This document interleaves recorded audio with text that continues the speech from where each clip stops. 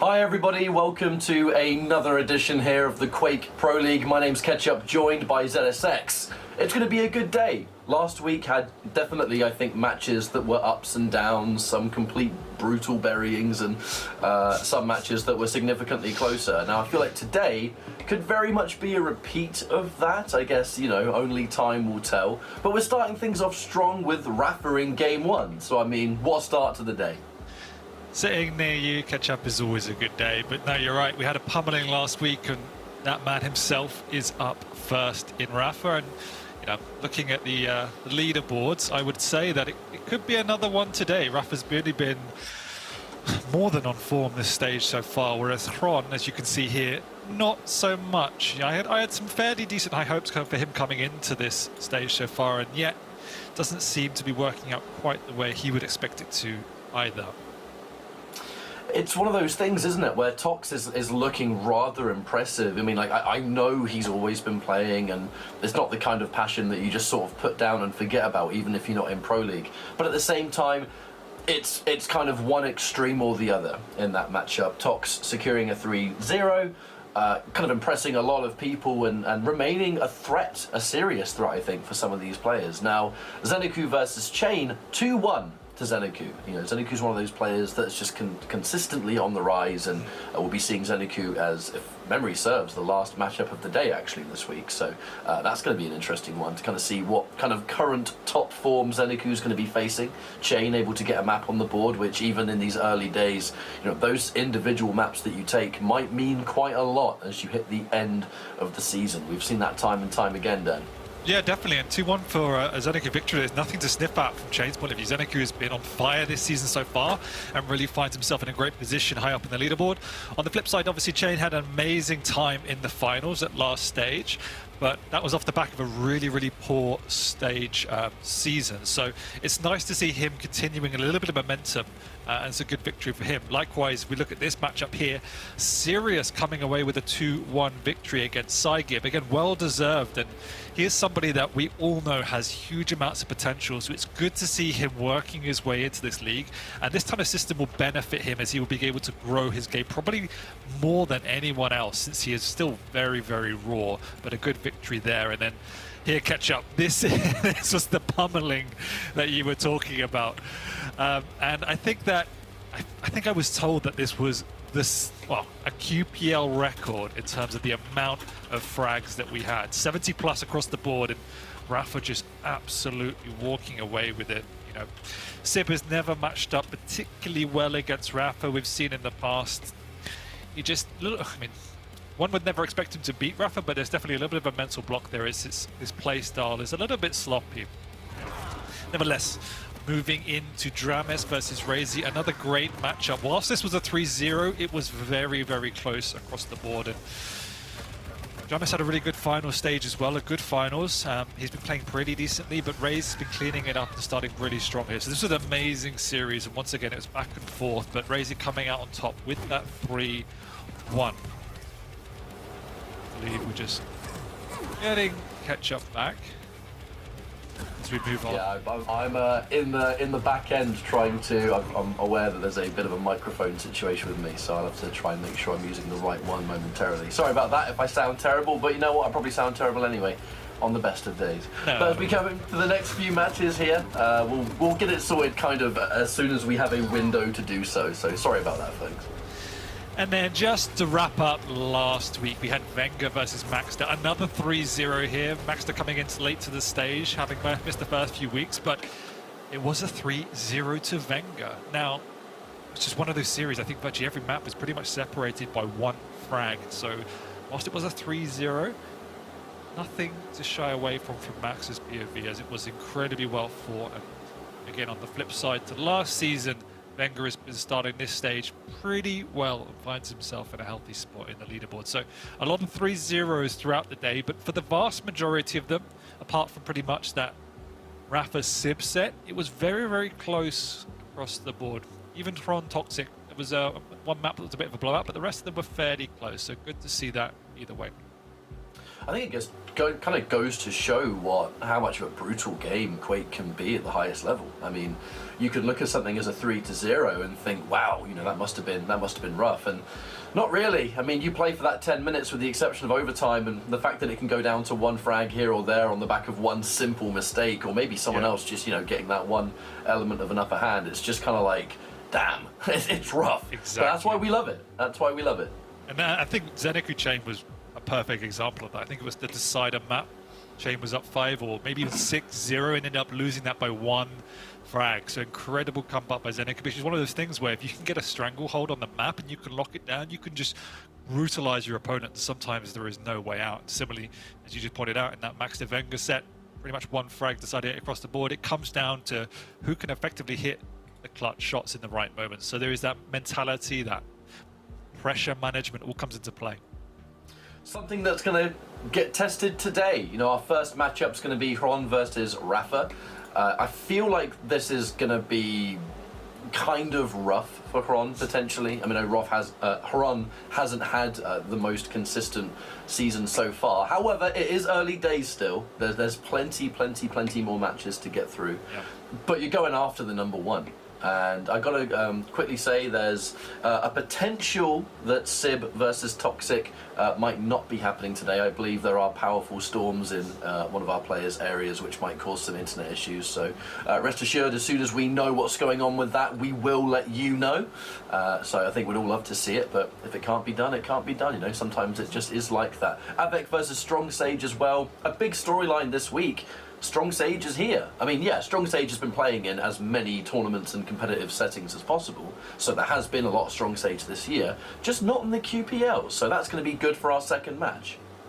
Debut. I'm actually really looking forward to seeing him because I thought he had a great showing at the finals. He's a lovely guy. He's new to the scene as well, so that fresh blood coming through is really impressive. But not only that, as you pointed out, he's just been nerding it, man. He's so keen to make an impression, and it goes both ways. I'm sure he's gonna lay down the law here, but at the same time, will he let that pressure of the debut in the QPL get to him, and particularly going up against someone of the caliber of Avec? So I'm really interested to see that, because in practice he's been looking strong. Can he bring it on the stage today? But before that, as you said, we are starting off with Rapha versus Hron. Anything I'll throw a spanner in the works is probably the earliest I've ever seen Rapha play in the QPL. Now, has he fixed his sleep schedule? We'll have to see.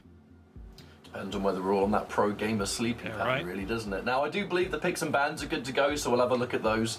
And we'll have a quick chat about the journey that we're going to see. Corrupted Keep, Blood Covenant, and then Veil of Nath. The clutch was taken away immediately, actually, on the side of Rapha, so we're going to have the Battle of Mediums, Blood Covenant, a bit more of a sort of classic experience. You know, it's going to be mobility, it's going to be movement. Athena is taken away, and if you're against Rapha, that is a very good decision.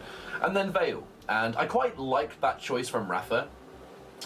Scalebearer on Veil can be quite overwhelming, right? I know he's not everyone's cup of tea, and he's certainly not everyone's favourite champion to fight against, but on a map like that, just someone having that champion in their back pocket could be quite a deciding factor. You know, I think we have begun to see, as the years roll out, the importance of matchups and the importance of some champions on some maps just being so overwhelming that it's kind of an edge you want to take away. And I feel like that's kind of what we saw Rapha do there in Veil. Yeah, we're kind of falling into an interesting meta at this point in time, since heavies this season so far have fallen out of favour. As I said, I know 2 are banned, but fallen out of favour for the most part, and we're largely seeing this grouping of 6 or 7 champions that have more of a blended mobility and skill set around them.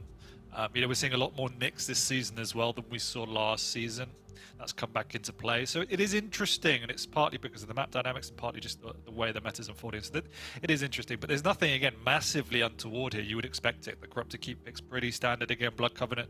Nyx is generally going to be picked up. Rapha gets the first pick, opts for the speed over the Nyx. So that's going to be I think it's a battle for Hron. Obviously, we know how powerful Nyx can be if you can get that upper hand, but when you're going up against someone as quick and as smart as Rapha, that pressure against the Nyx can be really brutal. And then, as you said, on Veil, now the Scalebearer's got not a lot left. It's neither here nor there which one you prefer. The Ison obviously has a lot of good utility with that turret, but if you can build the overstack up, as we know on Veil is entirely possible, Galena can be pretty powerful. But if you take that away from her, then it loses a lot of momentum. So Yeah, not a huge amount of talking points here. I think it's fairly standard picks across the board. Yeah, I mean, I can't really add anything to it either. Everything's kind of safe, everything's expected, and everything makes perfect sense, as it would at this level of play. But the story that's going into this for me really is, look, Rapha's the favourite. Everyone's probably expecting Rapha to win this.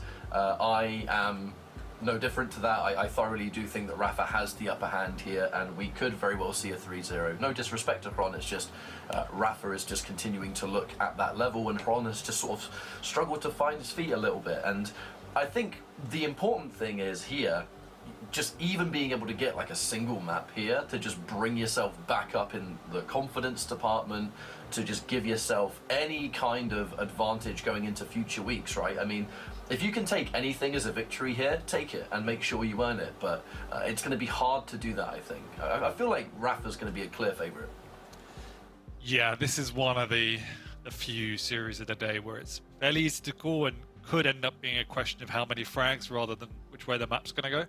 Just the power we've seen from Rapha and some of the lackluster play coming out from Hron so far. Again, this is a player in Hron that I was slightly bigging up at the start of the season, hoping to see some really, really strong performances. He's just not found his feet, and he's been out of the scene for a little bit, so that's somewhat to be expected, and hopefully throughout the season he can grow into it. But for me, Rapha comes a little bit early in that development cycle, and it should be fairly one-sided. It's an interesting journey for a player to have, because I know that the arena FPS skill, that's not really something that ever goes away. Even if you move on and for a short time, you might even start competing in other games. I know that's something that Hron was able to do over the last few years, was kind of just spread your wings a little bit, as it were.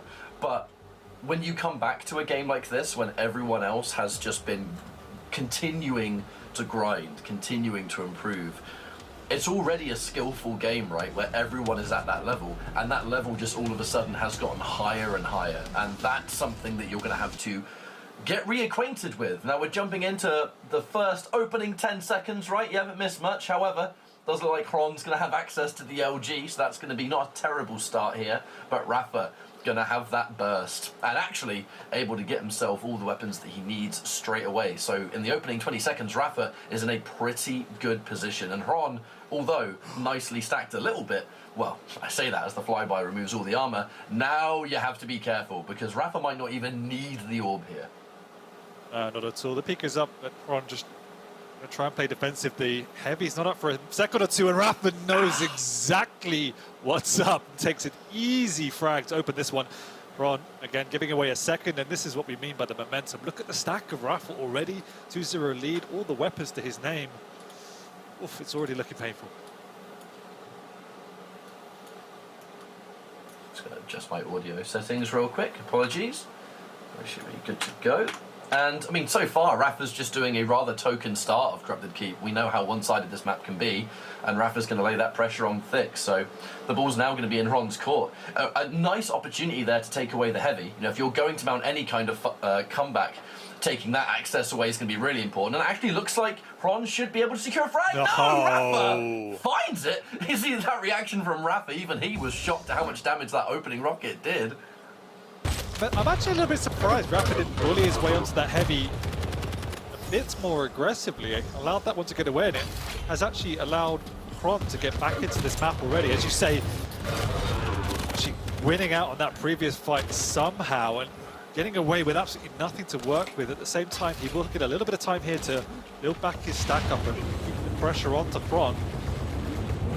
That aggression from Hron still coming out. He himself looking very, very healthy, catching Rapha through the TP and gets himself on the board with a little bit of time before this next Venger.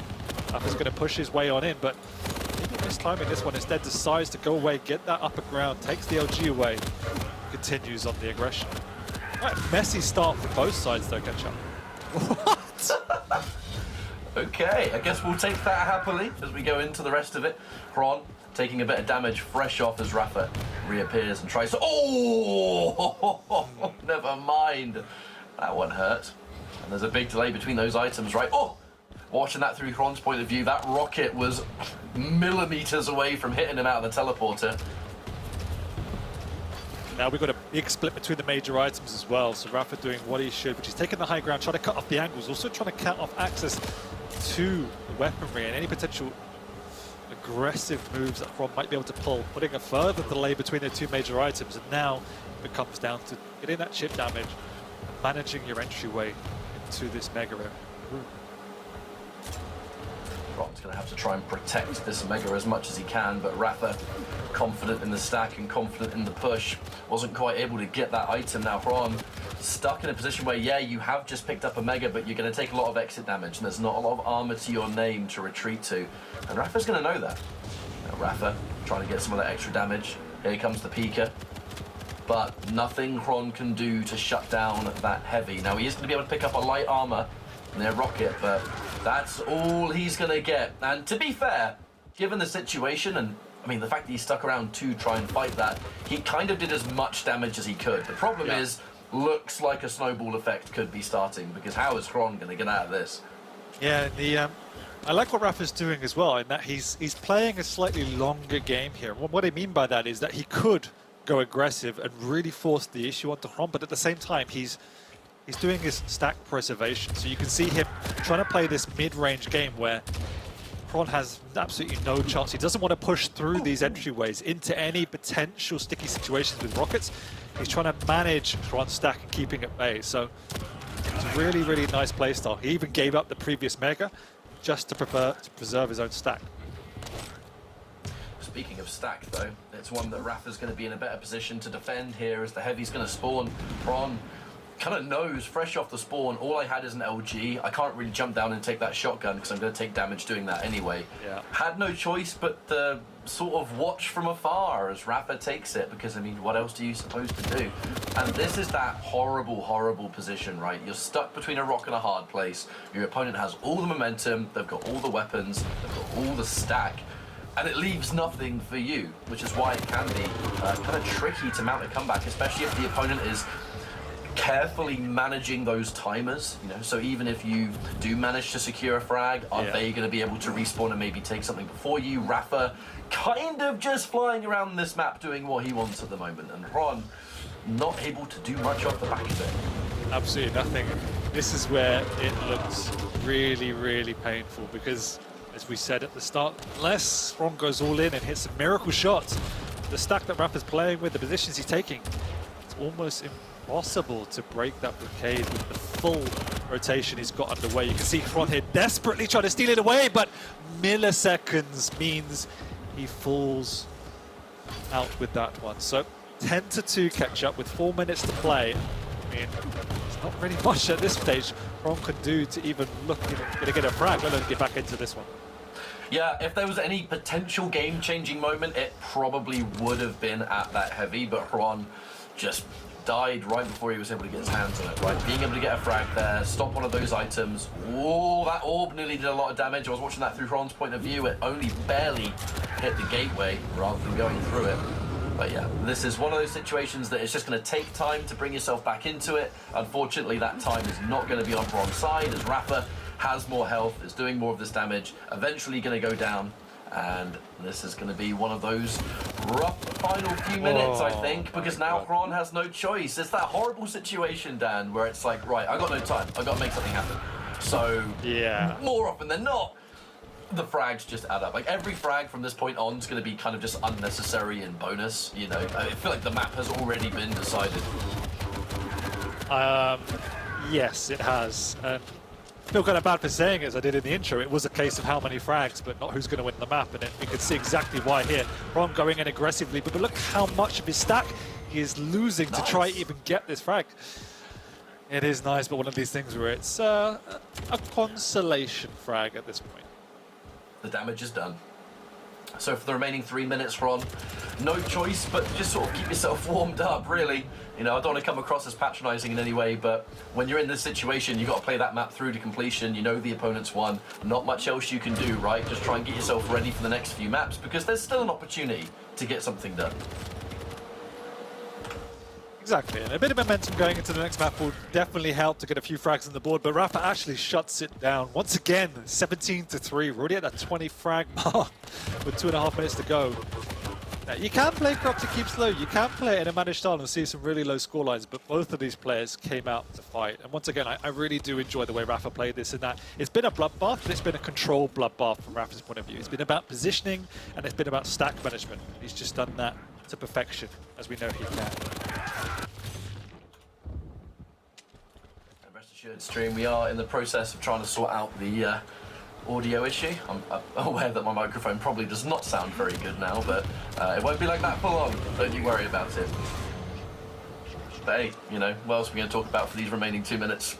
As we close out this map, 20-4 currently, and kind of feels like it's only going to go up from there as Rapha's going to get some more. And what is it with Rapha these last 2 weeks? The frag machine, it seems. He's, yeah, really enjoying himself at the moment and looking good to boot. This is also an EU server, so we're going on to the NA server next. Well, I'm just picking up 1 or 2 frags towards the end to bring himself back into, I don't want to say respectable distance, but less brutal distance. Ron's just going to keep himself nice and going.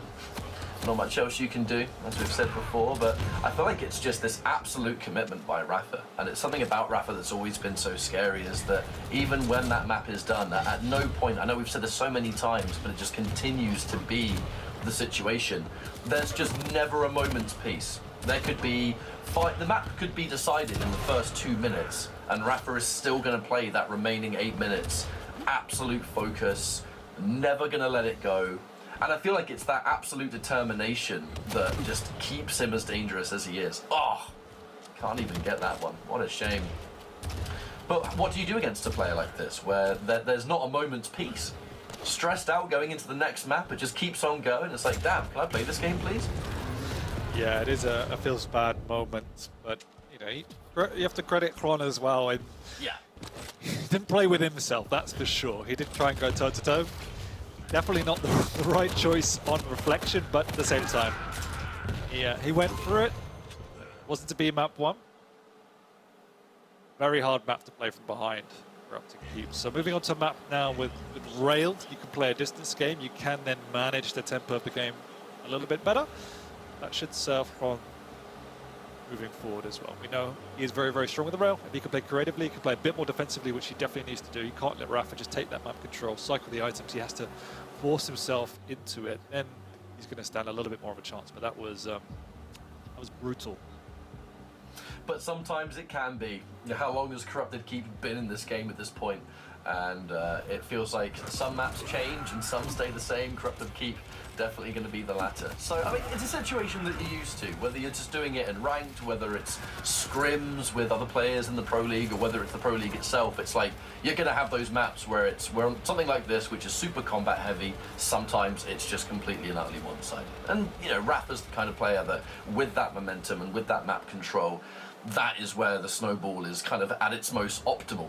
And just a display of complete fearlessness. Now, you kind of quite rightly pointed out, right? We're going into a complete change of pace with Blood Covenant. It's going to be a larger map. The weaponry is going to be different. The actual, you know, how the 2 players are going to go is going to be different. And the champions themselves. It's going to be a battle of utility, and maybe Kron able to be a bit more slippery and harder to pin down.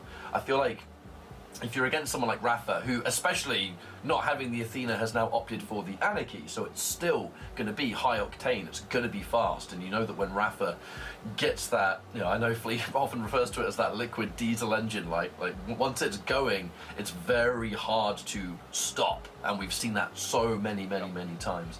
This is where Nyx can maybe help that just a little bit, because if you get pinned down, you can get out, and an extra life, perhaps. I mean, the obvious thing we have to talk about here is just the difference in being able to control that mid-ground. The fact that Nyx can play both sides of the map very efficiently.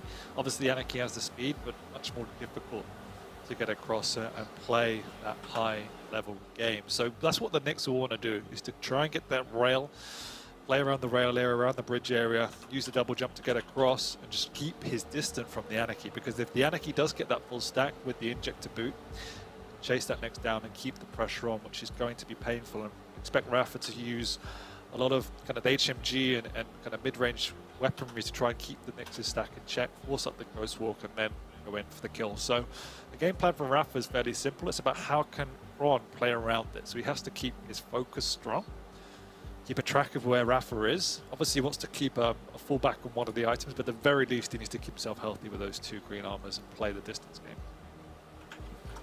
So I'm just sort of micromanaging behind the scenes here as we try and obviously fix the old microphone situation. But I hope that this is a nice change of pace maybe for Hron. That final map is definitely more akin to a Corrupted Keep than a Blood Covenant, so if there's any change of pace or any significant switch up in the map, this is the one that it's going to allow, essentially. But it's the consistency from Rapha that's always scary. You know, we can talk over and over again about how this champion matchup's going to be different, this map's going to be different, but it's nothing that Rapha hasn't seen before. So the ball's very much going to be in Hron's court to just try and make something happen. Yeah, it was a rough first map, it happens. You got to kind of just go into this map with a fresh mindset, something that Quake pros are, I think, really, really good at, is just kind of disregarding the previous results and just going into the new map with a fresh mind.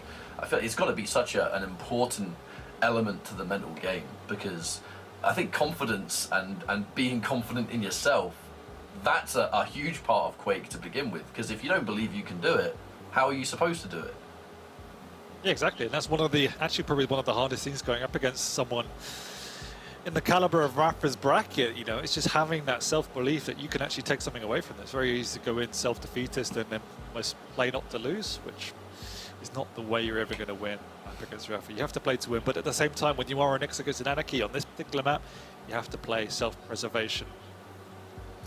Oh, I believe we are actually throwing to a quick break. I'm assuming it's to fix a few back-end things. So we're going to be right back. We're going to continue these matches. Apologies, big apologies. We'll be back in a few minutes.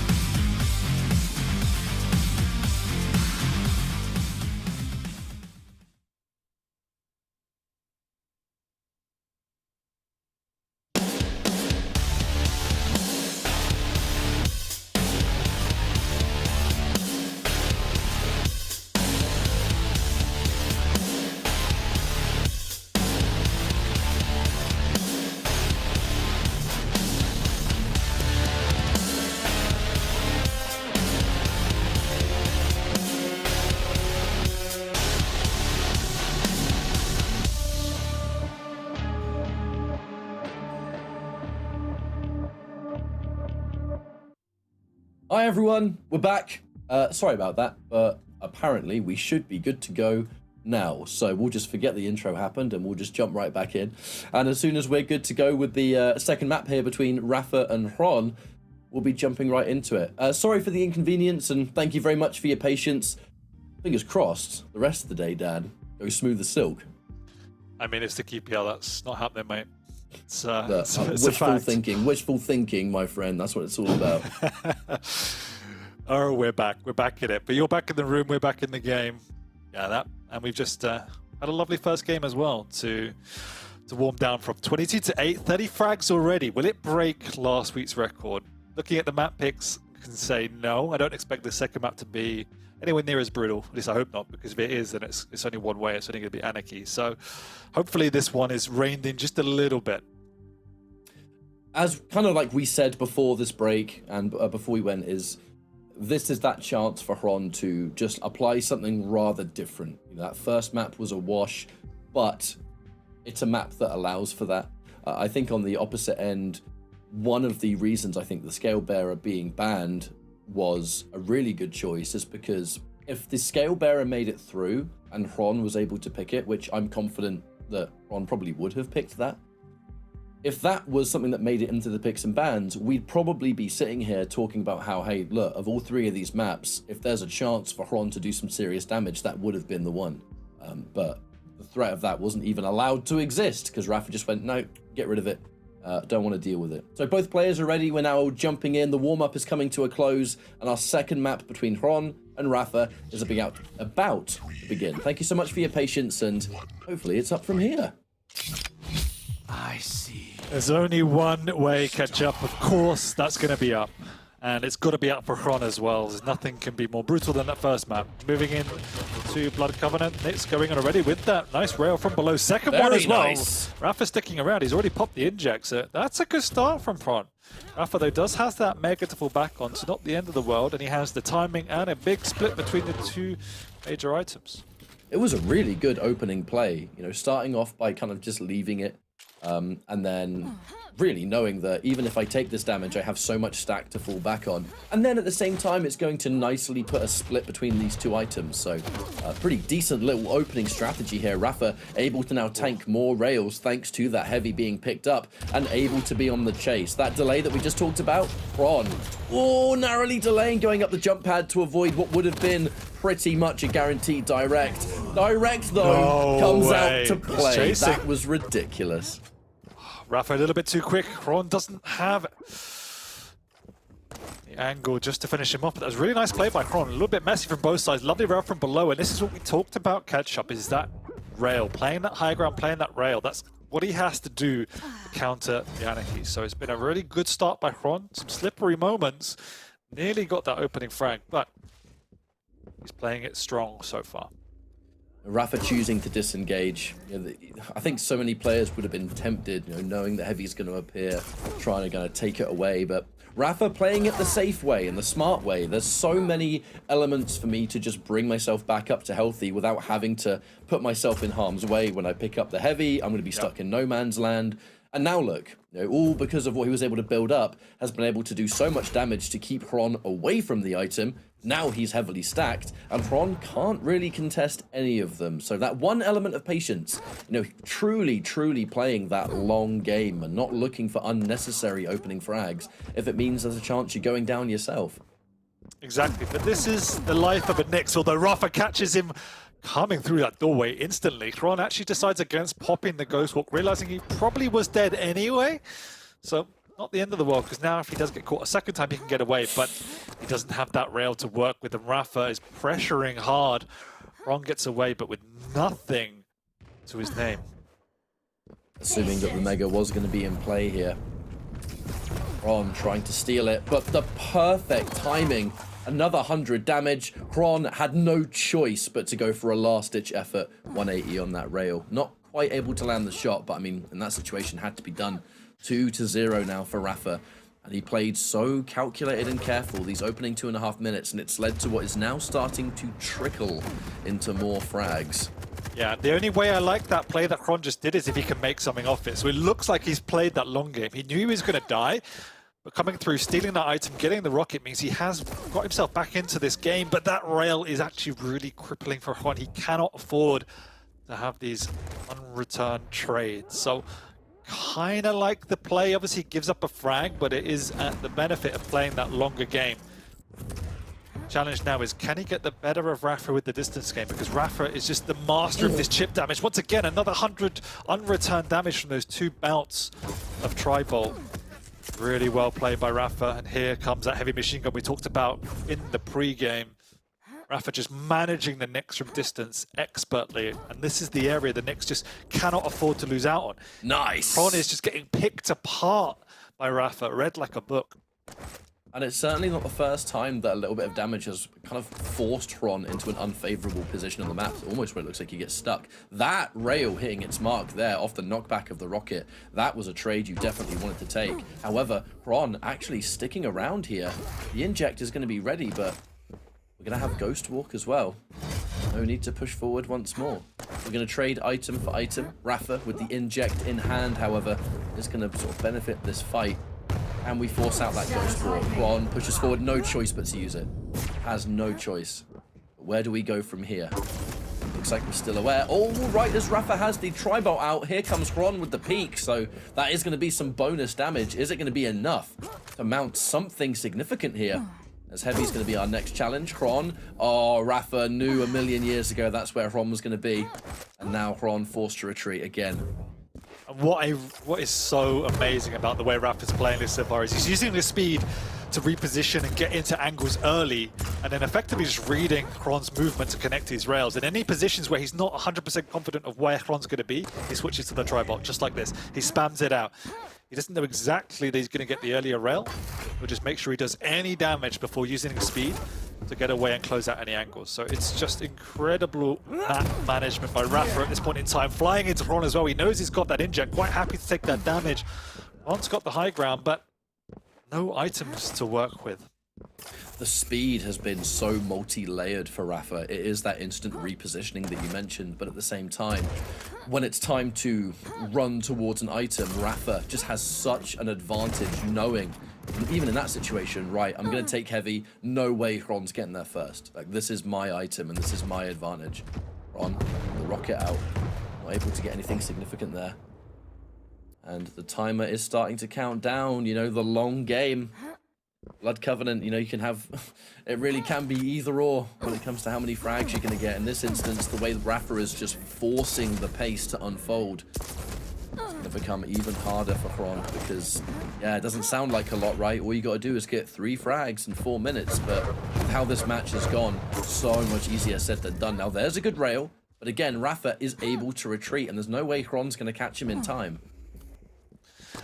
No, but he also knows the item timings. Horror obviously took both of them, so now it's his big opportunity to try and make something happen. Can't connect with any damage from below. Rapha's just managing the high ground here. Rapha's been the one playing more like the Nyx in terms of managing his high ground. And once again, the Tri-Bolt comes out to cut off any sort of advantage from Hon. Sticks around, he even reads the Ghost Walk. Incredible by Rapha and the follow-up, and this is where it can get dirty. Hon trapped over by that Mega. Oh, lovely little double jump there to get away, but at what cost? He's got nothing to work with. He's not even going to risk stealing away that heavy just because the Ghost Walk isn't up. And whilst there's 3 minutes to go, Ketchup, it's hard to see what Ron can do. This is a big turning point. Rapha's second late. The double jump skirting away, managing the damage, but just look how low Ron is. And there we go, 6-0. Even small little details down to that delayed rocket placement, expecting the wall jump, which did inevitably come. Not able to secure anything there as Rapha gets a last minute rail, and this is where you don't want to be. A slow game it was. 6 minutes and only 3 frags had happened. One element where Ron gets, it was right near rocket and it was coming out the other side of the Ghost Walk. You then know that Nyx is going to spawn somewhere nearby with no Ghost Walk. You're toast. And Rapha did the right thing by just going completely in, getting those 2 extra frags, and here we are. I'm going to echo myself again, but what I just loved about the way Rapha's played both these games, in fact, is just a shift, almost a shift in strategy a little bit from the way he traditionally plays, well, what a rail that was, towards positioning and map management as opposed to just outright control and just suffocation. That's more what he's known for, which is that speed and managing of both items, particularly on this map. We can see he was using that speed to maintain positioning. He was quite happy, as again, right here, to continually give away items because he knew he would do a sufficient damage and maintain sufficient positioning to completely nullify the pickup, but also to make sure he can get a pickup cleanly following that. Playing the Anarchy on this map with the pressure he had, he could have quite easily barreled through and tried to steamroll both items, but doing so, he would have left himself vulnerable. So once again, he was more about reading his opponent, trolling his opponent, and just outright bullying him. And it's shown. I don't think there's been a real single time where Hron looked like he could have got a frag in this particular map. He might do now, because Rapha's a little bit trapped, but once again, Rapha comes out on top to make it 9-0. Must be a scary thing in this position. You're fighting someone who is just so careful, so calculated. They're not going to put themselves in the situation unless they're confident they can, come off the other side of it much better off. And 9-0, yet to get a single frag. 10-0, Rapha just continuing the sheer domination, similar to what we saw last week, although, not quite as extreme. It's still a comfortable win. And now we're going on to the third map. Ron, I mean, there's got to be some magic inside that's coming out, otherwise it's going to be a clean 3-0 at this rate. Yeah, without sounding this disrespectful here and saying it's only Hron, this is some of the scariest play we've seen from Rapha, just because it's how calculated he is and how effectively he's reading his opponents. Again, referencing last week against Sid, that was just a bloodbath. I think it was a great spectacle, but in terms of strategy, it is what it was. With this, strategically, he showed a lot of respect to Hron and just outplayed him in every department. That's what was really scary for me. And it's kind of like you said, you look at the battle of these two champions. I think normally these kind of matchups become a little bit more aggressive, especially seeing as, if you're really good at controlling spawns, if you can get a read on people, if you have great control of those items and your opponent doesn't, it can be a very different affair to the one that we just saw. Normally it's going to be hyper aggressive. I think if we were looking at someone like a Raisy, for example, in that matchup, we probably would have seen a little bit more just pushing and sheer brute force. Exactly, yeah. Whereas the second Rapha's behind the wheel, it's just not his style.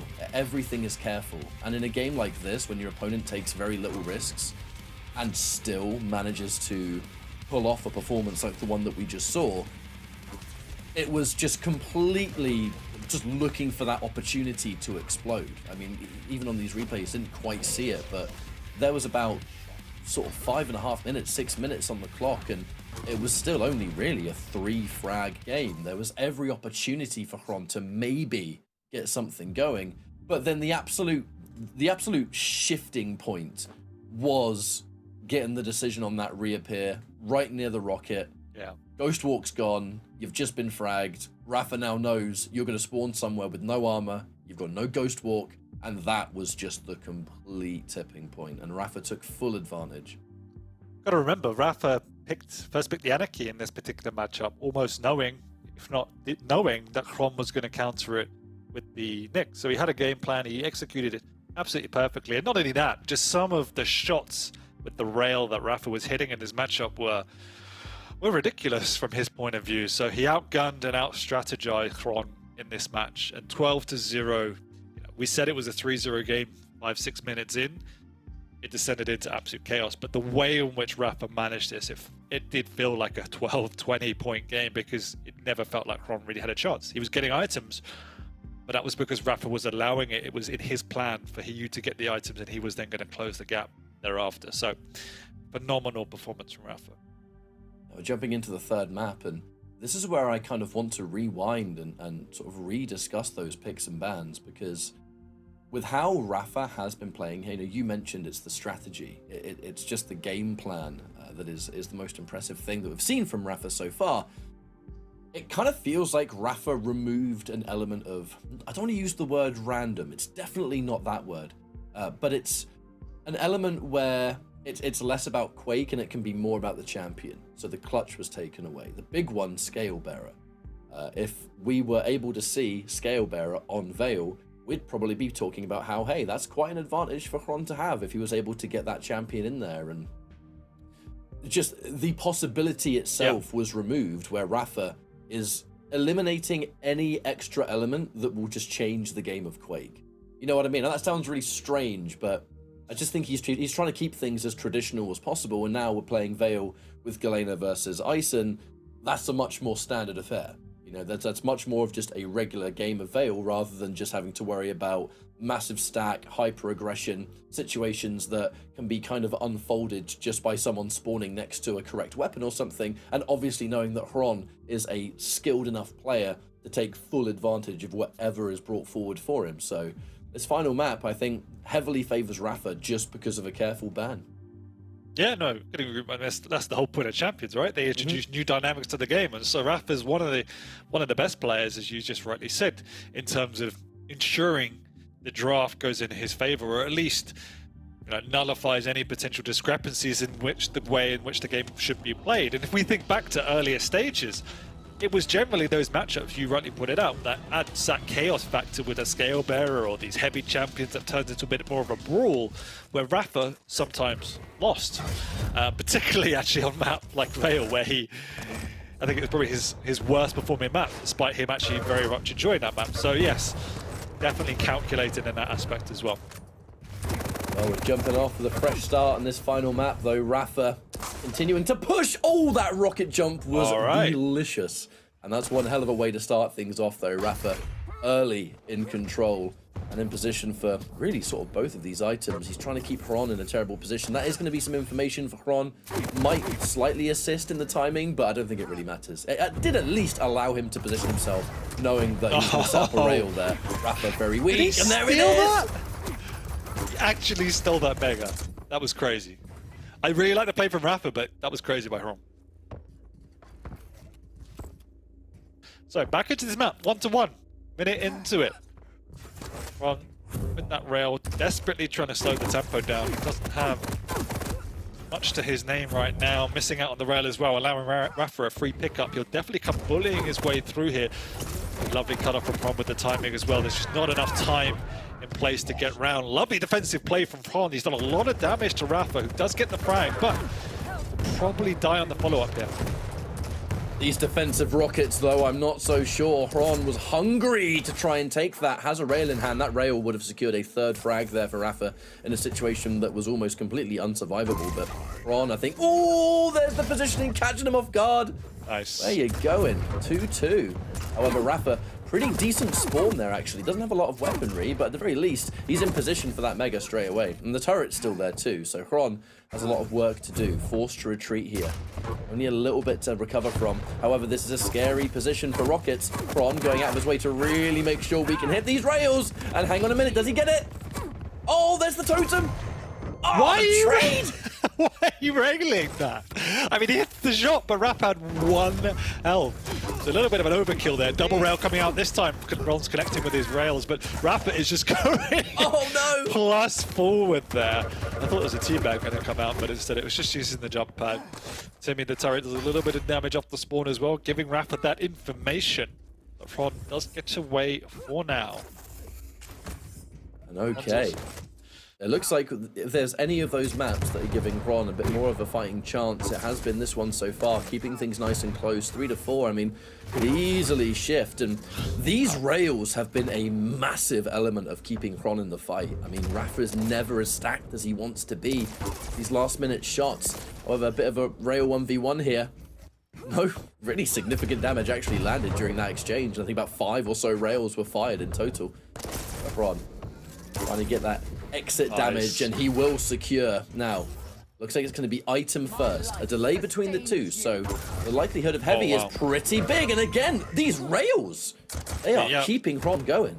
Ron's hitting 66%, Rapha's hitting 12. So there's the big discrepancy so far. Rapha now has to try and defend this high ground, but he's only got an LG to work with, so will be working himself away. He needs to get that rocket. That's been a definitive weapon for him so far. I think Tron's basically given up trying to get an overstack right now, just using it in game. Or sorry, in combat, should I say. He has both those items on rotation now. Long split between the two. Rapha's going to make himself known at this next heavy, but he won't be able to pick it up. At least trying to just hit some sort of damage before Ron can take it away. But he's done more than that. In fact, he couldn't even get a frag. How much damage has Rapha done from the low ground? He's even won himself that item. The read on the rocket as well. Oh, Wow. good lord, Rapha. And this is that element of just understanding your opponent, right? Making a perfect read. An element of Ron has been constantly slipping into those positions for surprise rails. And Rapha, just keeping that avenue safe. If you're going to have a rail there and you're going to try and repeat what you did to me a couple of times ago, then here comes this rocket. And he's just being so much more careful. Even right here, he's being so much more careful. And Ron, yeah, definitely being a little bit overzealous here. Yeah, those last two frags, maybe even a third frag here, just so greedy from Ron. Somehow he gets the frag, he's just not missing, but any one of these rails misses, he's giving the map away to Rapha. So, you know, I don't really like these pushes. Yes, he's connecting, but they're not the right decisions. He's playing Instagib right now. He's shot more rails than he's shot rockets. It's insane. But also risky. Oh yeah. The rail, the eternal crowd pleaser and many people's favorite weapon, but it's such the double-edged sword where if those rails are connecting, happy days. You're doing tons of damage, you're making it a lot more difficult for your opponent, but if even one of those misses, especially on a map like this, it's a very punishing affair, and that's something that Rapha's always going to keep in mind, right? I've heard players in the past say, look, if someone's hitting a bunch of rails and they're super reliant on that rail, yeah, you might have to be a little bit more careful around those corners or something, but they can't hit them all. You know, surely there's got to be a moment where that one miss, that changes the tide. Now, Ron looking for the defensive play, but nowhere to run. I love the fact that Rapha's given up railing. He's just said, fuck this. I'm going with the tri-bolt. I can't hit a rail to save my life. As I say that, he does connect with one. It's a hallmark of the pro player though, right? Like on the fly, sometimes you're going to have a map and you just can't hit stuff. Well, at least you've got all these other weapons to use. So if Rapha, there comes another rail, not quite able to hit the mark. But you don't 100% need to, and there's that tri-bolt once again. Oh, Ron getting, on the rail to finish the job. Like, we jest, but that is definitely part of the reason he's using the tri-bolt. Ron is out-railing him. Rapha's not really hitting any rails in these engagements, so he's just switching to a slightly more defensive strategy of spamming out the tri-bolt. And because Ron's trying desperately to open up these angles for rails, he's eating it all, so it's working remarkably. And what was a nice lead from Ron is now a 9-5 lead for Rapha. And Ron's lost self-awareness of when the items are as well, so Rapha's not letting his control slip whatsoever. It's all about adaptability. Plans change. You might go into a map expecting it to go one way, but if it doesn't, I think rather than, we've seen that from players in the past, right? Some might sort of stubbornly kind of try to force the issue and let things go the way that they were quote-unquote supposed to, but if things change in the middle of a map and something's just not hitting its mark like you want it to, then this is where I think a player becomes even scarier. At this level of competition, how did that rocket do 96? Rapha with the placement. Good lord. Look at the stack of Rapha. He's read it like a book again, just flying through this doorway. And yeah, it does feel like this map is pretty much over now. Another read from Rapha off the spawn here will be an easy frag. Crom might hit a rail, which he does. That opens up the door for some aggression, but he's not going to spawn in the right position to get anywhere near this Mega.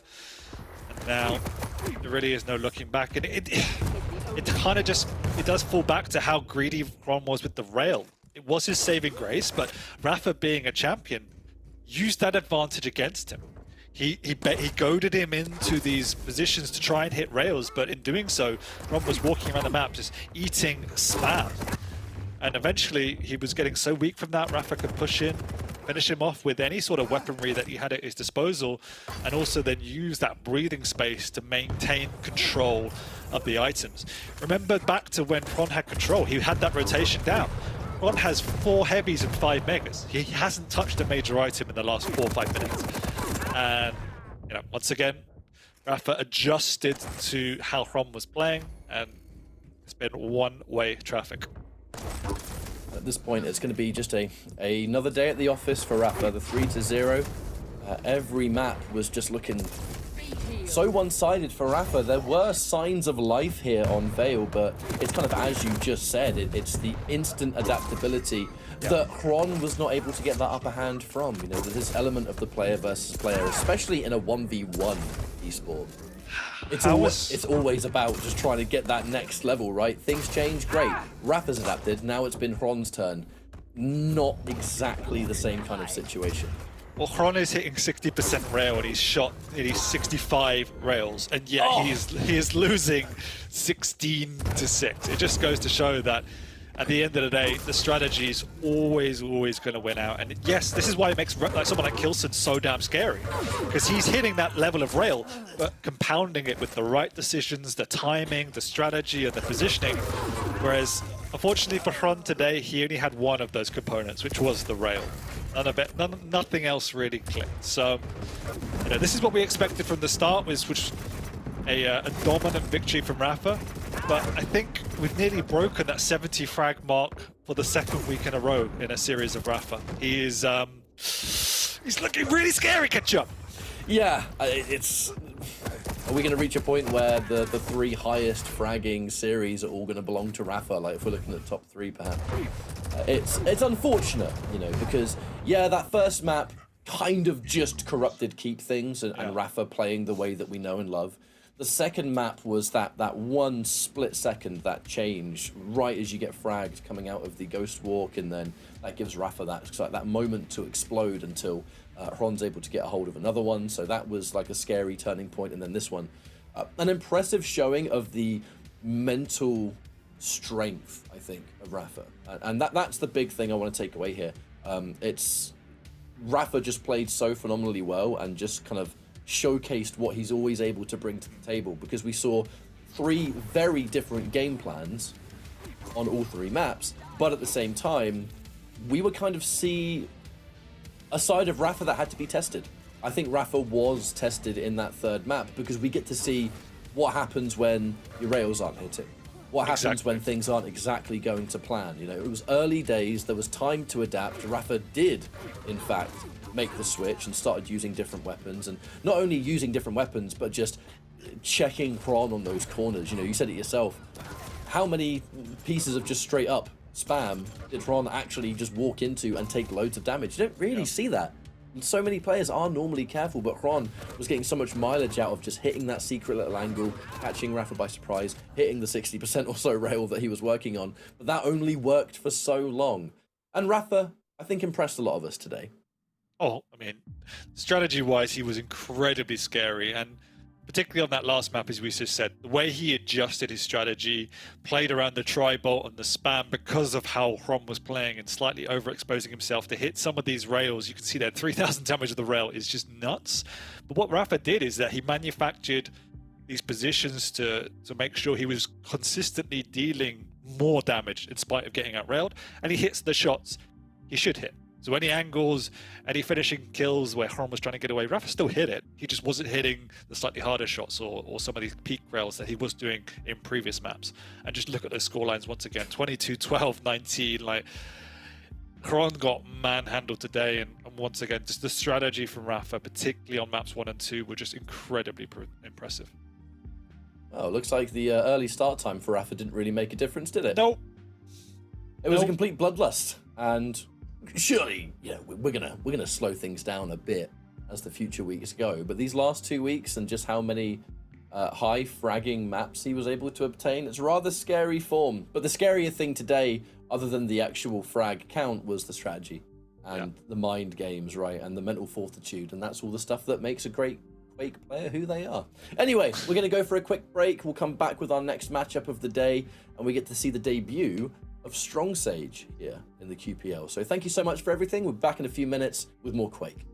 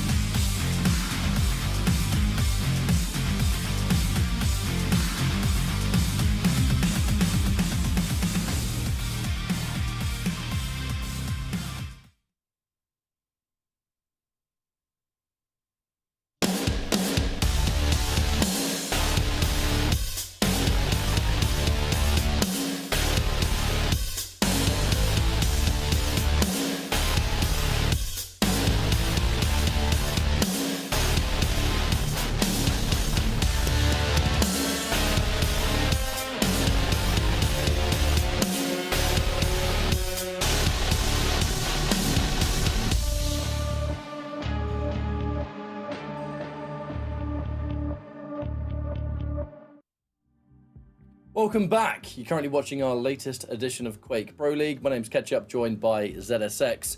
Match 2 of the day, Avec versus Strong Sage. I'm very excited actually to see Strong Sage make the QPL debut, because we've been seeing Strong Sage play a lot this year, and it's really the hallmark of a hungry competitor, right? Someone that wants to thrive, wants to do better. And if you're new to something like Quake Pro League, that's probably the best way to do it. Enter those community tournaments, get your hands in anything, and make yourself ready for when it's really time to play, I mean, I couldn't agree more. He's somebody that is hungry, and it's good to see that. It's definitely good to have that fresh blood in, a little bit of difference in personality and style, and just somebody that really, really wants it. We saw it at the finals, put in an amazing showing, probably did better than other people expected, and now he's come in and put in the work. So I actually generally do hope it pays off. This is a big challenge for him mentally, as well as, I want to say physically, but I guess digitally, skill-wise, because he's going up against an former champion, a legacy player, somebody that he may not have ever played before, maybe the odd practice, maybe even not. So this is an entirely new challenge. Plus, he's now on the biggest stage for the first time on his debut. So there's many, many things he has to overcome today, and I really hope he pulls through and puts in a solid performance. I'm looking forward to seeing the picks and bans, because if it's similar to what I can see in the menu, it could be a rather exciting time. But Avec, I mean, he's just one of the old reliables, isn't he? He's just, the skill ceiling feels limitless. The game sense, the confidence, the experience. I mean, kind of name something Avec doesn't have at this level of play. It's impossible. And it's a very scary opponent to have when you're in a situation like Strong Sage, where he's no stranger to competitive gaming. Quake Champions was not his first rodeo, but you're now going up against one of the greats, and this is your debut week. On the opposite end of that, though, what a statement to make if you're able to get a victory here. This will be your first time being seen by fans of the Pro League, in the online sense, of course. We had seen Strong Sage before, but what a statement if you can take out Avec in your first appearance. I mean, I was taking a look at the picks and bans, and I feel like we have quite a treat of a journey ahead of us. Yeah, I don't think Strong Sage is somebody that necessarily lacks self-belief, but, it's always refreshing to have that mental reset. I go, well, I can actually do this. I'm there with them. But no, as you said, we have an exciting lineup ahead of us. We have the clutch. Is this the first clutch of the stage? No, I think Sid played it once before at least. So, one of the first clutches of the stage on Awoken. Avec leads it open. So there we go. Let's see what Strong Sage can do. Interested to see that. I mean, the Strong is what it is, so it's a really good, healthy champion to play against it, but we know what a clutch can bring. Vale, same champions as we just saw, so we know exactly what they can both bring to the table. Avec generally will pick either the Athena or the Ice in there, so he's quite happy with that. And then we end up on Ruin, so we have a Slash up against Anarchy. So, some really strong picks coming out from Strong Stage. He's got to feel pretty confident with this, but also got to be feeling pretty confident in himself to go out with that as well. You have to do it. And at the same time, although, it's kind of considered a relatively safe ban to remove Scalebearer from Vale, it does also feel like a bit of a personal ban too, because that is a champion that Strong Sage is highly talented with. I mean, we can even see that be reflected in the clutch pick on Awoken. Strong Sage is a fan of those larger champions, which we've kind of seen in the past can be, if you have that execution to make it work, like, they can be a problem. And there's no two ways about it. They're going to have the massive stack. They're going to be able to spawn, be a bit more aggressive. With players that are a bit newer to this, I think aggression is a rather common thing. I think it almost feels like the first thing that some players learn when they're at this level is how to be aggressive. And then the second you step up into that next level, going up against someone like Avec, it's like, bro, he wrote the book on that aggression, right? So it introduces a slightly different dynamic. You have to go against someone, and Clutch needs to be on point to work. Clutch can look unbelievably broken in the right hands, but the second you get stuck on one thing and you're behind, he's the easiest champion in the game to hit. And these players won't miss. I just want to point out, since it's his first week and the first time I see that, I mean, he looks mean in this photo. He looks like he means business. Yeah, you definitely wouldn't want to meet him on a dark alley. But no, to your point, I think it could go one of two ways, particularly when you're in the early stages of your career, if you want to call it that, in that you could either go in your shell a little bit, play too defensive, trying putting too much respect on your opponents, or as you say, you go out swinging, trying to make a point, and then you leave yourself vulnerable. And the more experienced players, as we just saw with Rapha versus Front, will just manipulate that to their advantage. I think Strong Sage is more cultured than that because of how much he's been practicing, how many of these weekly cups and community tournaments he has been playing in. He's definitely got more depth to his game than just being a newcomer. But at the end of the day, it's more the nerves and the mentality that might cause a little bit of a hiccup if anything is going to. But I genuinely don't expect that from him just because of how much effort he's put in and ultimately how much he wants it. So really interesting to see that. And at the end of the day, I mean, Avec, all the good and bad things about it, he will just play his game. And that's kind of a good thing for Strong Sage because you can kind of read into what Avec's going to do. And I'm sure he's done his homework, so he knows what's coming. Well, it looks like both of our players are readying up, so it'll be no time at all until we jump into Awoken, where the first challenge really gets brought forward. This won't be the first time that Avec's had to fight against a clutch on this kind of map. Kind of feels like competitively this is the most popular clutch map that we see.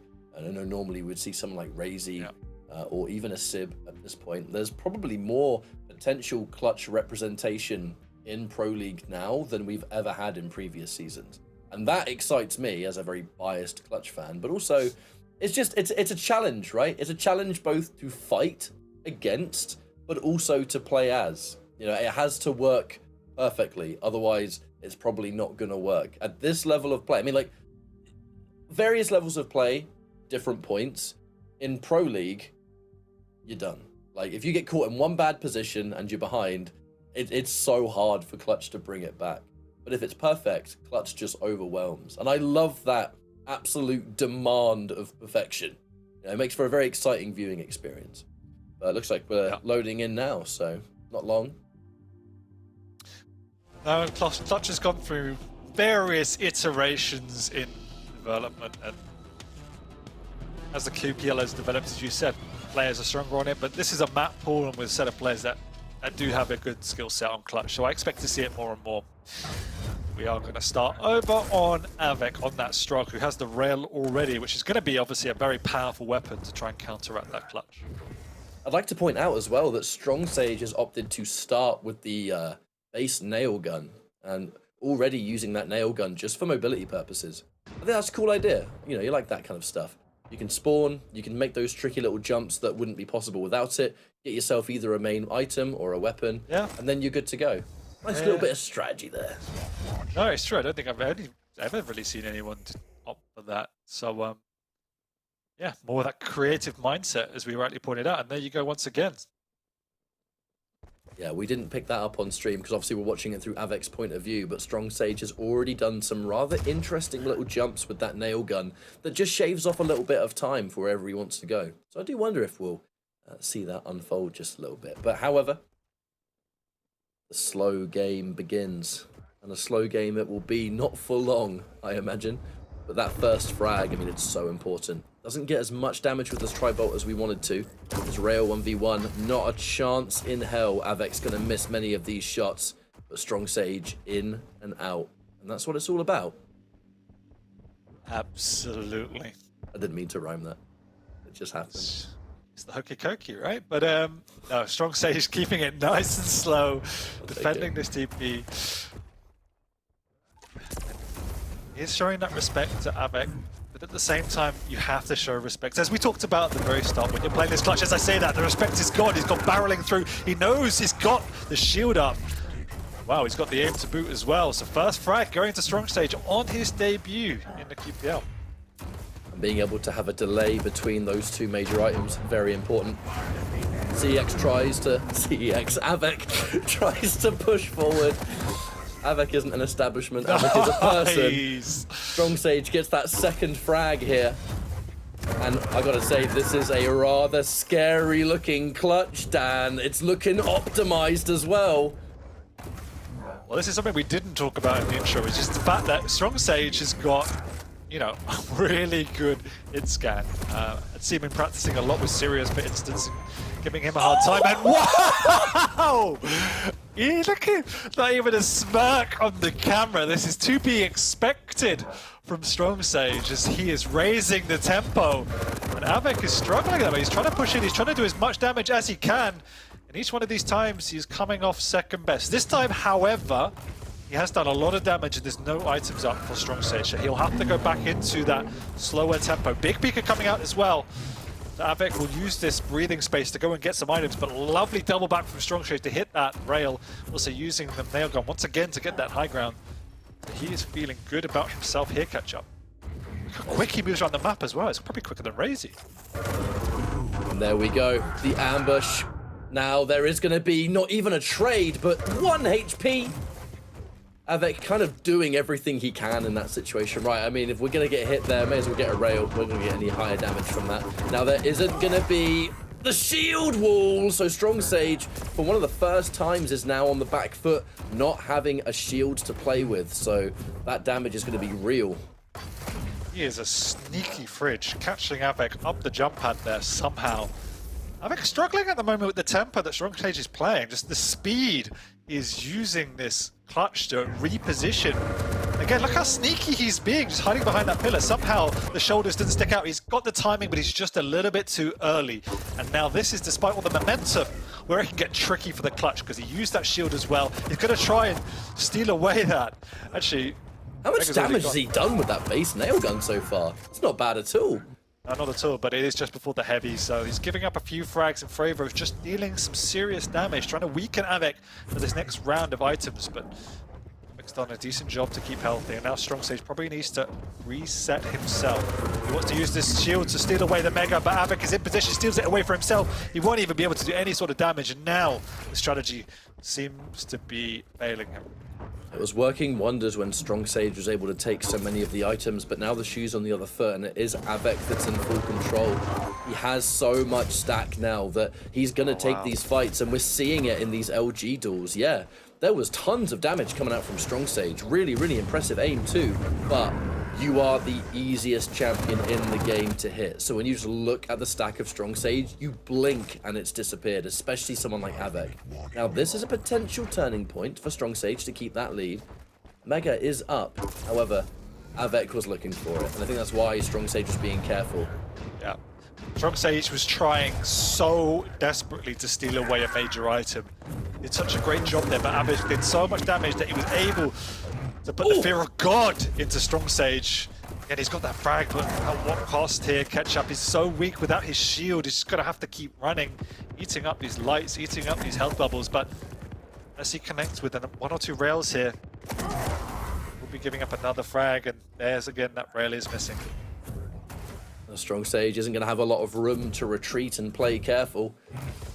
Time is arguably on your side, but the reality is Avec probably going to find you at some point. But I like the slow play. At the very least, you know, not only do we have to build our stack back up, but we need to get our shield wall back too. Because if we don't have that ability, Clutch is dead. Like, he's not going to win that fight. Strong Sage knows it. We're also moving into the later stages of this game where that lead becomes ever more precious and he won't be wanting to give anything up. Particularly now, look how stacked Avec is. Back-to-back items, unchallenged. Strong Stage sticking around to try and hit a rail. That's why Avic's holding out on this heavy. He wants to take some sort of damage or deal some damage to bully away his opponent. That's exactly what he's done.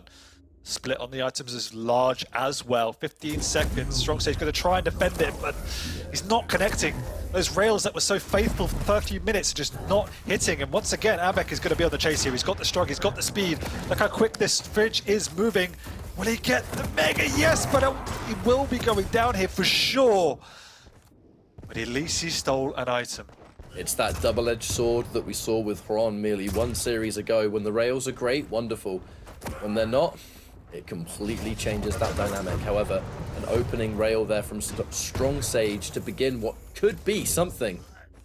The delay of these items has been pretty much apparent the entire map cycle. Now Strong Sage. Reality is, the lead is still on the side of the clutch, but there's just something about how Avec is putting himself forward here. It feels very likely he can tie things up. That's why Strong Sage is having to be so careful. Ambush! And we get rid of the shield wall just to get it back on cooldown as fast as possible. And we're now in a really much better situation. However, the shield wall was used for the frag. Wow. Avec not able to get enough damage there. No, not at all. Strong Sage knew how far he could push that. Avec, though, still a huge chance here. Once again, how slow the Strong Sage is. Nothing to work with, nothing on the map either. No major is up for 10 seconds. Unfortunately, Avec, though, doesn't have a rail. That's a crippling for him because despite all the damage, he can't finish off his opponent unless that happens, Ketchup. Big off the spawn as well, the shield has to come out. There's only 2 frags in it. He's coming around with the mining. And what? That's the clutch master tech right there. Just basically uses it to get extra damage in between rail shots and guarantees that the final shot will kill. That is a specialist, folks. That's what we love to see. However, look, Strong Sage, 4 frags in the lead, but there is still an opportunity. But if Strong Sage can just drag this out, if he can play as defensive as he needs to. Oh, these rails are looking kind of gross as well. Yeah. Avec needs a rail himself, so that's the problem. He's handicapped without it. He might be able to get one now, but it's looking too little too late. Avec has one more major item to pick up, and then he has to go aggressive. Strong Sage is in the vicinity, though. He knows he's got the shield up. He can deal some serious damage, if not get the frag, and there comes the frag. And it's just the min-maxing in these close combat fights that has been really impressive from Strong Sage's point of view. Avec was just caught off guard for the first few minutes, and he's not been able to get back into this aim game. Really well played by Strong Sage. I feel like it's no exaggeration that this is one of the scariest clutch performances we've ever had in Pro League.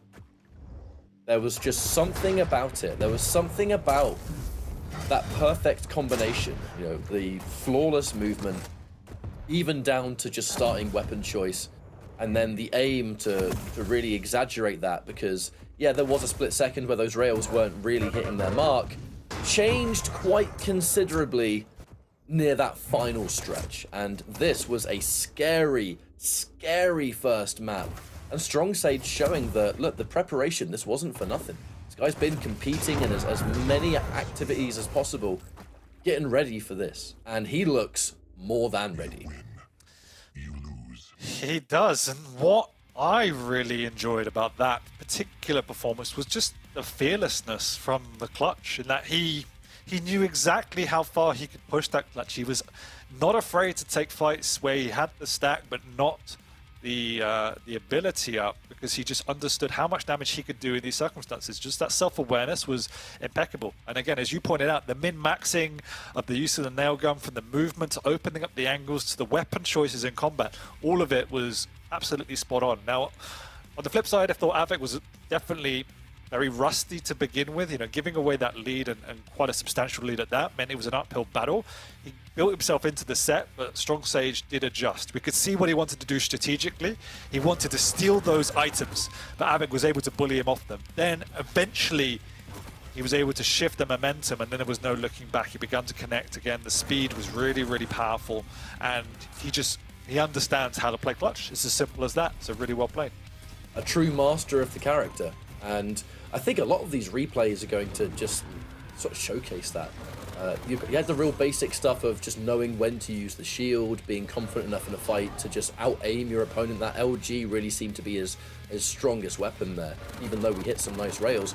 It hit over 2,000 damage with the LG on its own, not even factoring in any of the other weapons. And still going into fights where even if the shield wasn't available, being confident enough that he was going to be able to make it work regardless.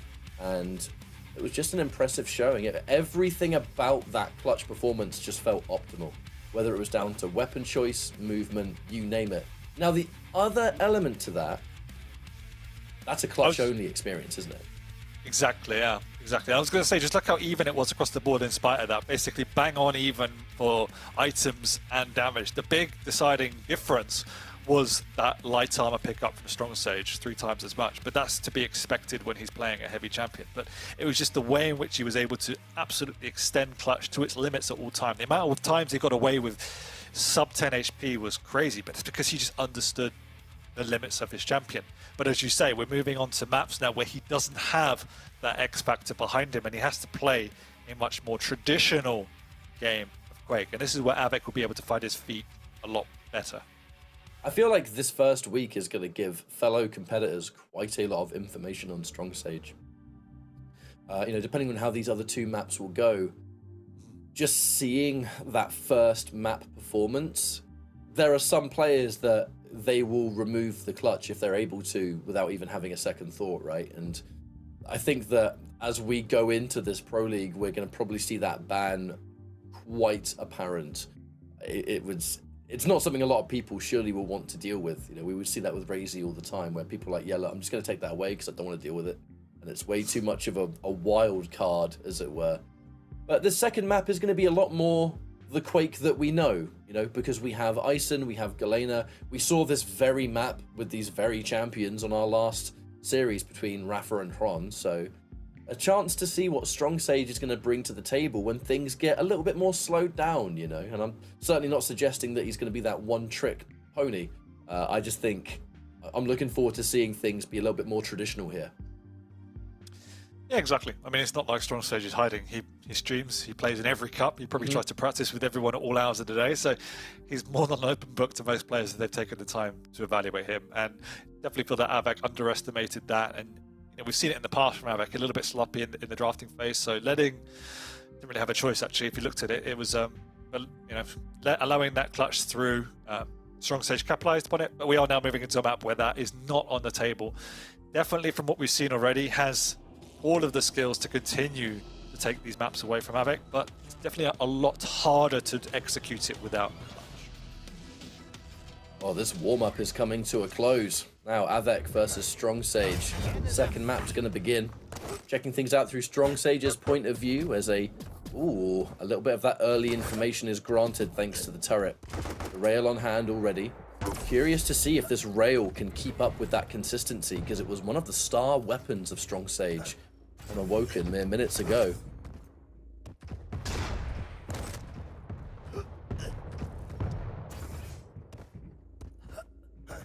I'm liking the patience here from Strong Sage. Going through that teleporter would have been way too much of a risk. However, Avec, big damage to open, and forced through the teleporter. That was a risk that, I mean, you're going to take it. It can go one way or the other, and that's not the best way to go. No, exactly. It was a risk. I'm sure he probably knew what was coming, but had to take it. If it was not there, he would have stolen away the Mega and kept himself in the game. Otherwise, he was dead. So, it is what it is. But really nicely played by Avec off the start, and already showing more restraint than we saw in the first time, in the first map. And to his credit, he's got that 2-0 lead because of it. Only spawning with a rail on hand, Strong Sage pushing forward, and we definitely get to see the extra dynamic when those rails don't hit their mark. You are a sitting duck, and Avec wasn't afraid at all to push forward there. Now we're going to move ourselves through, try and battle for that mid-level. I mean, Strong Sage, this is kind of the first time in the map that he's had control over that high ground, but there's not as much to gain from it because the Mega was still 15 seconds away. Heavy, something that Avec is going to be able to fight for. LG in hand, was looking very much to maybe catch Strong Sage in the air or something, but instead you simply trade those items. The rockets aren't hitting their mark. Oh, a little bit of accidental self-damage on the pillar. That was a disastrous fight for Strong Sage, but wonderfully played by Avec. Yeah, we know how strong Avec is in these mid-close combat engagements, and Strong Sage was just not able to cope with the rockets coming out from Avec. Right now slowing the tempo down as well. So the trap up here doesn't catch Strong Sage, but once again, it's just Avec playing a slightly slower tempo than we saw on map 1. Absolutely got more respect than we saw. Huge entry rocket from Strong Sage this time. We've got the Mega on the follow-up, but not connecting with that rail. Avec will respect him and get out, but he's done his damage. He will be the one in a slightly better position to pick up this basic stack. He is going to need to get a hold of some ammo, though. LG on 18, rockets on 0. Avic's going to have to perhaps change his path just a little bit to pick that up. LG ammo's good to go. Telefragged the turret. Love to see it. But no armor for Avec, so this is going to be a scary fight to take. Strong Sage getting big damage, but can he finish the job? Oh, that rail, overkill as it was, hits the mark. And Avec, fresh off spawn, is now on the run. Strong Sage smells blood and, to be fair, taking a fair bit of damage himself. You can see that Strong Sage desperately wants to play a faster tempo and keep it following up, but not as clinical as we saw on map 1 so far. But his engagements, he's finding now ways to go toe-to-toe with Avec. She was struggling for the first couple of minutes. Or the rails are starting to hit their mark. That's going to make a significant difference. An aggressive push, but one that might be a little bit harder. Just that split second, maybe just time for one extra rocket, perhaps. The totem there actually did give Avec enough health to at least get one more rocket, and that rocket was the one that kept Strong Sage weak, allowing Avec to refrag. So quite well played there, if you ask me. For as good as his hit scan has been for the vast majority of this series so far, at least in this map, his rockets have really let him down. He's trying to, again, maybe this is slightly nerve, but trying to force the issue in a couple of occasions when Avic's been low with those rockets, and he's just jumped in and taken 2-3 times as much damage as he perhaps needed to. And that's given Avec really big lifelines. Oh, even though Avec did take some damage there, kind of did him a favor, sped him up as he went in, took that heavy and left. And the lead continues right here. Avec has just been in charge of mostly that center point of the map, and definitely the higher ground. I mean, whether it came down to how we spawned at the beginning of the map, whatever happened, Avic's just been in control. And it feels like ever since the map itself began, Strong Sage kind of had to play Avic's game instantly, whether it was positioning or something else. Exactly, and Avic's definitely taking that slight moment of pause to reflect on his positioning and just be careful around Strong Sage.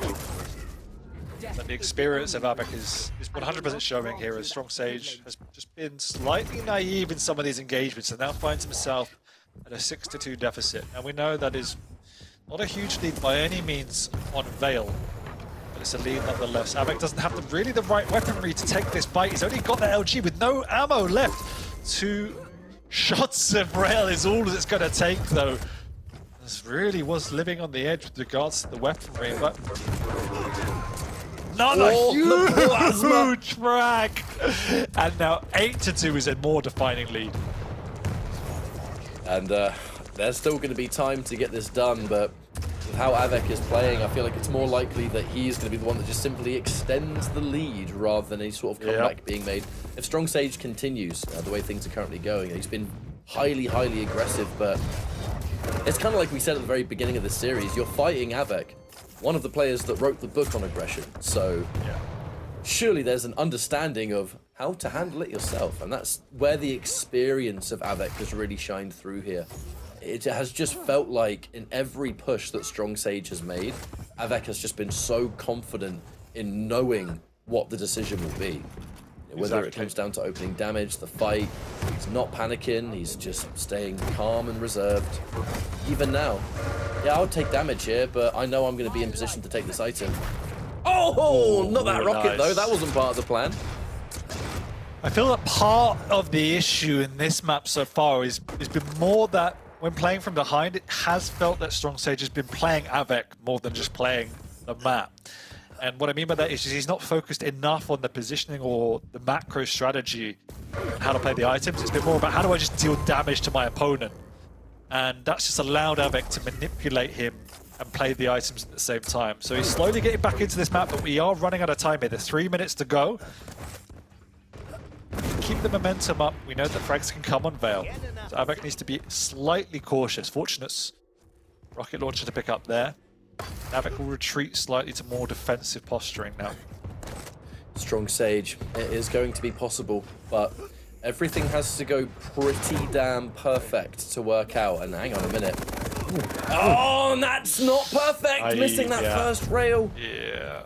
He did so much damage, amazing rocket, but even still going up that jump pad, you just have to hit your shot, and when you don't, this is what's going to happen. At the end of the day, it was 2.5 minutes to go. You kind of have to take that risk when the opening presents itself. I mean, this will be a hell of a comeback catch-up if it is to happen with the 2 minutes to go. Oh my god, the aggressive push with the rail as well. I mean, Strong Sage had an LG, it's just pure rail! Oh, he's just not connecting. It's not to be in map 2. Those Those shots would have hit in map 1 though. Guaranteed. Oh yeah, absolutely. I don't know, maybe the beam would have been bigger or something. But either way, we kind of got to see the two elements of the rail in that map.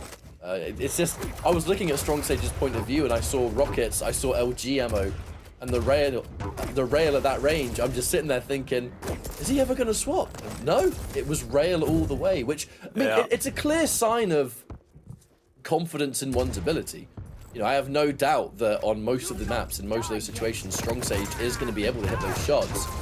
But if it's not meant to be, and those shots aren't hitting their mark, it's a very, very different experience now. 13-5, Avec much more comfortable on this map than he was on Awoken by a clear margin. And that final map is going to be a clear decider of who wins. 100%. That's what happens when you play against a clutch. Lost the lead to some great play by Strong Sage, got that momentum up on the clutch, played the clutch exceptionally well.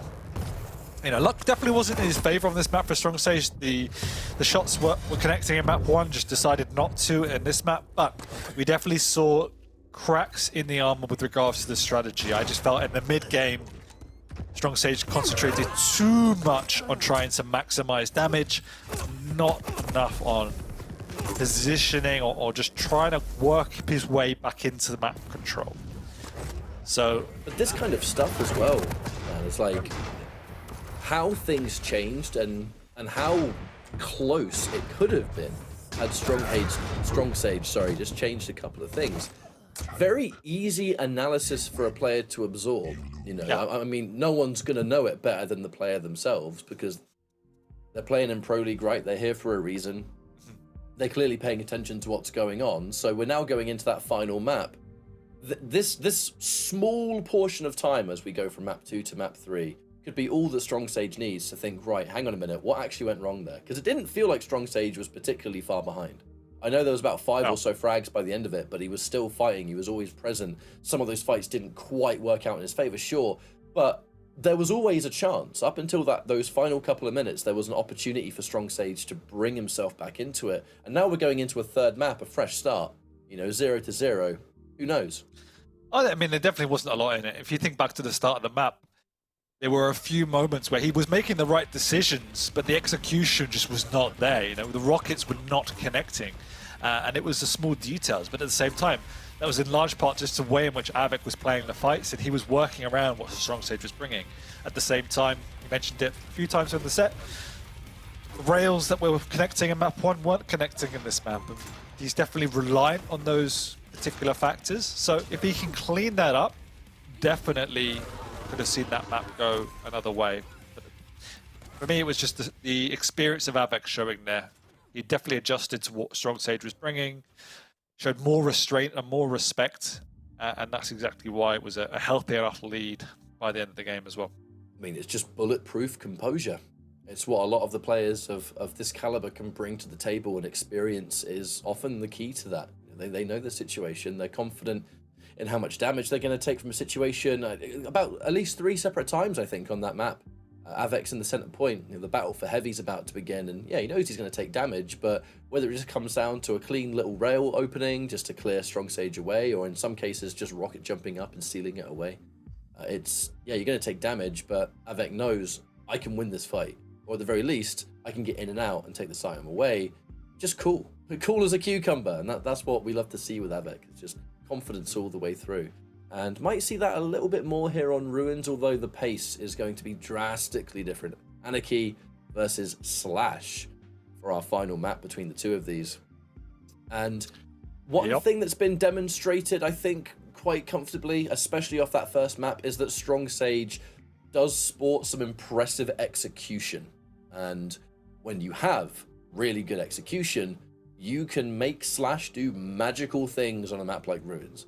So in a matchup sense, Strong Sage is in a pretty comfortable position if the Slash can work the way we know it can of the likes of like the best Slash players, right? If we're even close to that, it's a strong foundation to work from. But then movement, hitting those shots, it's so apparent that Strong Sage is aim heavy. That rail can be instrumental to success. And it was hit and miss on the last map. Yeah, but to your point, when we saw Strong Sage playing his best in this set, it was when he had the speed and just the reactions and the utility in combat. And so that's what Clutch was bringing. He was flying around the map, using these flick rails, using some reaction-based aim, rather than a bit more of a mechanical prediction-based aim that we saw on map 2. So that's why Slash, similar to Dramis, that's when they're at their best. It's just taking these crazy angles at speed, and using that instantaneous reaction time in combat. So hopefully that's what Slash will bring back to the table here, but at the same time, Avec also goes toe-to-toe with the Anarchy as well, and Avec plays a really, really strong Anarchy. So we're definitely going to have to see more efficient execution from Strong Sage, in my opinion, to take this one away. Well, we are in the warm-up, so rest assured, in no time at all, we're going to be jumping into this final map. Avec. I mean, we know and love Avec. We've seen him for years and years and years, but going up against a true example of new blood, and it's a 1-1 situation. This is the kind of debut that you love to see, because it really lies on the balance of the next 10 minutes. Is Strong Sage going to make one hell of a statement in the first competitive week of Quake Pro League?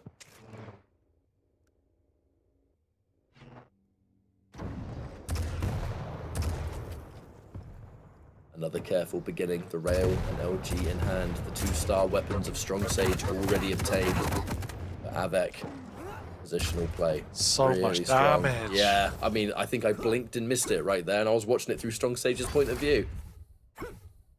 That Avic's probably the best in the world at that. It's just the most efficient damage at all times. When he's on form, it's unbearable to play against him, and that's exactly what we saw there. But Strong Sage with the rail does nullify it, and that's the one thing to bear in mind in this light versus light is any damage is crippling. So that rail is going to be paramount in this particular matchup. And you can definitely tell that's why Avec is prioritizing armor and as much of it as he can get his hands on. If Strong Sage is going to be hitting a bunch of these rails, you need armor to fall back on, because if you don't, and it's a battle of two lights, especially with Slash, who can just get in and execute you if you're low enough, Avec is going to have to show so much respect. And I think, he's doing that right now. He's trying to keep that range. He doesn't want to get into any kind of crazy fights early on. We just have to prioritize keeping the stack up. Speaking of which, though, it's going to be Strong Sage taking the heavy this time. And this is where things can get a little bit worrisome. Ooh, Strong Sage tried to do a little bit of a rocket round a corner. Unfortunately, actually shot the wall. It's one way to shut down an opening fight. Now, Avic's desperately trying to do any damage before he picks up this Mega, just to make efficiency of it. Unable to really do anything. Does take a bit of damage himself, so worse expedition. But there's a big split now before this next Mega. Strong Sage also did hear the pickup, so Avic's going to have to do a great job to try and defend the entryway here. Slash has the ability up if she wants to pop it and go in super aggressive, so Avec has to be careful. She's already there, though. They're going to meet in the entryway. Avec, huge damage coming out. There's still lots of time before this Mega, and there's the rocket to open this map. Went for a last-minute rail, and it didn't hit its mark, and it was a death sentence from that point onwards. Now, to be fair, it is only a 1 frag deficit at the moment. However, with 2 more rails that didn't hit their mark either, Avec is nicely stacked, and there is a chunky delay between the 2 items. Lovely rail right as Avec comes through that teleporter, however. That is going to allow a bit of time to be bought, but not enough to stop Avec from pushing in aggressively, and he can take the damage. That 2-piece, as impressive as it was, it's not going to stop Strong Sage from going down there. But the timing from Avec was just spot on. He's pushing in at the exact right time to just get the frag and finish up his opponent. Taking a lot of damage this time, but huge rocket from Avec. But the follow-up catch-up is there. Avec is low, though, and Strong Sage would know that. He can push it and finish this off. He injects up. Avic's going to hold on to it for now and gets away, and Strong Sage doesn't get that frag he desperately needs. However, by having to disengage, is there a possibility that Strong Sage can at least take both of the major items? Because it did take time. Avec forced to retreat down towards the light armor. And the heavy, Nice. Perfect time to secure the frag, as now heavy is going to be the reward. And now, the light opponent. Avec just took that light armor. He's got nothing. And Strong Sage is going to push. Unfortunately, though, hitting LG on Anarchy, sometimes you're doing him a favor. It's away for now, but there's still nothing to work with. Both major items should be strong sages. Anarchy doesn't have any weaponry, really. Just he needs that rocket to fight down in that low ground. Has to move away and decide against it. Pops the inject because he knows something's going to be coming, and the Slash is in the vicinity. She's healthy. She wants this frag. So much damage from Avec, but just doesn't have the stack. And that's going to be a good opportunity for Strong Sage. That was impressive damage from Avec. Like, we have to give a shout outs to that, but it's kind of why Strong Sage, before any fights are beginning, prioritizing maximum HP and armor. Because if Avec is hitting damage like this, you have to make sure that you've got that padding, that buffer.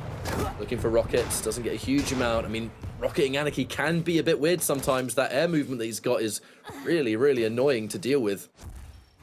The armor back into the hands of Strong Sage, who is slowly but surely bringing this one back. And what a close map it is so far. The 5-minute warning has come out. And still, this map, I mean, it lies in the balance. It could go either way. And like we said, Strong Sage looking to make a statement in the first appearance here in Pro League. Uh-oh, is that the green light to go in? It is. I think it is. Oh! 3-3, my friend.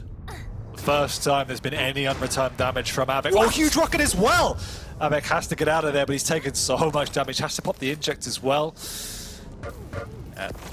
Defensively, Avec's been doing a stellar job, constantly rebutting Strong Sage. That was the first time there was a big opening, and Strong Sage makes it pay.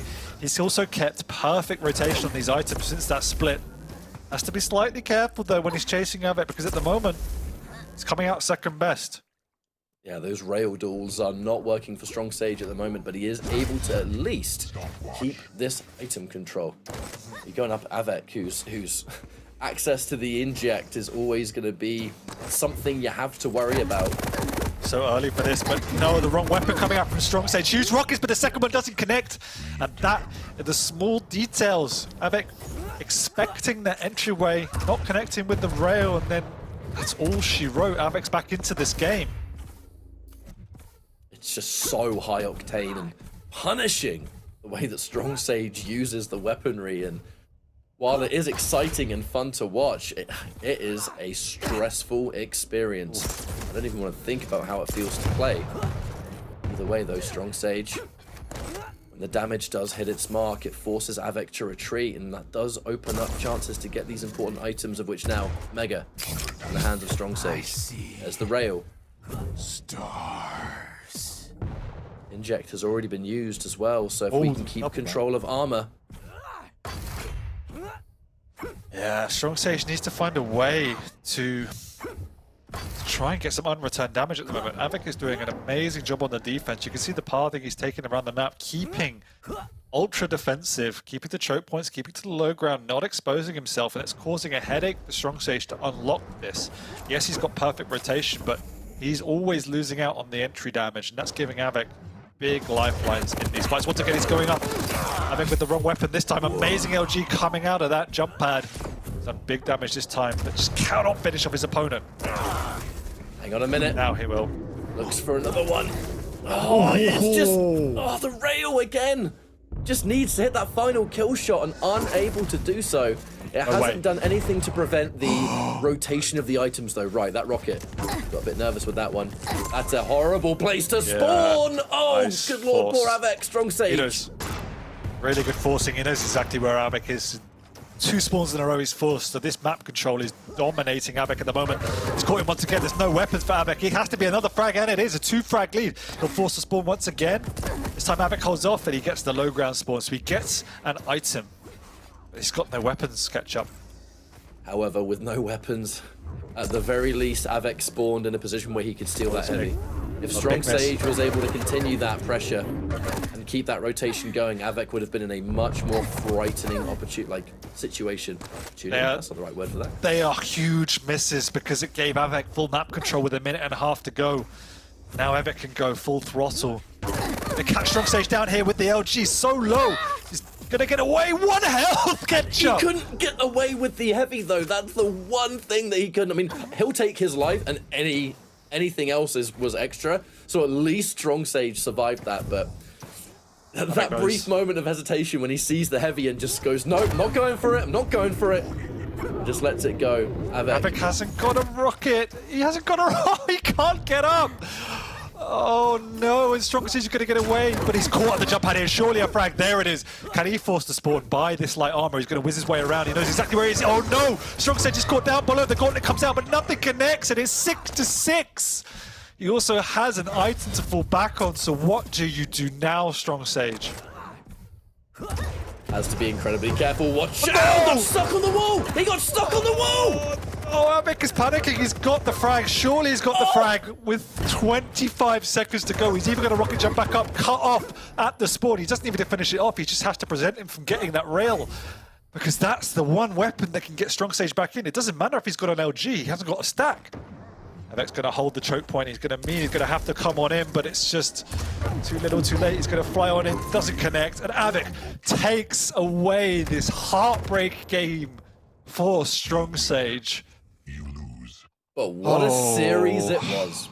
Wow. An absolutely fantastic showing, and as we've said before, I mean, for a debut, I know that the series didn't go the way Strong Sage would have wanted. I think a victory was the absolute goal, as it always is. It was still a really, really, really impressive showing. GG's to Avec, though, for just having the composure and being able to just keep himself in it, really, up until that last moment where he just ran away with it. Hit the shots he needed to hit, but more importantly, just played that careful defensive style. Even up until the last 15 seconds, he's in a situation where it's very, very hard for Strong Sage to do anything, because, I mean, you've just got a perfect choke point. And even if that rail connected, it didn't really matter, because Avec still hit the shots that he had to do, and really that was the end of it, wasn't it? But Strong Sage gave it such a good performance. It's a shame that he didn't quite get the win, but I feel like if this is how things are opened, what does the rest of the season have in store for Strong Sage? He definitely rattled some cages today, that's for sure. And you could see Avec was definitely rattled, but it is the small details, and as would be expected, it's experience at the end of the day. That was the big deciding factor. You could see the experience coming through from Avec throughout maps 2 and 3. I mean, map 1 was glorious in terms of just execution and strategy with a clutch. But then when we get into these more standard setups on maps 2 and 3, it was more about experience, and that will come with time. Obviously, the perfect storyline would have been to walk away with a victory. But in context, even just getting a map against Avec with somebody who normally ends up at the topper ends of this leaderboard in the QPL, I still think he'll be happy enough in context, but also disappointed he couldn't take that map 3. But with how many weeks are left to go and how many games of Quake Strong Sage has to play, there are plenty more opportunities to just upset the living daylights out of this bracket. But man of the hour is going to be Avec, so well done, and a strong, solid result for him. I think that's just the result you always expect. As you said, one of the players that tends to be on the higher end of that leaderboard by the end. So much to talk about in our future weeks. Our next matchup, we're going to get that lined up. We're going to get the players in. In the meantime, we're going to go for a quick break. When we come back, Quake Pro League is going to continue. See you in a bit.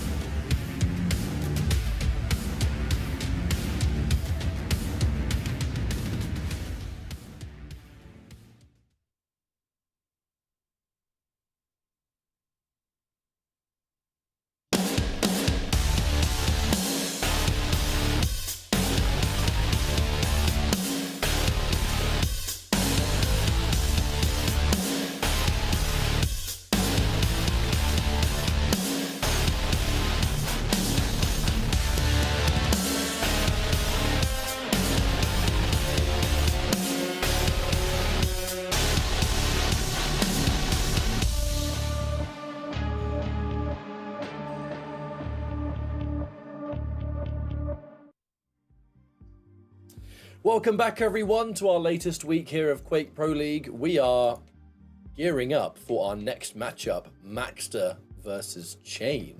So, what is there to say about these two that we haven't said 10 million times over? You know, we're going into a fresh new weekly here. We can expect a really good match. Maxter is always in tip-top shape. And really, outside of that, I'm just looking forward to watching some good Quake, Dan. I mean, aren't we all? Yeah, this is going to be good. Chain is started better than he did last season for sure, and obviously Maxter's coming off of that 0-3 loss last week, but it was against Venger, and I think pretty much every map was a one frag differential. So Maxter definitely has a bit of a point to prove, and this is a stage I'm expecting Maxter to step it up. He's come so close now. He's one of these players that he's just come so far, but can he actually then bring that form into being top 3/winning a championship? This is the question actually lying over him, which is an amazing spot to be. Whereas Chain is somebody that just needs to prove himself more on the online stage. He always seems to find a way to grind it out in the finals, but I feel he needs to build a bit of momentum during the stage leading up to that. Well, what a better time than now to really put that into practice, because as we said before, you know, we were talking about Strong Sage. There's so many more weeks of competition left to go that really, if there's anything that needs to get ironed out or made more comfortable for a player, this is the time to do it. You know, try and start off strong if you can. If not, work on what you need to do for when the chips are down and it's time to play for realsies. On the side of Maxter, though, he's always been that kind of player that doesn't really seem to need as much prep time, I guess, quote unquote. He's just always ready for a match, and he always gives it that 110%. And he always just looks incredibly scary too. And he just seems to sort of get better and better. I know he saw his fair share of success last year, and kind of went into this year looking strong as well. I know, yeah, like we said, didn't have the most amazing result versus Venger last week, but with those maps being as close as they were, it's a 3-0 on paper, but it didn't really look like it. It really didn't look like it with each of those maps. Now, we'll have a look at those picks and bans while we get ready.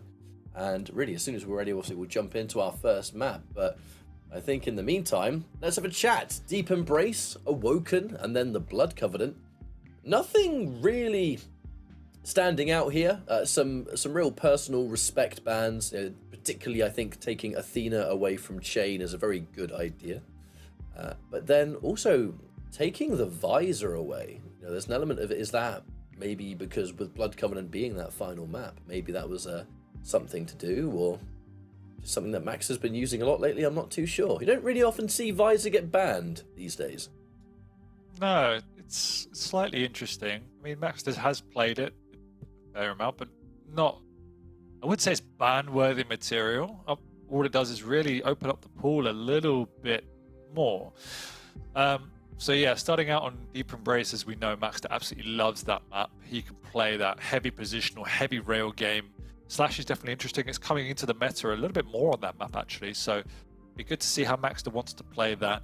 The Ranger is obviously a pretty standard pick on Deep Embrace.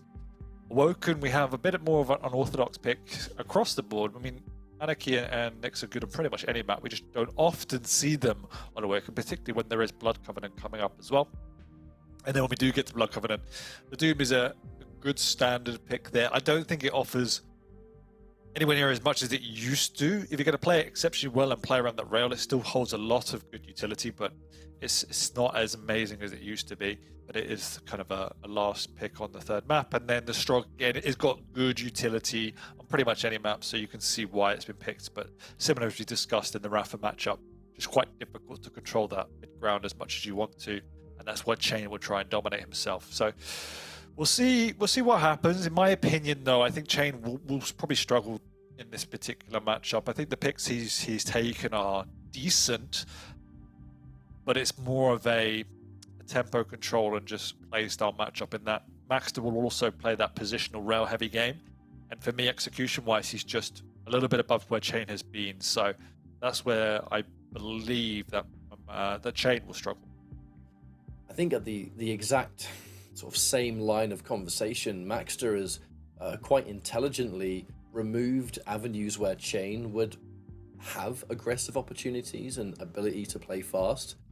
they've kind of been taken away by taking out the Athena, and then Maxter has gone out of his way to pick the fast champions to remove them from Chain as well. You know, I know they don't have completely identical styles as two players, but Maxter has essentially taken the football home and said, I'm not playing anymore because I have all of it and you have none of it. So you have no choice but to try and pick around the fact that I have a lot of creative possibility with my rapid fire champions, and you now have to kind of pick around that, you know?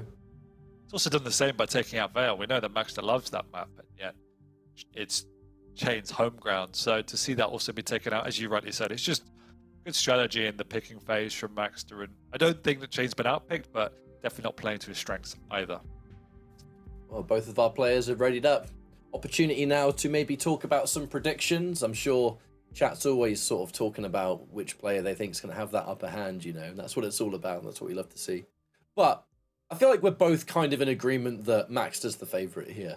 I'd like to see a 2-1. Chain does have that ability to upset the flow of things, I suppose. Like, he's often able to prevent a 3-0. But at the same time, when Chain wins, I always remember Chain a long time ago being almost frustrated that there weren't enough 3-0s for Chain. There'd be like a 2-1s, and it's like, damn, that's not enough. That's not enough. You know, some players, when they strive for perfection, they don't want to lose a single map. So we'll see. Chain for me is one of these players that struggles to impose himself in games. As you said, he's very good at establishing himself and almost creating equilibrium where there shouldn't be, but I never really feel like I've seen Chain put pressure on and take games away from opponents as other players do. So that's where he struggles and can just give away maps, because he leaves his opponents too much room in the game to keep in it. So a lot of the scorelines end up being close, and then if his shots don't connect, which is where he can fall down mechanically, that's where the opponents can just take the lead away from him. And so let's see. If Maxter hits as hard as he could do, I really do feel this will be a 3-0 to Maxter. Ooh, having that shotgun skin, you know, making me feel as old as I definitely am, and I'm sure I'm not alone in that one. It is Quake. But as we jump into this first map, Chain, there we go, trying to push, but Rails had other plans, and now fair did spawn near LG, so that's going to give Chain a sort of fighting chance here, as now Maxter does have to be very careful. An aggressive push by Chain, and actually a bit of a sort of sloppy start there from Maxter. Almost overconfidence after such a clean start, yeah. Giving away the map now, but not connecting. Maxter skirting his way across. Wow. Fair amount of damage coming out. He's just not afraid to go in aggressively with this slash. And we said at the start, how would the slash be played? Well, the answer is aggressively. Maxter has historically been a rather explosive player. You know, it might not be constant aggression, but it's just having that sixth sense for when the time is to erupt. And when you have this kind of playstyle, you know, Maxter, he'll be careful, he will be slow if he needs to, but the moment he senses that weakness, he's in instantly, frame one, no hesitation. And I think Maxter probably is the best in the world at just playing these angle rails. He's so difficult to dislodge, and that's where the Ranger comes in handy. With that orb, he can close the gap. But if he's going to leave himself vulnerable, poor shotgun coming out, even though it's the right decision, that's where it becomes quite difficult. Scary situation there for Maxter, having to get a couple of extra shotgun blasts that he definitely didn't want. Oh, that was nearly a self-destruct as well. Oh, Maxter. Things have gone so well, yet so bad in only 2 minutes. It's a confusing map so far. Oh, way. Is he going to get a goal? No, he steals the one away as well. Chain trying to finish off his opponent, not able to. Maxter living on the edge. Chain a little bit sloppy there to give that away. He's quite early, but the spam coming out is defending that nicely. Desperately wants to get this rail, and Maxter knows it. He's trying to do any sort of damage. Thought that was going to be a bait. That's very greedy by Chain, even though he is healthy. Oh! Does get the frag eventually. Messy from both sides. Weird to see him just teleport straight out in the open like that, but it did put him in position to get that rail shot, so, you know, certainly can't complain. And now Maxter. This has been, for lack of a better term, a weird map so far. Yeah, just messy. Nobody's able to impose himself. Nobody connecting with any significant damage or back-to-back rails so far. Because of that, it's been this back and forth duel where Chain's able to close the gap, get a frag, but then the follow-up, because it isn't clean, comes from the speed of the slash. Now Maxter is pretty much the first one to establish himself with any significant amount of damage. Here we might see that pressure begin to mount. Now at least the item control. We're going to kind of trade one item for one item in this instance. Chain, combination of orb for aggression and repositioning. It means that Chain often doesn't have it available for those close range encounters, right? And that's when Maxter, ooh, almost got ring out. Not that it matters, because he dies anyway.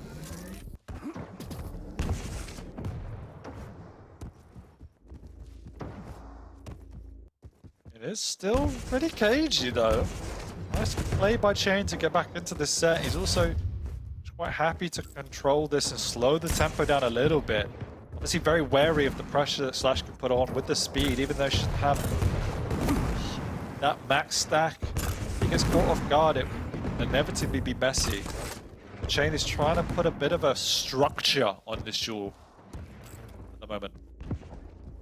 His angles have been fantastic. You know, watching this through Max's point of view, he has struggled to even find an angle for the last 30 seconds. Anytime there would have been a shot in theory, Chain's long gone.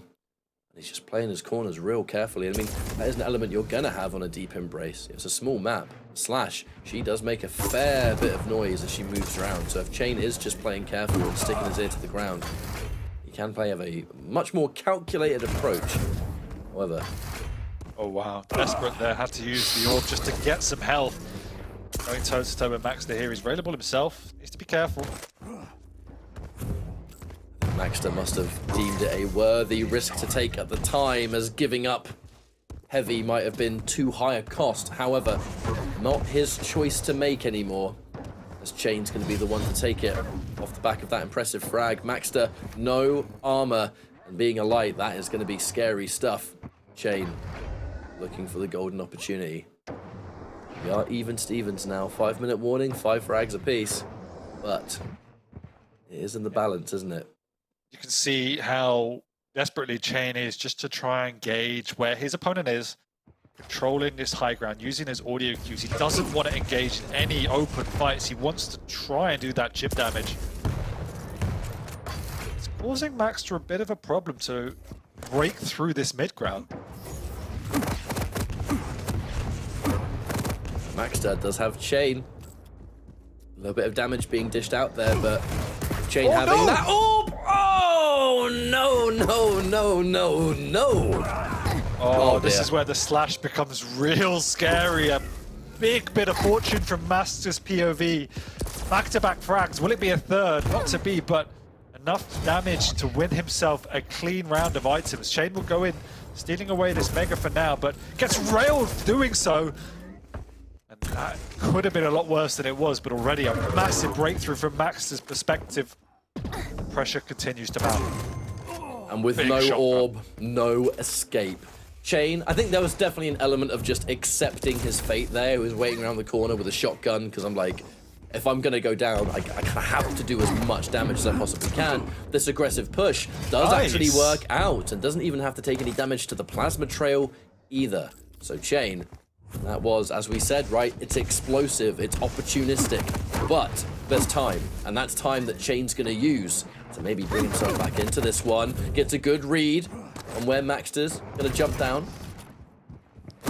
What Chain is doing so well is just maintaining his defensive and slow positioning. I mean, Maxter's done twice as much damage as Chain so far, but the scoreline is basically even, so all credit for Chain for staying in this game.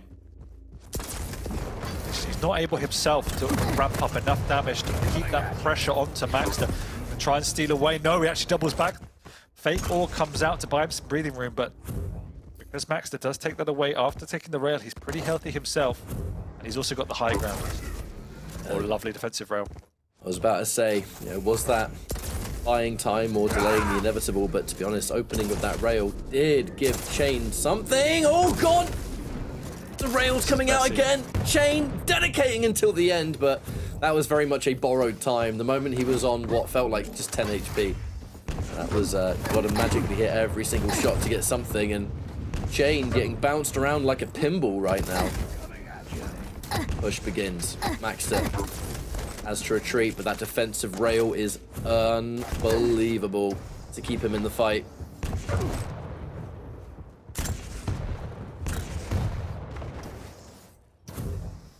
Still messy from both sides. Neither one of these players has ever really had any sort of significant stack or control in this game. So credit to both of them really for playing the defensive game so well.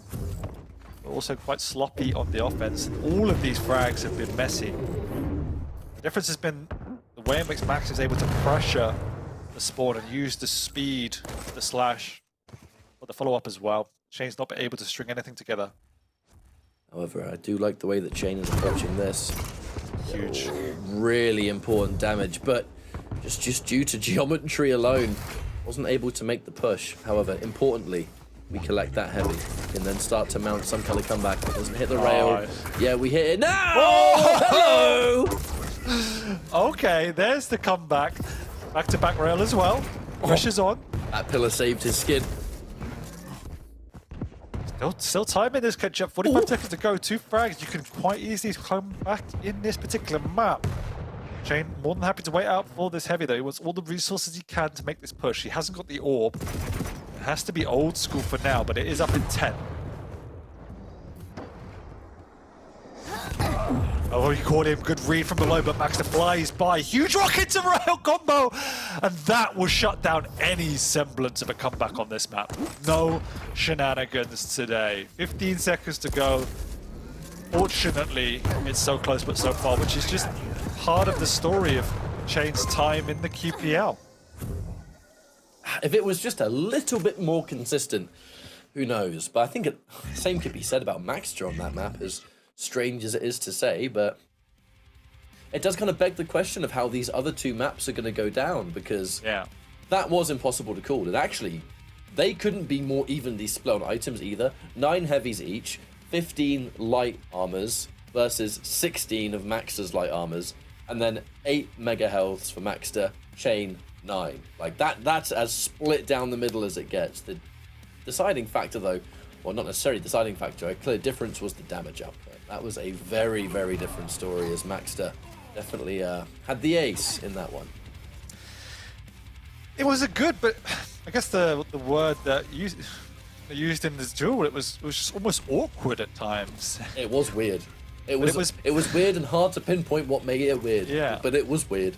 What I found really, really cool to watch effectively was just the way in which they used both of their champions pretty much to the utmost. The amount of orbs that Chain used to kill, get the frag, get out of dodge, as well as the passive rocket jumping from time to time, as well as the way in which Maxter, as you can see right here, using the speed to close the gap, get that follow-up, keep the pressure on. It was really well played by both, which is why it ended up being a little bit awkward. Yes, neither one was particularly clinical, but they were both playing pretty much as good as they could have under the circumstances. So it was, as you said, very, very even, but the deciding factor, you can see right there, the rail. Maxter basically doubling the output in terms of damage, and that was just clinical, and the angles, once again, Chain just unable to keep up with the tempo that Maxter was setting, but he always finds a way to keep the scoreline incredibly close, just not enough to take it away from his opponent. There's something about Chain's playstyle that has always come across as just disruptive.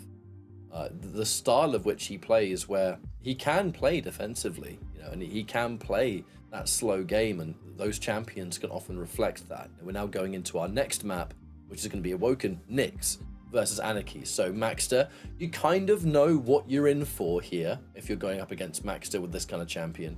But Chain was able to already display strong enough fortitude in his own game plan to just slow things down and not fall victim to the pace and the speed that Slash often forces you to play. And the orb placement, something of which Chain's always been phenomenal with, is orb placement, ever since I very first saw him play. The Nyx, although is not going to have the damage, is still going to have that disruption factor, because it is going to make fights uncomfortable. You are going to be able to escape. It is going to force the opponent to maybe second guess a few things. And that's just kind of Chain's playstyle in a nutshell, feel, especially this season. And you got to be bold to play like that, right? And it's not the way everyone plays. So I think it can be quite a powerful strategy, but risky off the back of Nyx, especially on a map like this. We'll see how it goes. Yeah, it is risky, and Nyx can sometimes be quite execution heavy. You know, you have to hit your shots if you're going to take those aggressive positions because of how vulnerable you are as a champion, and so reliant on the Ghost Walk that if it's not up, you have to keep connecting. Otherwise, your opponent will just inevitably close the gap and end your life. So it is a game of two halves with Nick. It's either magical or just can fall flat. So let's see. It's a difficult map to play Nyx on Awoken. You have to maintain that control, maintain that mid ground, and almost be willing to forfeit one of the items as well, just because of how combat heavy it can be. That is a fantastic start for Chain, though. Armor in play, already able to get the rail side, and then just open up with a last-minute rail right as Maxter goes towards rail rim himself. Now that is a missed shot. Chain has to be very careful. Yeah, that missed rail, hugging the wall like nobody's business, especially when you're that vulnerable. And the rail duel begins now. Maxter's rail on that last map was very prominent. Is that going to continue here? Chain able to at least stop the bleeding with mega health. However, now Maxter, injection forced, and then heavy in play too has just made Maxter one healthy anarchy, and Chain kind of just going back to the style that we're so familiar with at this point. Listening, information is key. It's the #1 asset for the way Chain plays. And it's so crucial for the Nyx as well, because you have to do exactly what he's doing now, which is just pick your opponent apart. You can't go toe-to-toe, try and play this combat-heavy style unless you get the momentum and the stack in your corner. You have to play calculated, you have to play it a little bit slower. That's exactly what Nyx wants to do. So, good start by Chain, but he's forced to pop the Ghost Walk because he falls down onto that. Maxter knows where he is, goes on aggressive, popping that inject as well, just for the security. Makes himself a nice early lead. The items are pretty much in the same spot though, so Chain will be around to do some sort of damage, but Maxter actually goes out to try and steal away this heavy. Oh wow, that's a lot of damage. Okay, Chain kind of getting the best case he could out of that situation. Maxter did a little bit of damage, but an unreturned rail as Maxter is forced away there. Going to double back onto a heavy, which is, you know, certainly a good situation regardless. However, Chain keeping himself careful and healthy. There's only one frag dividing these two players so far. The Ghost Walk locked and loaded. Thankfully, Chain wasn't hit by that rocket as well. That would have been key information. Oh no. Chain is luckily hitting these exit rails, which is just halting the final aggression coming out from Maxter. Any of those misses and it's going to be a different story, but he knows exactly what's up. Once again, popping up the Ghost Walk. He'll double back for a third time. Trying to etch out his opponent's position, but Nyx does get to reposition up on that high ground, halting that aggression, but a lovely pixel rail through the doorway, and that will be all she wrote. This is an element of... Oh, Ghost Walk. I mean, it's a scary situation and one that Max is going to punish wholeheartedly. Weapon choice. Oh! That was nearly a ring out.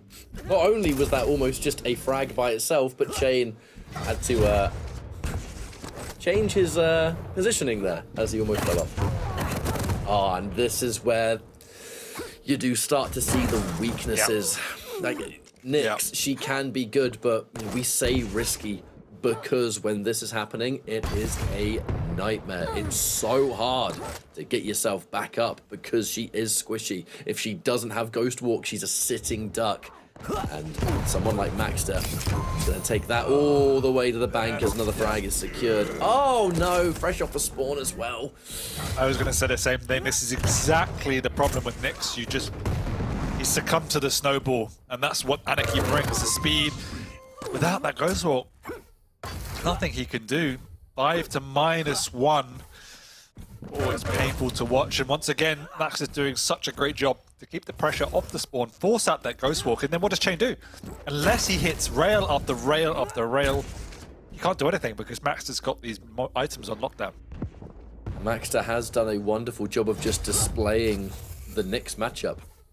In this situation, the Ghost Walks, they're almost never being used when Chain wants to use it. He is using it because he has to. I see. Because it's the only way he'll stop himself from going down. And really, if you're forcing a Nyx to use the Ghost Walk when they don't really want to use it, it's best case scenario because they never have it strategically. It's just a get out of jail free card that in the grand scheme of things, as we can see here, isn't really doing much except for delay the inevitable. Okay. Well, that was desperate, but he's got himself an item.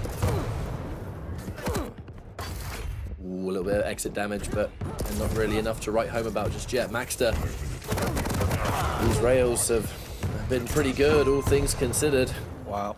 I mean, the thing is, whole package, I guess, really.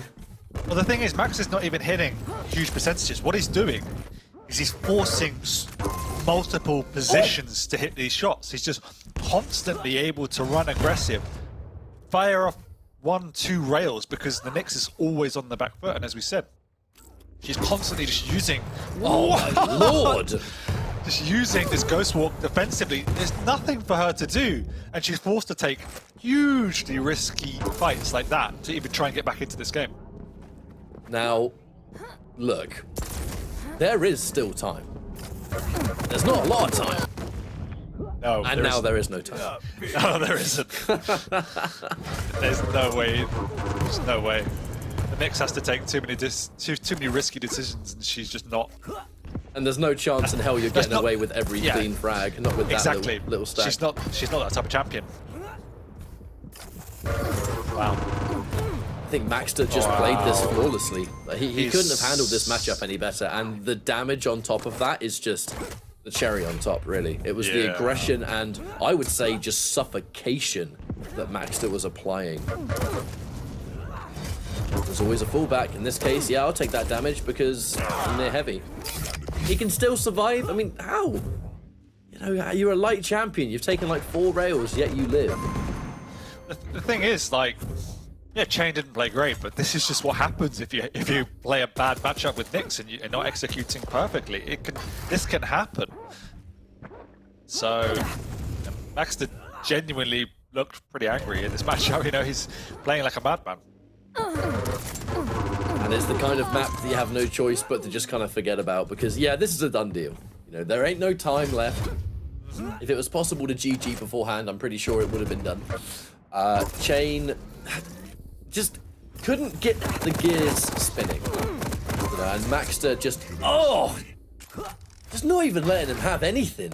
This is very rude Maxter that we are seeing right now. And it's just going to continue. Maybe try and get some highlight videos for the top 10 plays. There's another rail. Okay. Looking for another one. Shotgun, shotgun. 3 weapons in that. Nice little combo there. Doesn't even go for the style points. That's how much he just wants to ramp up this scoreline. I want scoreline, not highlights. It's in. I mean, the Mega's there, but it's Chain nowhere to be seen. Just kind of sitting there firing. That direct would have shut that down if not for the Ghost Walk right there. Chain can't even finish it at any moment, and that's just down to Maxter. Maxter is just being so overbearing here, and all of these frags, look, they're really sick and impressive, but it's the closing 2-minute sequence, right? Chain's just kind of going through the final motions here. Maxter's stacked, Maxter has all the weapons, Chain has very little. Wait a minute, is Chain gonna be able to, oh, okay, all right. He got a frag. Yeah. Oh, and then Maxter. That's what I mean, he's a rude man. Mean Maxter. Can't even get any airtime for the Canadian. That's unfortunate. This has been brutal. It was just that throughout the entire map, Chain was... You have to be assertive, right? You know, when Nyx is working, it's because you are the one that is kind of dictating the pace. Even if you're not in like full control and you're playing from what looks like behind, even at an even scoreline. Nyx is kind of the one that's commanding the map's pace.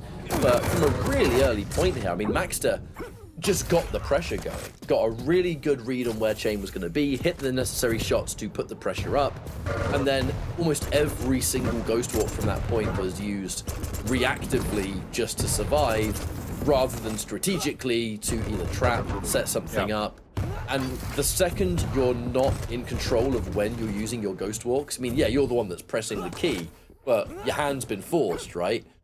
That's where Nyx has just completely stopped working. And it just comes down to Maxter laying the pressure on so perfectly. Yeah, exactly. He was able to force the issue time and time again. That's what I mean. He was not hitting huge percentages. He's hitting a huge amount of damage, but it was just down to the fact he was constantly able to find angles, keep the speed and the pressure up. And on the flip side, Chain was not doing enough to counter that. And at the same time, when it's not going your way, you almost have to be willing as a Nyx to park yourself in a corner and hide and play ultra turtle mode. But he wasn't even able to do that because Maxter was so effective at forcing the issue time and time again. And before he could blink, he had given away 2 frags because every frag was subsequently converted. So it was a 2-for-1 at that point, and there was no looking back for Maxter. Pretty even split in the damage department for Maxter. Kind of looking at the Unholy Trinity, almost even damage with all 3 of the Rocket, LG, and Rail. So I think in the combat department, Maxter looked pretty in top shape. I think I was looking for another word there, but there really is no other way. It just looked absolutely perfect. Pretty good is the answer. Certainly enough that you can just put it all together to just create that presence and create that pressure of Chain where he's, as we said, he just wasn't able to do what Nyx has to do to win. And that just in pure entire part comes down to just Maxter and the pressure that was put on there. Now we're going on to our final map here, and it has always come down to, right now, just having the speed available to position, to chase, to lay the pressure on thick. We're kind of getting the exact same possibility again.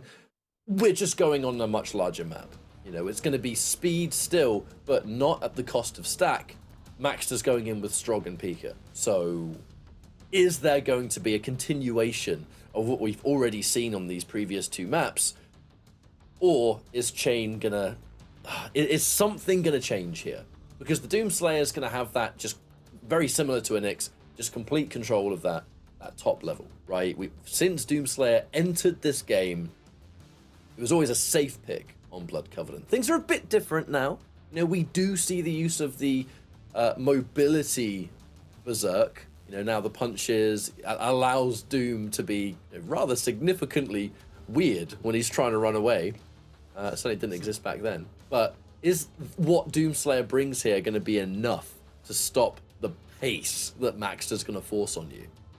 It's definitely a lot more even, purely for the fact that Chain now has a decent starting stack, can build himself a decent overall stack. He's not a light. And just the map geometry obviously lends itself to slowing the pace down a lot more effectively than we saw on Awoken. So it would definitely not be a whitewash as we saw in the previous map, but I would still expect from what we've seen today that Maxter's going to walk away with a victory this one. It's definitely going to be much, much closer. Chain can force himself into the map as we saw on map 1, but still, I just think Maxter's bringing too much today. That first map definitely felt like a... I don't want to use the term de-rusting because I know these players are like they play and practice all the time, but there was an element of that first map where it was like, okay, we're awake now and we're ready to jump in. And the map 2 was much more of just an honest Maxter performance where everything was just kind of working, the shots were hitting, the decision making was fantastic. Like all the stuff that you normally associate with Maxter was in full swing, and I don't see that randomly slowing down here. It comes down to Chain being able to stop the momentum. Because Maxter is such a momentum-based player, and yeah, the champion picks reflect that, but it's just the way he plays. You know, the second that ball's rolling, and that was what was really interesting in the previous map. In that the damage differential was not it was big, but again, the aim that Chain was putting out was fine. It was just the way in which Maxter was hitting all of the clutch shots and able to play the tempo he wanted to play and take the map away from Chain. So Chain has to find a way to at least consolidate one item, take that high ground, and then play the rail game he wants to play. It looks like we're checking things out from Maxter's point of view first. Chain did use the Berserk there just to quickly get in and out, taking that first LG, so he's in a much safer position. prevent any kind of ambush, I suppose. And looks like we're going to have an even split between these two items. Now, Chain, the perfect combination of weapons is set. LG to open up the damage. The rail's going to be there to shut down if Maxter tries to escape. But I think in terms of how ready you can be, Chain, it doesn't get more so. What on earth? The rockets didn't hit anything. What were those rockets from Chain? I don't know what that was, but falling down and hitting that stuff as well, that's... I'm trying to remember the last time I saw that kind of fight, to be honest. Yeah, I was watching it from Chain's POV and he just misplaced every rocket. It was bizarre, and now he's 1-0 down and lost out on the major items of the map, so... What? Oh! Were you watching that through Chain's point of view as well? No, Maxter's. Oh, that one hurt. I felt that. I felt that in my bones. Yikes. I think we've gone back to slightly weird territories. However, I'm here for it, and I'm loving it. Maxter has really given himself one hell of a head start here. The potential damage around the corner. Doesn't quite hit it. Chain, nicely stacked, but rockets have been so prominent in this map so far, and Chain, almost a disgusting rocket to rail combo. And Maxter, weak, forced to retreat down here, but Maxter's taking no prisoners in maps 2 and 3. He's just going full throttle. Okay, there we go. Nice read by Chain, though. Nothing you can do there. Nothing you're doing in that situation. Nice shot, he says. I don't know if that's a bit of sarcasm or not. It's hard to tell. I mean, like, yeah, that's like one of the... You could basically set up a tutorial mode and put that rocket there, so your opponent is going to use the jump pad. Fire here at this time to hit them. And this is what Chain wants. He wants to play this slower tempo, more control, play the ankles. Oh, big rocket coming out. Oh, you want to hit me with a 75 damage kamikaze? Eat this direct. Oh, really that machine gun hurts. That hurts so much. Maxter didn't even need the rail in that situation. Speaking of which, we are going to rocket jump just to finally collect one. So the rail is now going to be a threat. But in the meantime, Chain has bulked himself right up in the stack department. This is what we wanted to see from Chain, is just play that high ground. Use the Doom skill set to play the high ground. Fortunately, though, Chain isn't connecting with as many rails as he would want to, so that's limiting his aggression so far, but that's a good start. Rocket placement from Maxter has been pretty on point in this map so far. There have been some uncomfortable instances, and actually I think the trade of the two, even near the bridge, near Heavy, you know, we saw that direct hit of the Pika, which was pretty much immediately answered back with a direct hit of a rocket just to throw things off. You know, you look at the opening damage, you think it's time to make a fight happen, and both of these players are just messing things up for each other. You know, they're hitting the damage they need. Chain, scary position now. So low. He's just so low, and Maxter getting slight upper hand in terms of these mid-range engagements. He knows where his opponent is, though. He just wants to finish it off. Chain's scuttled away for now. Only a matter of time, surely. Wait a minute. That rocket from Chain did enough damage to force Maxter to retreat, because Maxter became railable. The moment that rocket hit its mark, Maxter was railable, and he did not want to stick around and find out what would happen.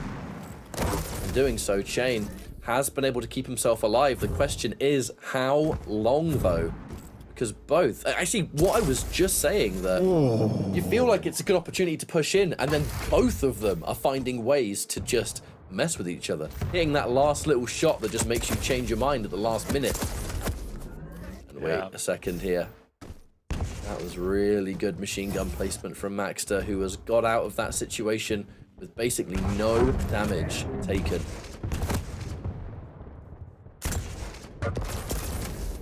Rail fights, they continue for another time. I feel like for a good 2 minutes, Maxter has just been forced on this lower level. Chain refuses to give up control of this high ground, and that is often where a player is going to be at their most dangerous. Definitely. Problem is he's just not connecting with his rails again. 5 minutes. Just sub 30% at the moment, which is just not good enough, and Maxter won himself high ground, got himself a little bit of a split on the major items, so his next engagement's pretty big. If there's any unreturned damage here, Maxter's going to come pushing on 3, and there you go. He's got the information he wanted with the Pika. Barreling through that doorway. Chain forced to retreat again. And he's stuck to this low ground. Does Maxter know the timing of the heavy? That's the question. I have a good inkling. And he knows the exact timing. Chain uses that opportunity to steal away this Mega and reposition. He's unable, at the moment, to connect with any significant damage. Oh, I loved that double jump from Chain. Double jump used as he descended down there. Wow. Just to mess up the timing of which he's going to land, and Maxter had no idea where to aim. Not that it really mattered in the end, as Maxter did secure a frag regardless, but just little tricks like that, they can be a real difference in some of these fights. Not that it was in that situation, but still. Mega's going to be the next goal, but it's a scary one for Chain to go for. Oh, not having the stack, and that rail combined with that pickup, that's going to be the green light for Maxter to make something happen here. He's been patient, he's been slow, and he's been very respectful. That is going to change now because it's time. And he got the spawn! What? Oh, God! No, Maxter, you dirty boy. That was highlight bait. He was looking for it. Oh, he's feeling himself. Uh-oh. Get out of there, Chain. Maxter on the warpath now. No way. Oh, doesn't get the rocket, and actually that missed shot is going to allow Chain to not only pick up that Mega, but push forward as well. Disgusting placement from Maxter. Surprise attack. Chain not going to be able to cover every single angle in that situation, but that was an opportunity for Chain to maybe make something happen, and Maxter has just done so much damage. A scary time. Damn, shades of when this map began. We're fighting in the middle point. The rocket launcher's coming out. Is he going to go up? No, he's got the Pika though.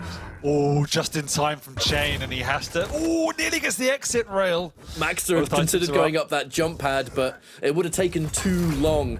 Chain would have been able to recover from that rail shot by the time that Maxter had got on up there, and Maxter probably going to be toast if he committed, so it's a good thing he was playing careful. 95 damage! Ugh. Yeah, that was a big frag for Maxter to get out alive. Doesn't this time, but he's done huge amounts of damage with that tri-bolt. He knows exactly how much damage he's done. He gets to spawn over by the Mega though, so no weapons or position for the follow-up. Chain's definitely still in this, 4-2. Taking a lot of damage once again. Opted to try and get out as fast as possible, but being stuck in Berserk means you're not going to have any return damage, so the divide in stack was going to be rather significant. Chain was able to keep himself alive. The question is how long. Maxter has still really only just spawned, so there's not a lot of weapons here. Only 3 rockets to his name. Yeah, there's a tri-bolt and a heavy machine gun, but that is it, as he now drops down to pick up an LG.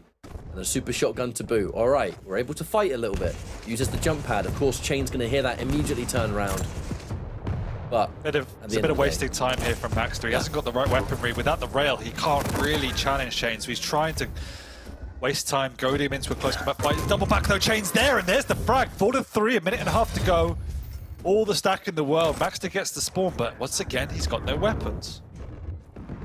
This is scary times for Maxter as he's trying to find his opponent. Chain's defending their LG. Will Maxter fall from it as they both try to bait each other out? It's going to be a bold decision though, because Chain, I mean, he knows he hasn't got a lot of time, so he's dedicating quite a lot of the clock to this. He's caught him. Maxter falls for it. Oh no, and there's the frag to tie it up. 1 minute to go, Ketchup. Maxter once again gets a negative spawn. Can he get out alive? Chain's going to have to chase this. He knows how little his opponent has got, but he's afraid of the super shotgun, so he doesn't want to come barreling through. Instead, he's happy with the stalemate. He's happy with his control. This is one hell of an opportunity for Chain. Being able to secure at least one map here. I mean, as we said before... What? Oh! He fell down! All right, all pressure's on Maxter. Maxter needs to get a frag here just to tie things up, but Chain... No, we said earlier... No! How? Misses! How? And now Maxter evens it up. We're going to go into sudden death. Chain, no! That first rocket just didn't hit anything, mate.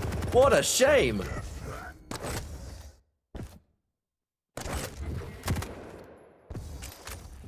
This is a scary moment.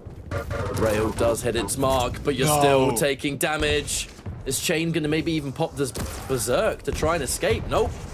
Rail 2. Railable, he's railable. Oh my gosh, Chain falls away. Doesn't know exactly how railable his opponent is. Maxter just needs a rail. Doesn't want a rail. Oh, good read by Chain though. Lovely damage coming out. Maxter should have really taken the opportunity to get himself a rail instead. He wants to do this on hard mode. Oh, that flick! Chain finds an angle out of seemingly nowhere, and he fakes it. They both fake it. Yeah, he fakes out the double jump there. Makes the sound, but no one's home. It looks like neither player. Oh, there it is! Never mind! Chain finds at least a bonus. Consolation prize. It's better than nothing, and it was played rather flawlessly, I think, because you know, we used that word earlier. I think disruptive and being able to really put a spanner in the works. That's kind of what the Doomslayer, especially in those final few minutes, was all about.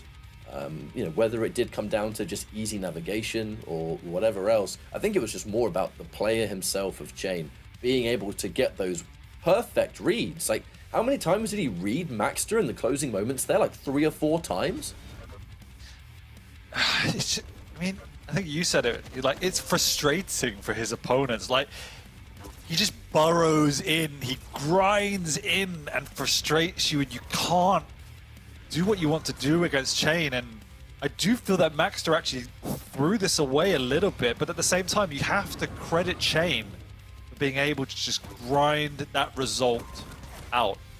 And then when the pressure mattered towards the end, you're right, he just kept reading Maxter. And that bit of pressure towards the end when he stood down in LG for a good 20 seconds or so, when he's chasing the game, again, just the map awareness, the self-awareness, and the mentality to just take a breath and pause was phenomenal.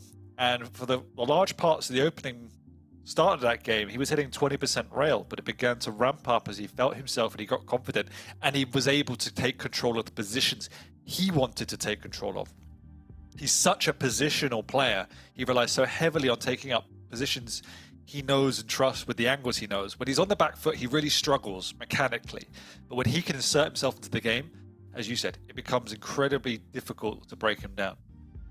It was a good showing overall, especially with just the shape that Maxter was eventually in, especially on Awoken. Yeah, Deep Embrace. I think it took a while for both players to really get started. Awoken was just kind of a, hey, it happens situation.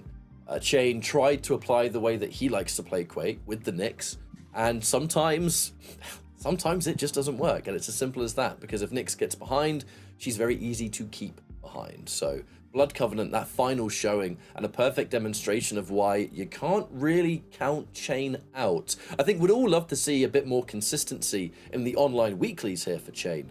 But bringing this level of, I think, just confidence in your own ability to play in a way that is not very common, that, I think, is why he can be such a hit in the LAN space, because that's where it matters the most, right? And that's where it could potentially frustrate the most as well, because there's the most on the line. Anyway, that is going to be our latest series. We're going to be setting up for our next one in just a few minutes' time. Thank you so much for joining us. Get involved in social media, all that good stuff. And we'll see you in about 5 minutes for more Quake.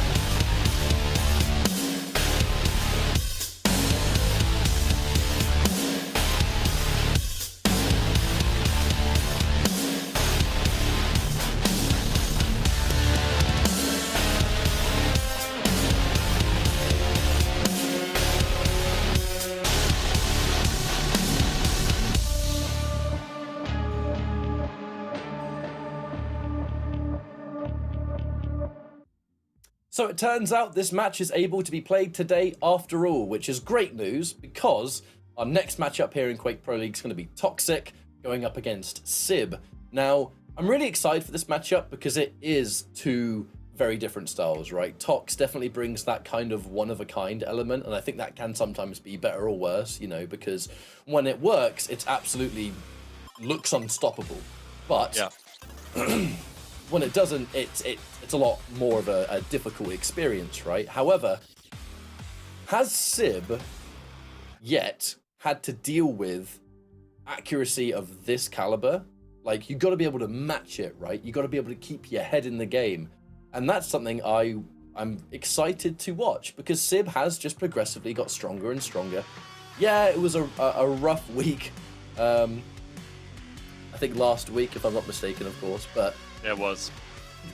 The reality is that's not going to be every week, right? And sometimes that happens, and sometimes it can act as a bit of a sort of mental reset too, because it's like, okay, well, that happened, but I've got plenty more time to get straight back into the game. And now we're going up against, you know, one legend to another. Now it's going to be Toxic. Getting a victory here versus Toxic, I think would be a really great opportunity for Sib to just rebuild that confidence, right? Yeah, I can do it. I'm able to beat Tox, and now I can go on for future weeks and maybe do even better. So there's quite a lot going on, I think, in this matchup. Yeah, I agree. And, you know, let's hope it can't be every week. I think the way you have to approach Tox, and it sounds simple, but it's just play the basics. Because as amazing as Tox is, he will make some simple mistakes now and again, and he'll give you ins that other players like Rapha might not. So if you could just play the basics and get on the items, try not to be too intimidated by the aim that Tox brings, I do feel a lot of players can keep competitive with Tox, but at the same time, we do feel that Tox has been building some momentum in this season so far, and he looked really, really good last week. You know, albeit it was against Fron, it was still a solid performance and get some more maps on the board. So I think everyone's going to be expecting Tox to turn up big today. The question is, what will Sib bring? The only other thing to throw into the equation is obviously Sib has a little bit of creativity when it comes to his picks and playstyle. Will that surprise Tox? Because I'm not sure if Tox is someone that necessarily thinks at that same wavelength about the picks and bans. We'll have to see what comes.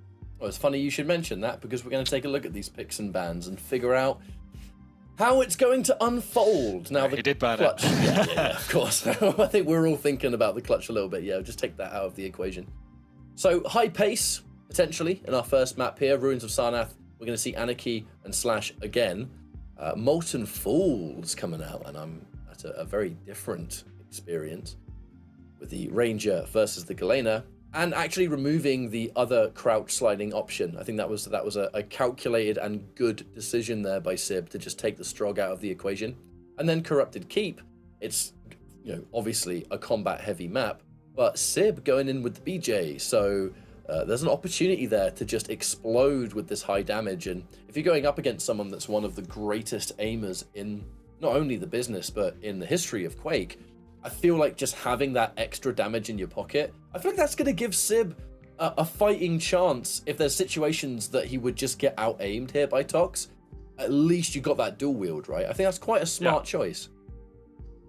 Yeah, it is good, and it's a very solid pick on Corrupted Keep, and even lends itself to that efficiency and the long-range damage. If you can use it with the heavy machine guns and everything else, it has a lot of good utility, but obviously the Ison is pretty good too. I think obviously the defining pick that everyone's going to be staring at is that Slash on Tox's pick on Ruins.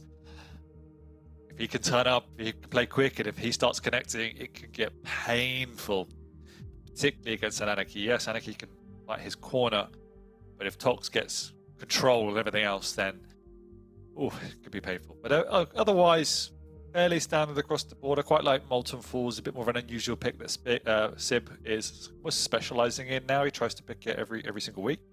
And I like the Ranger there. I think it's got a lot of good utility on Molten with both the orb and the passive, in fact. So that's a really strong pick. But at the same time, there's a lot of creative areas to build up that overstack with the Galena. So equally nice pick from Tox. So apart from map 1, I think it's fairly even across the board in terms of picks. And even map 1 really obviously depends on the execution from Sib's side. We could potentially have a wild matchup on our hands, and the second I saw it in the running, I've just been keeping a real close eye on this. and we'll just kind of see how it unfolds. Prediction-wise, this one's up in the air, because if Tox is able to enforce what we know and love, which is just out of this world aim, which can also build frustration too, it's a mixed bag of how that's going to go, depending on who's on the receiving end of it. And Sib, this is going to be quite a test. But again, I think it just comes down to the confidence side. I always talk about this in this kind of matchup because you said at the start, just play the basics and really try not to be intimidated by the aim. It really gives me that that famous quote of, everyone's got a plan until they get punched in the face. When it comes to boxing, it's like you can try so hard to play these basics and try and just play a more solid game of Quake than Tox. But then while you're doing it, if these rails are just coming out of nowhere and this LG is just going and you're dead, it really changes things up a little bit. So I'm just so curious to see if Sib can match that and just keep himself strong all the way through. I guess we're about to find out. I actually think this matchup is quite important for both of these players because it will give us and Tox a really good understanding of how good he is at the moment. If he is as good as he can be, this should be a fairly straightforward match for Tox, as we saw with Rapha last week. If he can play at his best, he should take this away, and it will give him confidence about where he sits. At the same time, if Sid managed to keep in this and steal a map, even win this series, I genuinely believe that'll be a huge boost to him because this type of matchup is monumental coming into the league. So really interesting to see how this one plays out. And so much of the story could be set in this first map. We just get such a demonstration.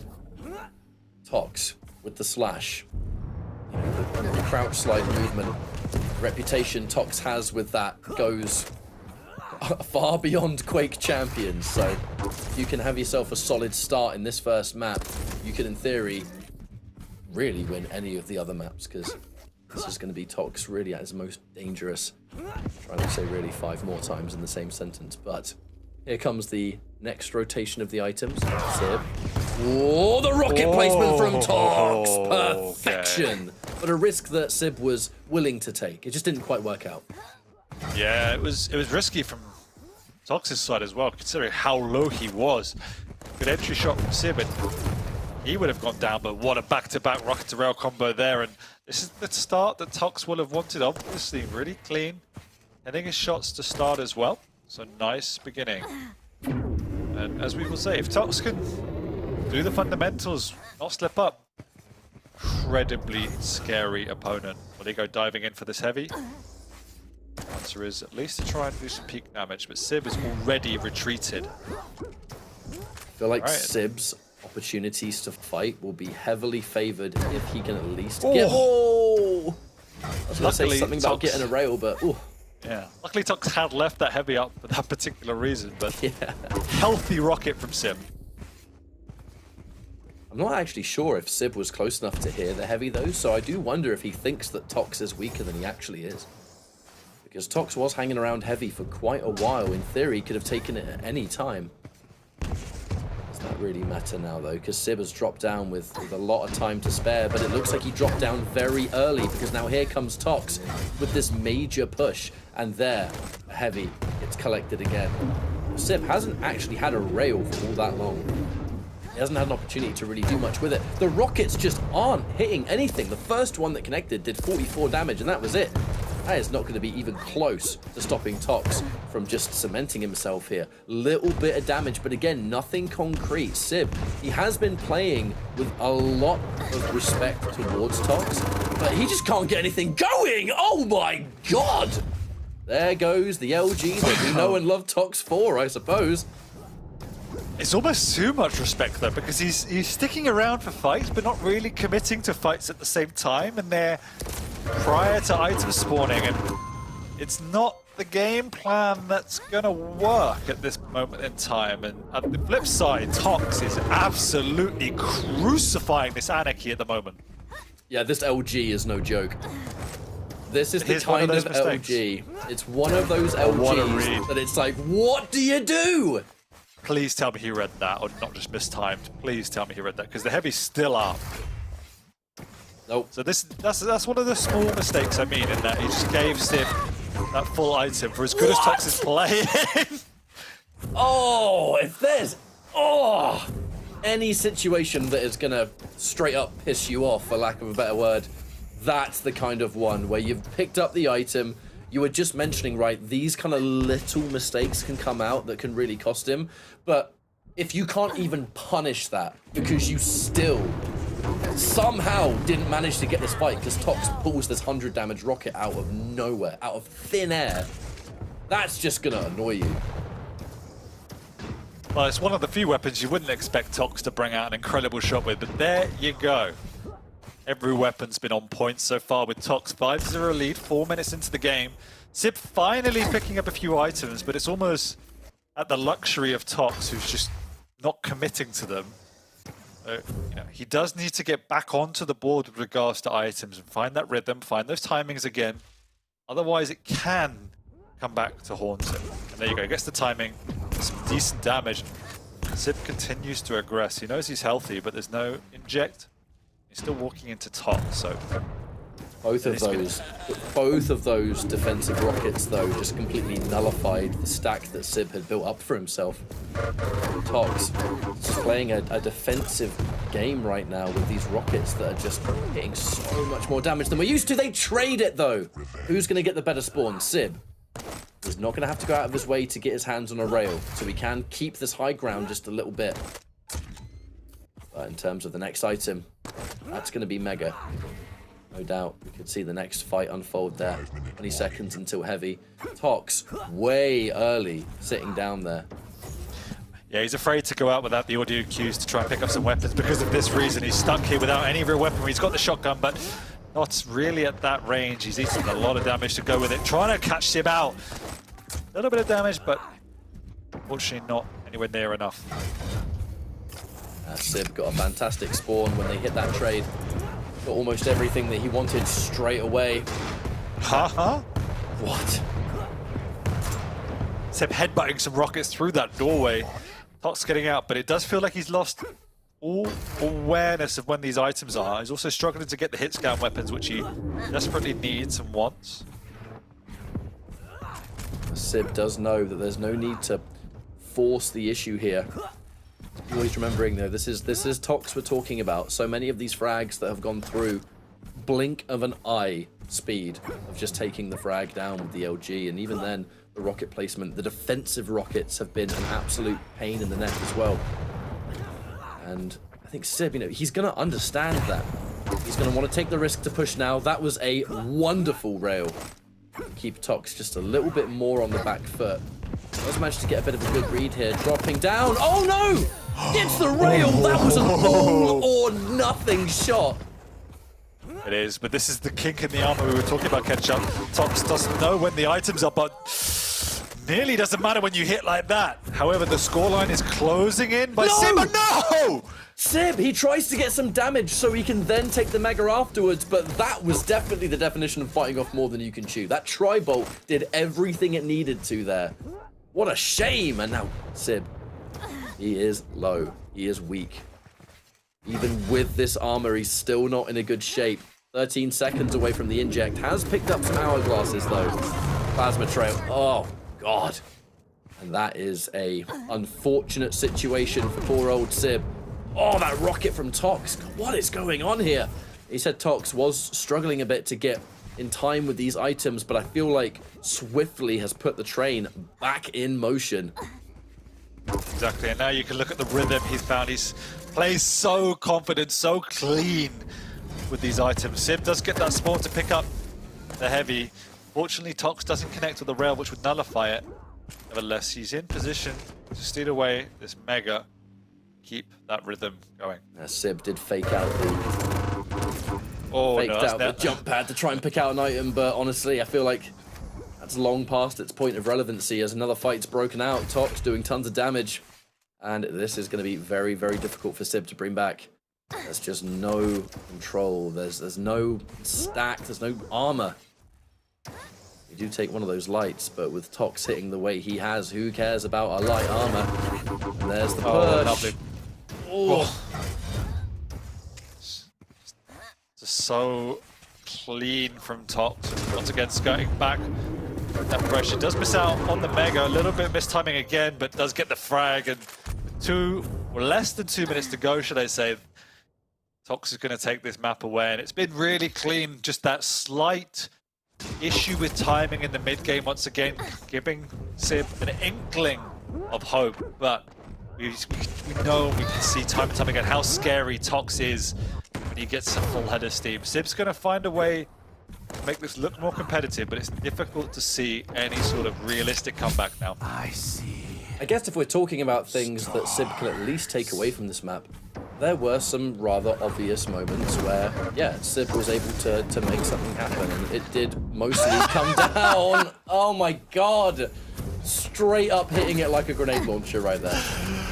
Oh, that was glorious. But there is information to take away going into the next few maps. You know, Sib, if Sib can keep a really strong head, you know, we're going into the items, we're going to try and have more control over that side of things and kind of just deal with the aiming as it comes, because look, you know you're going to take damage, you know it's going to hurt, but if you can just play that more solid fundamental game, there's always a chance. And Sib did have that, and that's why he's got 5 frags. That's why there was that moment where Sib was kind of bringing it back, because he had the items, he had control. He was catching Tox in weird positions, and even if Tox was hitting loads of damage, because Sib was the one in control, it didn't matter. He was able to just tank it and get the frag anyway. And that's what the kind of amusing thing is when you watch Tox, and almost the frustrating thing when you watch Tox against the best players, is that you just be like, you can see how close he is to almost perfection if he can put the ingredients together, and it's the simple things that let him down. So sometimes it is incredibly frustrating, but when it all clicks and he gets into his stride, particularly when he has his slash, it's some of the most beautiful Quake you'll ever see. So we saw moments of that again today, a period of mishaps and mistimes that Sib was able to capitalize upon, but the power of Tox was too much. And I feel that Sib almost gave him too much respect in the opening stages of this game. He was taking these awkward fights that didn't really have an objective behind them and giving up 3 frags for nothing. This was a huge rocket, though. I wouldn't say a turning point, but it was a big rocket. It was a really important moment, I think, to just keep yourself in that. That's where we were talking about, in that if something's classed as a mistake or could be looked at as a mistake, if your aim is that ridiculous that you can essentially save yourself from being punished by that mistake by hitting shots, I think that's why it's one of the most frustrating experiences to deal with. Because it's like, this person made a mistake and I can't even punish them for it because they still killed me, because they're just hitting that ridiculous. And, you know, I think of many times that's happened and players have just been like, that's the most annoying thing. But 2 more maps to go, and one that's going to naturally sort of force itself to be a bit slower. A situation that Sib, in theory, could work quite well on.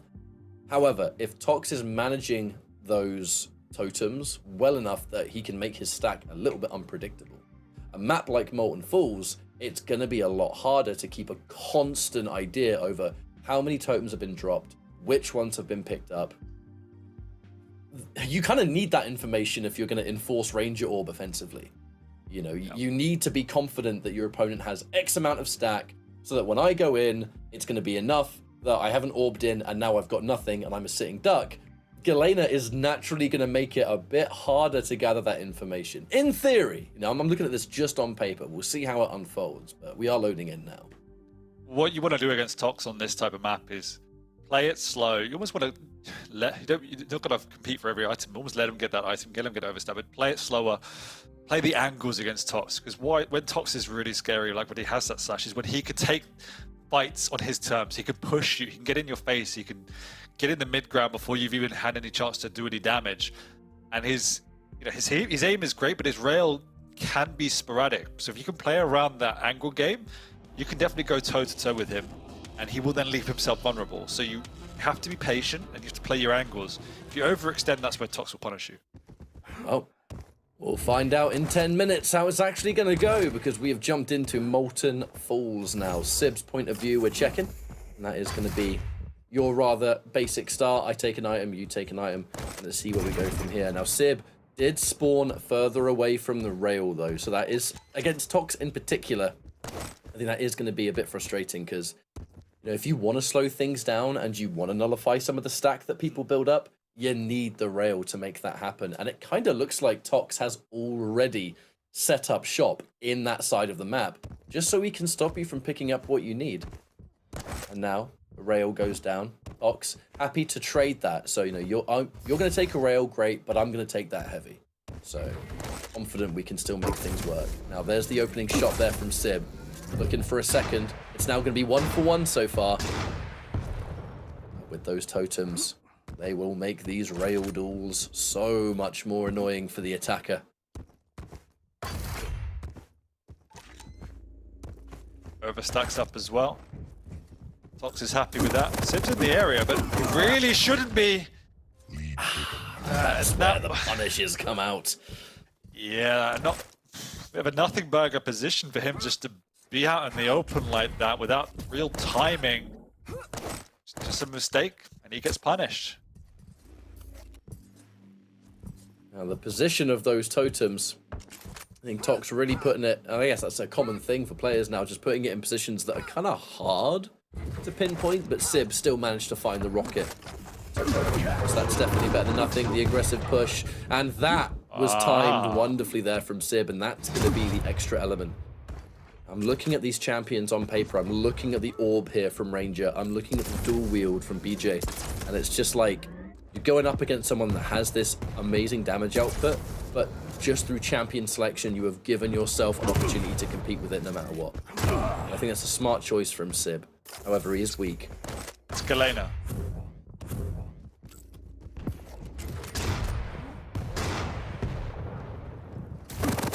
Sib with the high ground, slightly late for this heavy though. And that's going to cost him. Does manage to spawn on the mega side though, so definitely could have been worse for Sib, but it's the lack of weapons that worries me. Just gonna have to go around the far side, pick up this lightning gun. And actually, yeah, never mind. Couldn't see that because we're watching through Tox, but due to going down, Sib actually did manage to pick up a rail here, rather than having to go to the usual spawn place. A lot of damage. Oh no! The orb completely misfired! Yeah, the panic orb there from Sib. He gets out alive, but the pressure from Tox is incredible. Not really playing around the items here. Tox just trying to take the fight to Sib.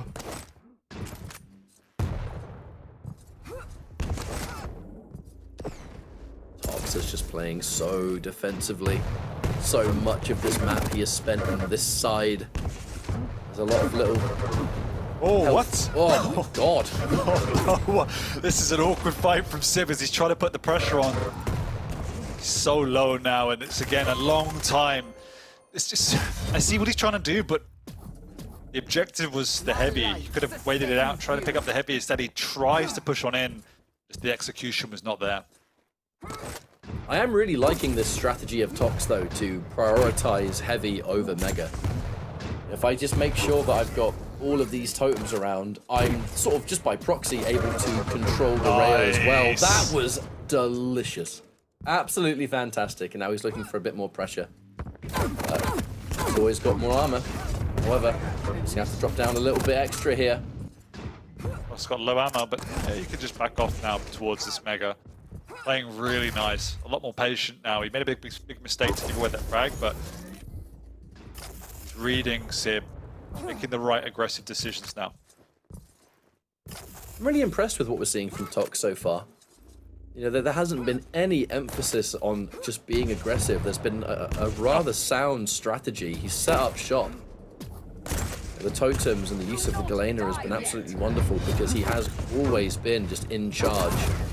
Nice. It's a good steal away from Sib, but Sib can't really commit, and Tox does have more avenues to retreat.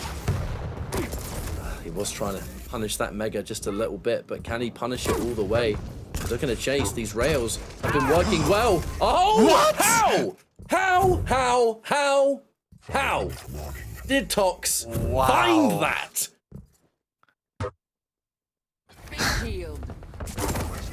I'm angry, and I'm not even the one playing. I love it. That's what we see. Tox just When's the last time we've been sitting here consistently talking about Tox's rockets so far? These defensive rockets have been surgical. Yeah, and the interesting thing is, it's Sib trying to take the games to Tox, and Tox is... I don't want to say matured, he's the oldest player with the most experience, but he's playing more cultured than we've seen him in previous stages, where he would try and take the aggression to his opponent. Whereas here, he's playing with Sib on a string. He's allowing Sib to push into him. For the most part, just saying, come at me, bro. And once again, Tox makes the wrong decision, but the damage output is insane. And the utility of these totems has kept him more than healthy. It almost feels like there are elements of hesitation with Sib. There are situations where maybe Sib would go in if it was any other champion, perhaps. It's just, is Sib ever fully sure just how stacked Tox is? Because he hasn't... I mean, Sib is going to know that he hasn't... Oh, my insides hurt. Sib is going to know that he hasn't actually been able to take out a totem in some time, which means they must have been dropped, and they have to be somewhere.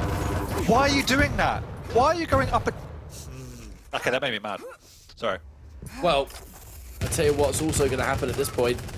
As I was just saying, this overstack is a real problem. And now Tox going to give himself a combination of Mega and Heavy at this rate. Caught on the drop down. That rail doesn't hit it. The tri-bolt opening damage is so good, and even then, Tox more than healthy enough to try and maybe secure another frag here. He's going to try and beat them to the Mega. And I feel like that's exactly what's going to happen here. Sib uses a rail, but I kind of feel like that rail did it a favor, because it just means that Tox is now able to pick up that Mega for free. And there's such a delay between these two items that maybe... Yeah. Who cares now? On the flip side, it is too little too late, but Sib took a breath to go and eliminate the totems, as we kind of rightly pointed out. I mean, there was a point where Tox pretty much had 5 totems on the match, which is absurd. So Sib had taken that moment to remember the champion he was playing, because a lot of the frags Tox has got has been off the back of having just that additional stack for him to push in on, but these angles are insane. Tox has given up taking the items. He's just attacking Sibs from all sides. Just, what can we imagine if that hit? Ooh. Uh-oh. Sib, that orb is not going to accomplish anything, unfortunately, which means that for a considerable amount of time, he's not even going to have that. Not that there really is anything one can do in this situation. There's 2 minutes to go. You got to get 5 frags. It's one of the biggest maps in the game. And the way Tox has been just playing, I got to say, this is not a style of Tox I am used to seeing at all, but I'm here for it. No, just a lot more calculated and reserved. It's reading his opponent really nicely. And that's why his aim is insane, but that's why his aim has looked so good. It's because he just understands where his, like this, just knows exactly where his opponent's coming from and absolutely punishes him time and time again. So feels like the LG equivalent of when someone looks like they're hitting amazing rails, and it kind of really just comes down to they're putting themselves in the perfect position every time. Exactly, you know? yeah. There's not much reaction here. It's just confidence and understanding, and you just follow through with what you know. Tox not able to escape there, but as you've said a few times, it's too little too late. Tox is definitely going to be taking this. Oh, say that. Hang on a minute. If he's running headfirst into him with a rail and just a rail out, then maybe things might be different. Sib is going to have... Oh, this is a scary time, though. He has to hit everything. Yeah, he has to. Okay. He's making it happen, but he's taken a lot of damage. Still got that heavy, but there is a very small chance. Tox just needs to run, and Sib's caught him here. Tox has only got this rocket, though, so unless huge rockets, which they are... Oh, wow, the smallest of margins were just shut down by Tox. Oh, nice. Sib does find the shot. Okay. 2 frags in 30 seconds. I mean, there is a totem here, so it's going to be that extra split second of survivability. He read him. Oh, no, he doubled back, but he's got the weapons. Once again, Tox only got these rockets, but they have been serving him well. Oh, he could have rocket jumped up. That would have been nice. Oh! Tox doesn't quite manage to hit that kill shot. That would have been it. Oh, that's frustrating. It's just taken too long. Yeah. Oh, Tox finds it. And that's not even a trade. That is unfortunate, but it's going to result in Tox taking another map here. The GGs roll through, but funnily enough, right as that comeback was mounting, the moment I saw Tox pick up that rocket, my brain goes, he's safe now. Because with how his rocket placement has been all series long, which is so weird talking about that with Tox. It is strange. But his defensive rockets have just been that ace in the hole that has stopped Sib from getting a foot in this matchup. The unbelievable aim, like, yeah, the rails, especially the LG, that's one thing, and that's something that we're kind of just always used to seeing with Tox here. But the moment there's even an avenue to make something happen, Tox's rockets today have just said no. They are just a giant full stop. And it has been wonderful to see. But I do feel for Sib, because that had to be frustrating. Think about how many of these frags were close combat and how little damage Sib did with anything except the rail. It was bizarre because he was almost... It felt like he was trying to force the issue too much, but then realizing he made a huge mistake and trying to run away at the last second. It happened a couple of times where he went in for the kill with Tox and then thought, oh shit, this isn't going to work, and tried to skedaddle, and it wasn't to be, whereas Tox just... He allowed that to happen, it felt like. He knew that Sib wanted to push into Tox, made sure he had that overstack, which was a huge part of his game, made sure he had at least one major item to work with, and then just allowed Sib to go aggressive. So it was calculated and more restrained from Tox, as you say. It was close. It was a lot closer than it felt as well. Now, the final destination here, Corrupted Keep. This is, I think, just a straight up situation where Sib does just have access to more damage thanks to dual wield. You know, we don't really see as much BJ these days on a map like this as we used to. I always did think there was more of a sort of North American focus towards that champion pick than other parts of the world. But is it going to be enough? I think that was the question I was going to ask. Like, even is double damage enough from what we've seen so far? You know, no is going to be the answer. This just reminds me of, you know, when you're kids, right? And, you know, in the UK we had super soakers. You know, they're like water guns. Where's this going? What I'm saying is, there's always that person that wouldn't have a super soaker, but they'd have two like washing up bottles just filled with water. So they're dual wield, right? And then you've just got this dude that has like a super soaker and is like, I don't care about the fact you have two of these things. That's the impression I'm getting from Tox right now, is that he's got the super soaker, Sib's got the two washing up, the really cheap ones, like cylinder shape. You know what I mean? I think this is a very specific ketchup Leicester analogy right now. That's. I didn't grow up in Leicester. I don't even think they have those washing up bottles in my city. Yeah, but I hear what you're saying. I mean, the key for me in this, obviously Sib needs to play the items well. It's going to be that mid-range damage. He has to get the better of Tox with the heavy machine gun, get that chip damage, the tri-bulk going, so he's weakening Tox. We can't afford to just have raw, all-out battles with the LG. Now Sib is going to be able to get a hold of some rather important weapons straight away. He is going to make chase, but in a choke point that... Oh, yes! That is the kind of start Sib was looking for. A tasty mid-air. And then some. And he's actually going to be able to take away the armor as well. So, pretty great start here for Sib. It's a good start so far. Can he continue momentum? Looking healthy, but Tox, let's get that mega. He's got the weapons he needs as well, so not the end of the world. I think Sib's going to try and really position himself carefully. Yeah, nice. Nice read by Sib. Tox throwing in the turret as the entryway. Well, I say nice read. He walks straight into a secondary rocket, tries to double back, but read by Tox. A nice play by both all round. I think of all the maps that we've seen so far, you know, this is the one that's going to be the most combat heavy. We've seen many layers to Toxic's game plan so far. And, you know, it's all going to sort of conclude here on the Corrupted Keep, where combat is the name of the game. Something that he's more than happy to do. But I feel like actually Sib in particular, he is not shy of throwing down if he has to. So if he's able to keep himself composed and he can keep himself in this match, he's caught Toxic in a horrible position where there wasn't even a rocket. The click from hell, right as he tries to fire one. Nice.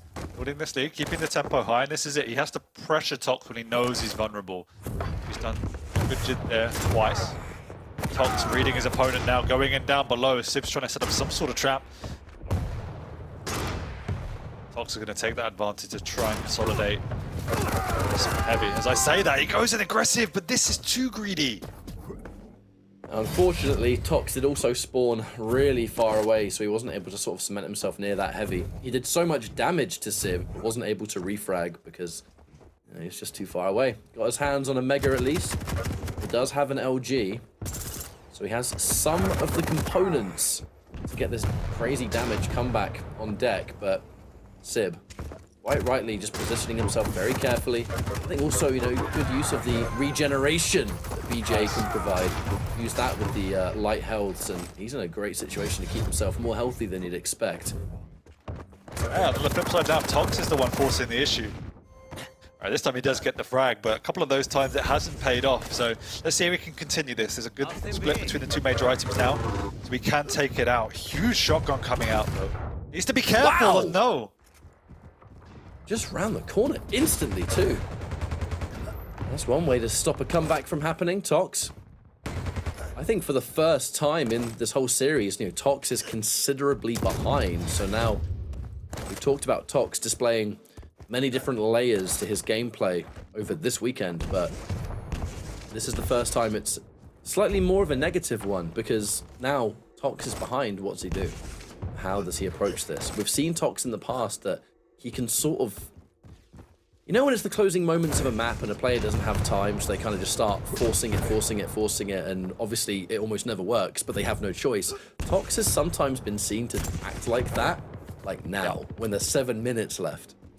That's kind of where we've been at the moment. Some of these frags, he's hasn't done his due diligence to manifest at a good opportunity. He's just jumping in because he's confident in his own ability. But when your opponent's in the right position and prepared, it doesn't matter how confident you are. They've always got that advantage, and you have to almost pull off a miracle to make it work.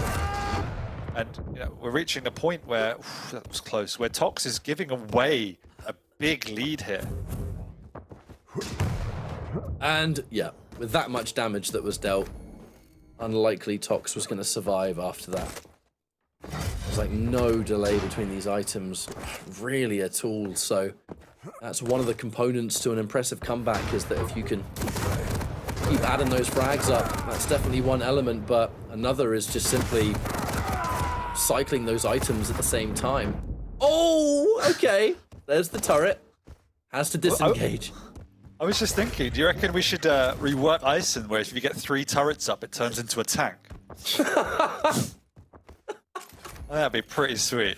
I'm pretty sure I saw that in enemy territory once. Alright. Oh. Bit of, oh dear. lag? Yeah, I hope that was just spectator side, but either way, I guess we just persevere. Sib working on a rather strong lead, but actually this is the difference now. A strong delay between the items. Tox, the opening rocket, didn't hit its mark, and the LG expecting Sib to be much closer than he was, which means a lot of that damage was not returned. Great situation for Sib. And now Sib setting up shop right where the Mega is. Full wheel, used a little bit early. Oh, and he finds it! Tox! He does. He's taking so much damage though with no items up, and Sib doesn't get a great spawn, but he gets some good weapons to go with, and he knows how low Tox is. He wants to get this frag to restore that parity. He himself a little bit vulnerable if he goes for this. Tox's defensive rockets. I mean, he's out of rockets now. So the sort of survival technique that we have kind of seen, a lot of damage from the plasma. A lot of damage, but with these items to appear, Sib doesn't really care. He's going to go off now, take that heavy, try and protect this lead so much. There's going to be a drop down. Bit of a strange fight there. An awkward angle for both parties. What is happening in this game, Ketchup? I don't even know. That turret, I mean, maybe it heard about becoming a tank and it's like, man, you know what? I got to prove my word. Maybe they'll listen. Toxic was a few seconds early on this heavy. Oh, he was too early! No! That was one hell of a mistake there, Dan. How punishing will it be? That's the question.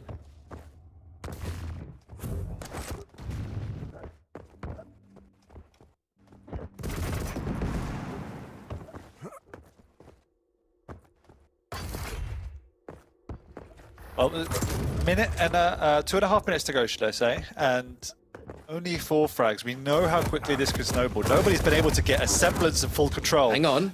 That's a big pickup, though. Where's Sib going to spawn? There's a turret there defending this Mega. The full rotation to Tox's name now. The question is, can he maintain this? Doesn't need to get frags at any sort of high tempo. He just needs to maintain that control. And importantly, taking as little damage as he can in these fights. That's now 2 frags that Tox got, but we're clean. What is Sib? Sib is just not caring about Tox's position whatsoever. Dual wield has come out. Oh, and that has done so much damage to Tox, enough so that he now has to retreat. And he cannot take this heavy. He should be able to take this Mega. Now Sib, this is kind of scary for Sib. Like, yeah, he's got armor. He has just used his dual wield though. Rocket doesn't hit its mark. Tox, it's gonna be dangerous to push that choke point, and he catches Sib turning round. Now with 1 frag to go and a minute and a half. Oh baby, this is possible. The turrets have been huge as well. They've been absolutely blocking Sib's entryway, so it's actually limited him a little bit. Sib's again going quite aggressive here, a little bit careless. There's a minute to go. Tox just needs to maintain this control. Oh, the Mega's up and he's got on top of it! Turret's there preventing him. He does pick it up, but Tox has done a lot of damage. He stuck himself. Oh, we gotta watch out for that dual wield! Oh, the jumping. I'm so confused. And now Tox does not have a lot of time, and he is gonna start forcing it straight ahead. Sib! What? Sib! He hurt himself with the rocket mid-fight, I think. Okay. Oh, there's the push. Oh no, missed sound. Oh, huge rockets, Tox! but the Mega's up. He's gonna go for the kill. He's gonna go for the win. He's gone in aggressive here. Caught Sib off the spawn. He's so low. This Mega's up. Sid's gonna get it. Timmy is defending it with his life. Sib gets away for now. Pretty much parity in terms of stacks, but Tox didn't have the ammo and the LG to finish that off. Huge rocket to prevent the aggression with the dual wield, and Tox has this heavy. This looks very much like Tox's situation to win. Sib, almost no armor to his name at all. There might be the occasional light or something, but he is not going to be able to make his presence known for this Mega. He was not able to take the heavy. Sudden death, engaged, but oh no, Sib has... The world is against him right now. Yeah, and the turret as well, just for he's the doubling back! information! Oh, that's it. How does he... How can he survive this, Dan? I mean, he just can't. At this type of map, you can't. You just have to hit miracle rockets. And it's not going to be... He's there, but Tox doubles back to take the win. Oh, that's got to feel bad for Sib fans out there. Yeah, that was... I mean, if you're in Tox's situation, like if you're a fan of Tox, you're probably having a great time right now, but that was a bizarre map. But in those final moments, Tox just found that way.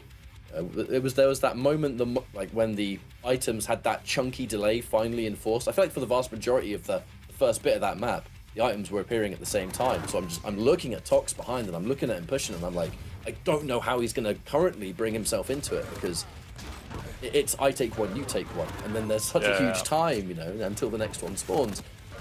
The moment the flow began, we got to see that side of Tox, where Tox, it almost feels like he acknowledged that he was being too aggressive in these opening few minutes. Exactly. And then he slowed it down.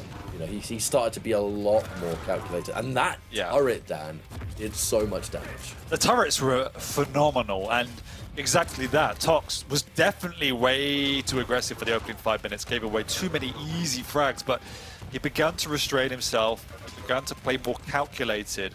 And yes, there were still big lapses in concentration, big mistakes from Tox, but he put it all together to do enough of the basics right, where his quality shone through. Like 3,000 damage with the LG alone. Absolutely insane. And I know it was a 3-0 to Tox but it was a fairly close series. And I think the big thing for me from a Sib perspective is the last time we saw him in the QPL when he was going up against the Kosh, we often saw him just try to contain the score. Where I think throughout this series, he played aggressively and he tried to play his game. So you've got to credit him for that.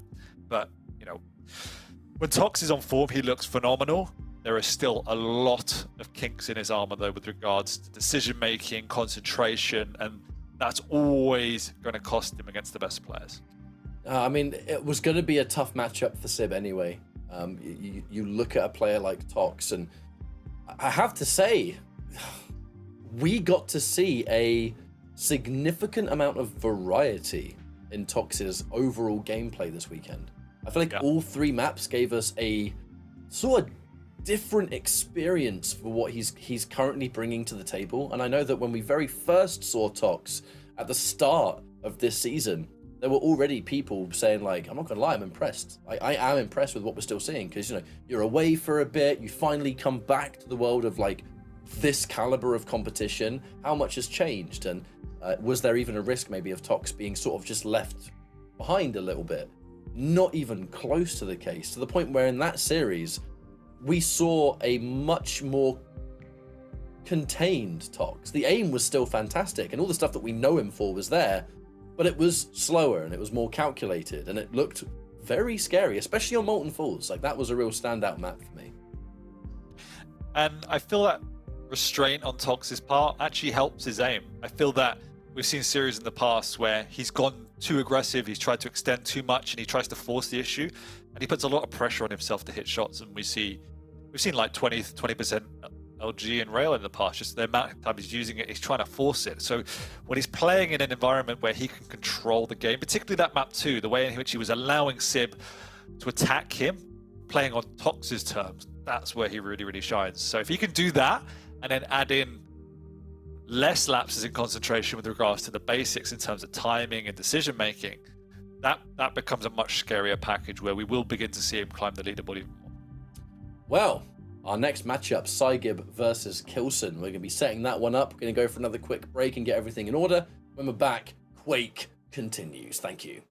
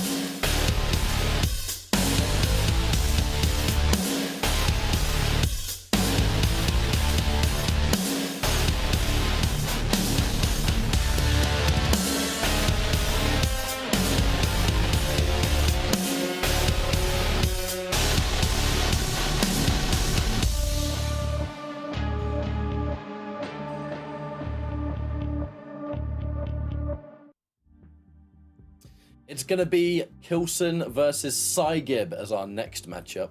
And then after this one, we have the 2 featured matches of the day. Very Maestro heavy later on. But it's all about the now, which, as I said, Kilson and Psygib. Kilson, who is just forever in impeccable form, I think, Dan. Yeah, when you look at today's matchups, with all due respect, I think this is the easiest one to call of the day.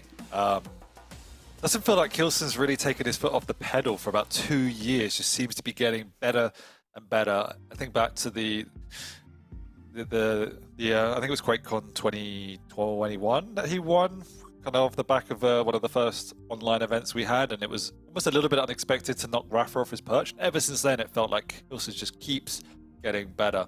Obviously, Venger had a bit of a establishment in the middle there, but otherwise Kilson has been the ever-present at the top of the leaderboard and the top of the rankings at the final events as well. You just see the existing grind that just never really stops. I've said this in the past, but I feel like when people are streaming their practice, Kilson was one of those players that was doing it a lot. It was extremely prominent last year. I can't really say the same about this year because I truthfully haven't really been watching Kilson as much. There's a lot of people streaming Quake these days, but there's a loyal following, a loyal fan base, people that just love to watch him compete, and that's what it's all about. If we're able to somehow get better than number 1, then I think I'm here for it. God, I can't talk today, apparently. Anyway, Psygib. What is going on with you, my friend? Anyway, if Psygib... I don't know, mate. I forgot to make a tea during the break. So, yeah, all the teas for Super Soakers, sound problems, what the hell, man. Psygib, look, I just feel like he hasn't progressed. Let's put it that way. I feel that he's still very good. He has the mechanics down, he has the basics down, but he lacks a real X factor about his game, and just feels that he's been at the same level probably the last 2-3 seasons, and even he's almost fortunate to have made it through to this stage, having kind of come through the relegation. So he can hold his own. He will definitely keep picking up maps, but in honesty, like, obviously, we want to see more from Psygib, and he can bring it on his stage. It's a little bit inconsistent. We'll take a look at the picks and bans anyway, see if there might be some sort of a secret weapon, perhaps. Either nor is going to be Corrupted Keep first, Deep Embrace, and then the Awoken. That's something that stands out to me, is the Visor pick on Awoken for Kilson. Now, I've seen it before. Visor has been used in maps that sort of make you go, wait, really? And it has worked out for people, so hopefully, for Kilson's sake, this will be another one of those. Could be a little bit of experimentation, perhaps. I think people are always looking for extra elements to a map as common as Awoken. I think it's one of the maps that really lends itself to champions being really nice and creative on there. We just saw Clutch earlier today. Yeah, the two picks that stand out for me is Psygib taking up the Nyx, almost stealing it from Kilson, otherwise assuming it would be picked up. And yeah, the Visor as well. But the Visor is still very useful in circumstances, and under the skill set of Kilson, I think it's a little bit more impactful than it would be under other players. Obviously, the way in which Kilson plays a very stationary, positional-based game with being effective with his rail, the piercing sight becomes even more important with his utility. So that's obviously going to be really powerful. And as you say, we're definitely at that stage of the season where people are perhaps experimenting a little bit with some of their picks or their play styles. I don't think it's necessarily that. It's still a very good pick, but a little bit there. And then on the Deep Embrace, we saw the slash earlier on Maxter. It was decent. Obviously, it was a bit of a sloppy game throughout. I think it's going to be a lot cleaner on Kilson's hands, and that could make life very scary for the Nyx, as we saw when Chain picked it on Awoken. If you get on the back foot against a champion with speed and aggression and hitting their shots, your life can be pretty miserable. Kind of looking at some of the other options that are there too, removing an Athena, that is sort of historically one of the stronger champions that we've seen Psygib use.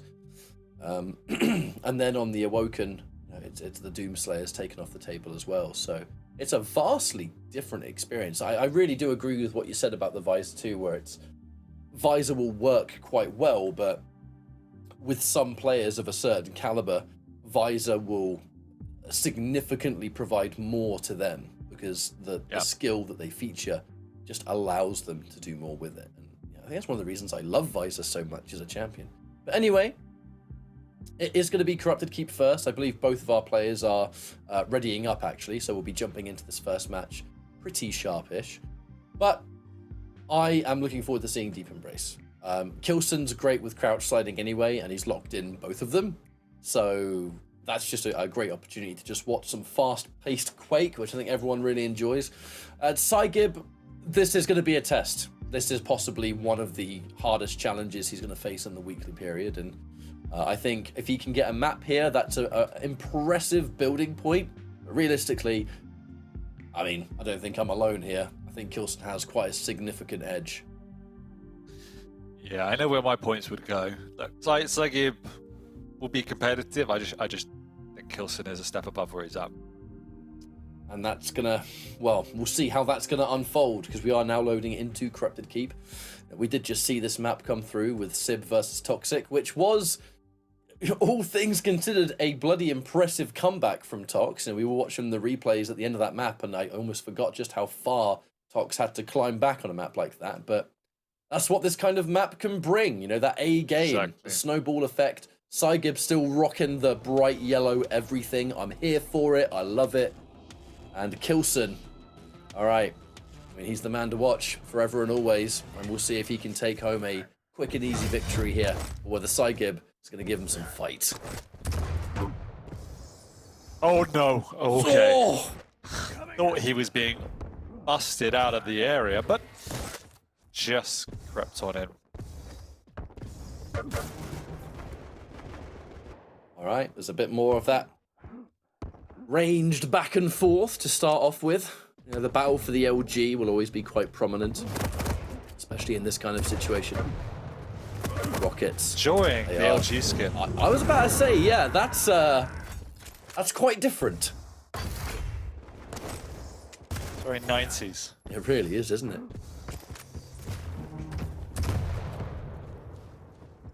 Psygib is showing immense respect to that LG, and of course you have to. With no rail on this kind of map, Kilson, that aim's going to come through in other ways, and kind of rare that you see the player that has the high ground be the one that almost appears to be at a bit of a disadvantage, but Psygib. Not got enough LG to really take a fight for the mid ground, so just has to do some damage. There we go, perfect in fact.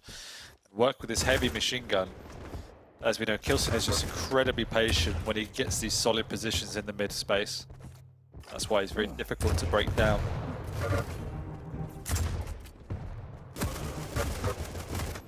And considering this is Corrupted Keep, it has not particularly been an action-packed map so far. There has been immense respect shown by Psygib, but at the very least, the positions that he's been in have not been open invitations for Kilson. You know, Kilson himself has had to be extremely careful. The question is, what happens when a frag happens? That's what I wonder. Yeah. Lots of probing, but nobody's been able to get any significant damage one way or the other. Exactly why we're seeing this continued stalemate. But again, it's very counter to what we've seen earlier today, where you can play this way. Lovely push from Psygib, in fact, going through the Pika with the orb. That was fantastic play from the American.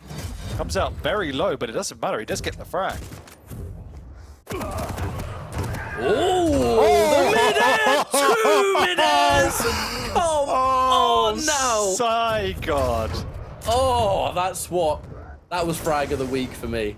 That was the one. And that was a very Psygib kind of frag, you know. I don't like sort of just regurgitating old talking points, but with Psygib, you always have to say, this guy knows how to throw down. This guy can fight. If you have to put Psygib in a situation where you got to get a frag, you always bet that like he's got the tools to get the job done. It's why he was so dangerous in 2v2. It's why he was one of the top fraggers in the world in that game mode, because you could just rely on him to do that damage when he has to do it. All in the tash, my friend. But no, I mean, always give Psygib respect where it's due. His mechanical skills are on point. Can he continue this though? Amazing start so far, and as you said, the respect coming out from Psygib is really, really strong. I want to give too much respect to let Kilson take the map away, as he's just done here, because then you're reliant on making frags happen like that, which is not sustainable. Can't argue with the 2 frag lead so far. 2 frag lead. It's a rather tender lead to work with on a map like this, especially with an opponent like Kilson. But Psygib, rock solid so far. Whoa! These rockets have been troublesome for Kilson so far. Aren't really... Oh, no. Oh, he's no ammo! Oh! What on earth is going on here? Rather even Stevens on the health, but no! Kilson going up the jump pad was a big mistake, unpunished. Bit of frustration from Kilson there. He manufactured an opportunity but ran out of ammo, and then, as you said, big mistake on the jump pad as Psygib continues to rotate. This is it. Oh, that trade's the best he's going to get, I think, for Psygib. Really hasn't changed the situation much. They both absolutely gun it. No, but Kilson gets the LG. That's it. Unwinnable. Best of a bad situation from Kilson, forcing the trade and then getting the better of the frag. Really fortunate there. Better of the respawn, should I say.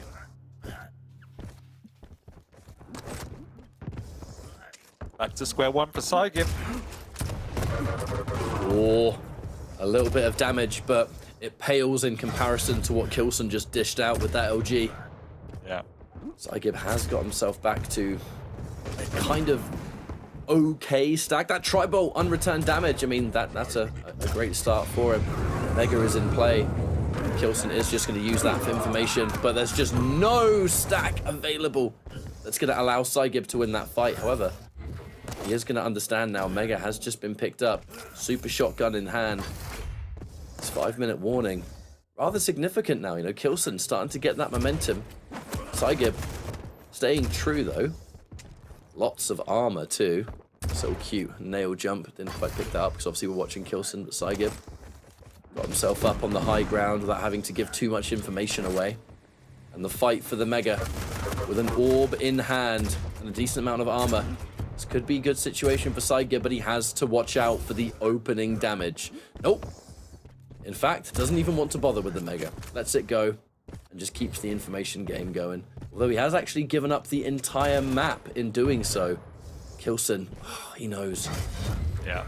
Kilson realizing Psygib effectively trapped himself outside the map, decides to use that breathing space to take full control, but not only take full control, add a healthy split between the items. So this is where it can get pretty scary for Psygib. Yes, he has the lead, but he has no position, no real awareness of the true timing of the items.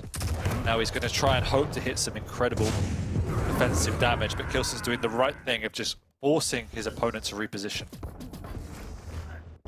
Kilson has consistently, been more in control of these items so far, particularly that heavy. Psygib has made it no easy task to chase him, and he has kind of managed to slip the net a little bit and take almost no damage in the process. Now, it's not really accomplishing a huge amount yet. It is wasting time, however. Oh, Kilson's just going so fast, those prediction rockets. You've got to look into a crystal ball to know when to fire. Oh!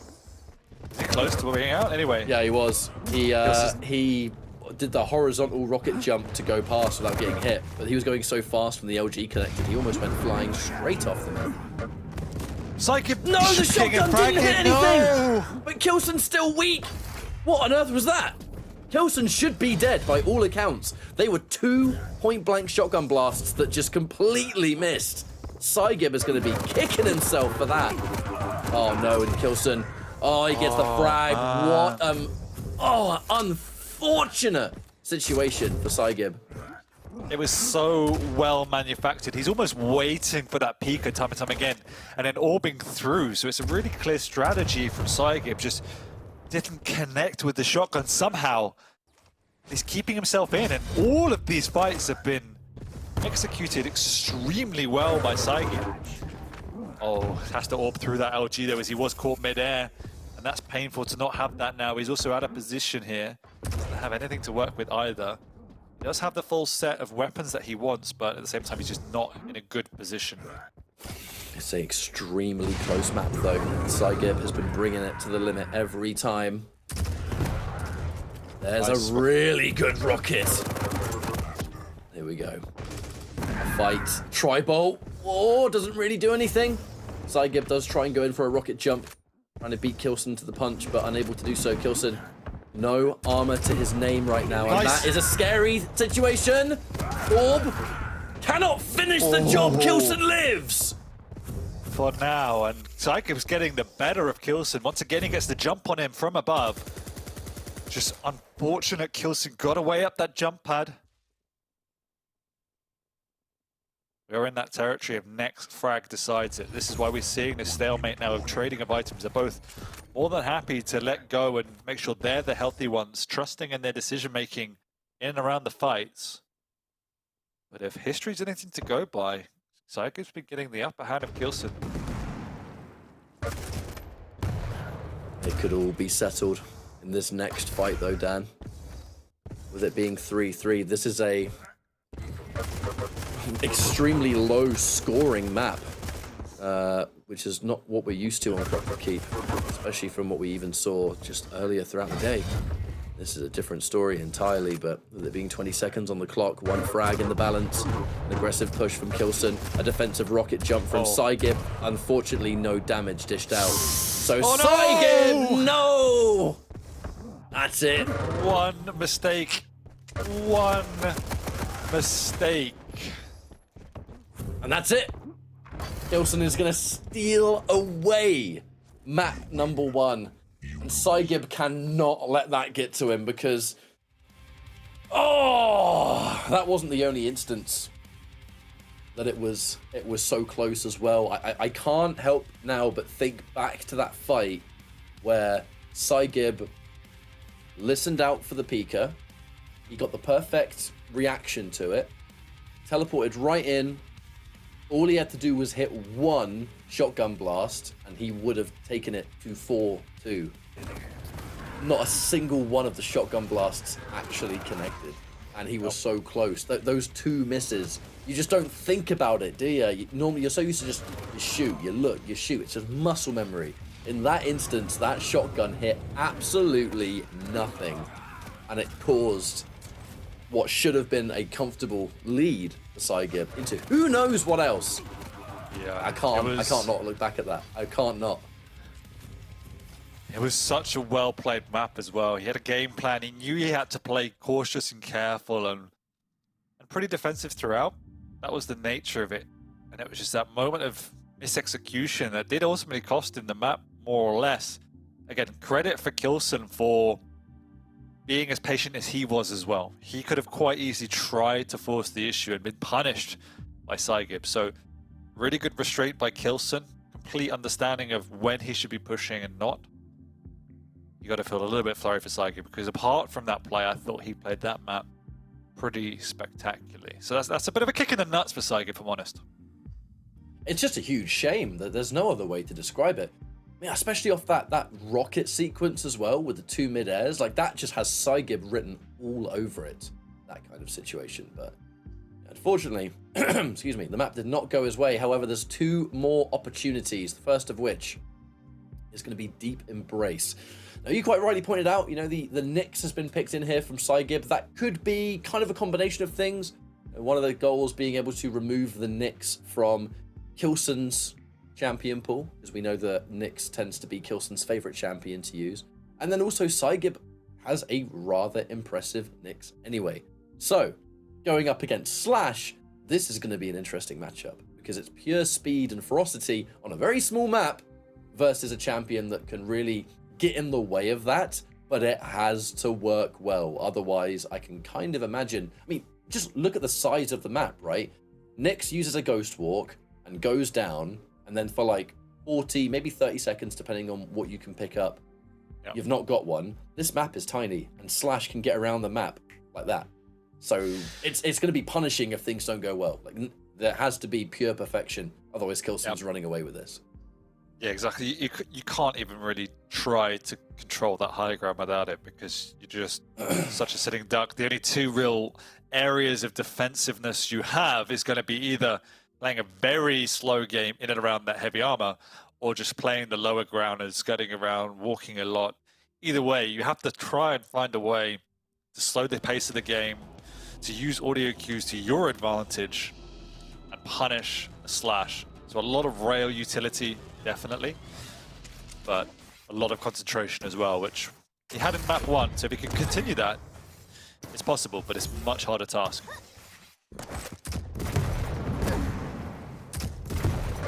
Psygib.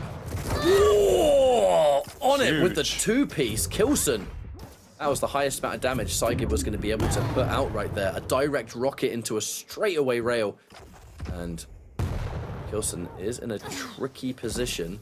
However, he is thankfully going to have that speed to disengage. And Psygib struggling to hit the rails here, but it is going to be a rather hard shot to hit. I mean, God, I've been watching this through Psygib's point of view. You can barely spot Kilson. He's long gone. Oh, the ambush. No. Yeah, he has to pop it straight away. Kilson reads it as well. Big rockets from Psygib, though. Okay. Okay. These player cam no reactions have been the best yet. Yeah. Yeah, this is kind of the map we were expecting to see, though, folks. Kilson flying around all over the place. Psygib reminding us why his rockets are like some of the greatest out there, in my opinion. They're just out of this world. Oh, the turnaround. Dude, they are pound for pound matching each other right now. This is some impressive stuff. And Psygib showing fearlessness. You know, not afraid of what Kilson brings.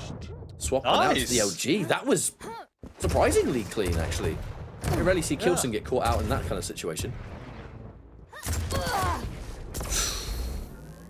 Fortunate weapon choice there from Psygib. Just must not have expected Kilson to just come bolting round that corner. Saving grace at the moment is the fact that they're still willing to trade major items. So Psygib continue to pull back onto that Mega for now. But without this Ghost Walk, this is what we said. He has to have to play this low ground, play the rail, use the audio cues. He just cannot afford to challenge Kilson. Lovely drop from above, but 4 rockets coming out from Kilson. Psygib gets away, hits the rail, but not enough. Kilson gets away with 63 points of health. And a good position for a follow-up frag. Once again, the Ghost Walk comes out. Now Psygib has to commit. There's nowhere else he can really go. As I say that, sorry, he does double back from the Mega. Kilson's defensive plays. Ah! Hang on a minute. Just stop to clear my throat. What? Psygib is still weak. These fights are... Ooh! There comes another rail. And now 3 apiece again. However, Psygib, significantly less weaponry to work with. The nail gun's all that's there. Now the rail. But a rail with Kilson's current stack is not going to be enough. LG is going to be so important, I think, in this kind of match. Forced to use it, but can he even escape? It doesn't feel like a single second of this match has gone by where Ghost Walk hasn't been on cooldown. As soon as it comes off cooldown, Psygib's in a fight where he has to use it again. This time he does get away with his life, but Kilson's already there to close the gap. And this is a really key point in the match catch up, because this is the first time Kilson's got momentum. There's a split between the items. There's no Ghost Walk. And Psygib is vulnerable. And Kilson just patiently waiting their LG, just waiting for Psygib to try and take it. And it really is, you know, balls in the court of Kilson. He can kind of sit on this. He can cycle around. The aggressive Ghost Walk from Psygib, unfortunately, didn't really amount to much. And now there is no Ghost Walk for a long time. Kilson's going to know this. Ghost Walk's down. There's a rail. Oh, he's going in. You bet everything he's going in. Pushing in with a shotgun. Can't get the damage. Finally does secure it. At that point, you've almost got to try and just do as much damage as you can. You resign yourself to dying in Psygib's shoes and just say, all right, how much MG can I do here? But there's a similar element here. What? Although the plasma he be chucking is significant as anything. Kilson was forced to retreat, and by being forced to retreat here, that's going to give Psygib an opening. Nothing monumental, though. These items are still on cooldown. Heavy was long taken by Kilson. There's breathing space for Psygib, an opportunity I think he's been long looking for. Rail doesn't hit its mark, so Psygib can continue. I feel like Psygib, he's going to set up shop here, because just getting this armor, it's going to be so important to getting clean frags that allow for a comeback, isn't it? But he's doing exactly what I said he needs to do. You can see how slow he has to play around that heavy. He's just constantly using the Ghost Walk to do any sort of pressure here. It's really good. He's trusting his aim as well, and he's winning out on it. He'll get the frag. Will he? No, he's got no weapons. He's got nothing to work with. All the hard work, and he has to go back to square one. But the game plan is sound. It's hard, it's the long road, but this is what he has to do. Now, Kilson, on the other hand, lots of different weaponry in hand and a rail. The rail in particular going to be so dangerous. Psygib forced to use this Tribolt, although to be fair, Tribolt was doing a fair amount of work, but this is that difficult range. The range that Kilson is keeping Psygib at now. Nice! Oh, hang on a minute! No way! Yes, no he gets it! way! Yeah, that's a celebratory gauntlet. That was insane. He's still so low, but the amount of damage he is able to do is quite incredible. Kilson's going to come barreling on through ball. Psygib gets away for now. It's just before the heavy. Good timing from Kilson. Psygib needs to hit a rail here, and he's not to be. He might get this. Can he get out without doing anything? Oh no, Psygib, low. he's out of Tribolt round. But he's still not taking damage. No, surprising stuff actually. By going to Tribolt and the click, I was so convinced Kilson was going to find a rail right there. Psygib has kept this so close and so competitive. He's a rocket real bad though. Oh yeah, he does. He needs Tribolt ammo too. He really does. Tribolt obtained. Ooh, a little bit of self-damage there from Kilson, it looked like. Tribolt to make it a safer opening, and actually Nice. trading a Nice. Ghost Walk just for it. Oh no, he didn't commit. Oh God! Oh, I can feel every moment here. Yeah, that's Psygib. huge. The only plus side is if he hits unreturned damage like he's doing. Oh. Gotta remember, Slash is the light champion, nothing to work with. Tribolt just misses. What a flick! That Tribolt was so close to connecting, and if it did, Kilson would have been toast, but he just blitzes on past it. And that's going to create so much more work. Psygib, he's kept it close and competitive, but he's forever been behind here. And that has been a problem for him.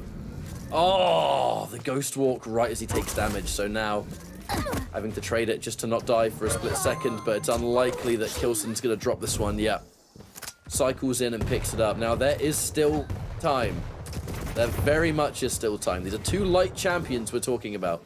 However, really the stars just need to align for Psygib to pull this one off, I think, with the time that is left and how Kilson is approaching this, the damage he's hitting. Yeah, you don't want to be playing from behind because as well as Psygib's doing, he's still just playing to survive at this moment in time. He's not putting any pressure on Kilson. He's not taking any items. He's keeping himself in the game very nicely, but that's all he is doing, is keeping the scoreline at the same level. Nowhere near closing the gap.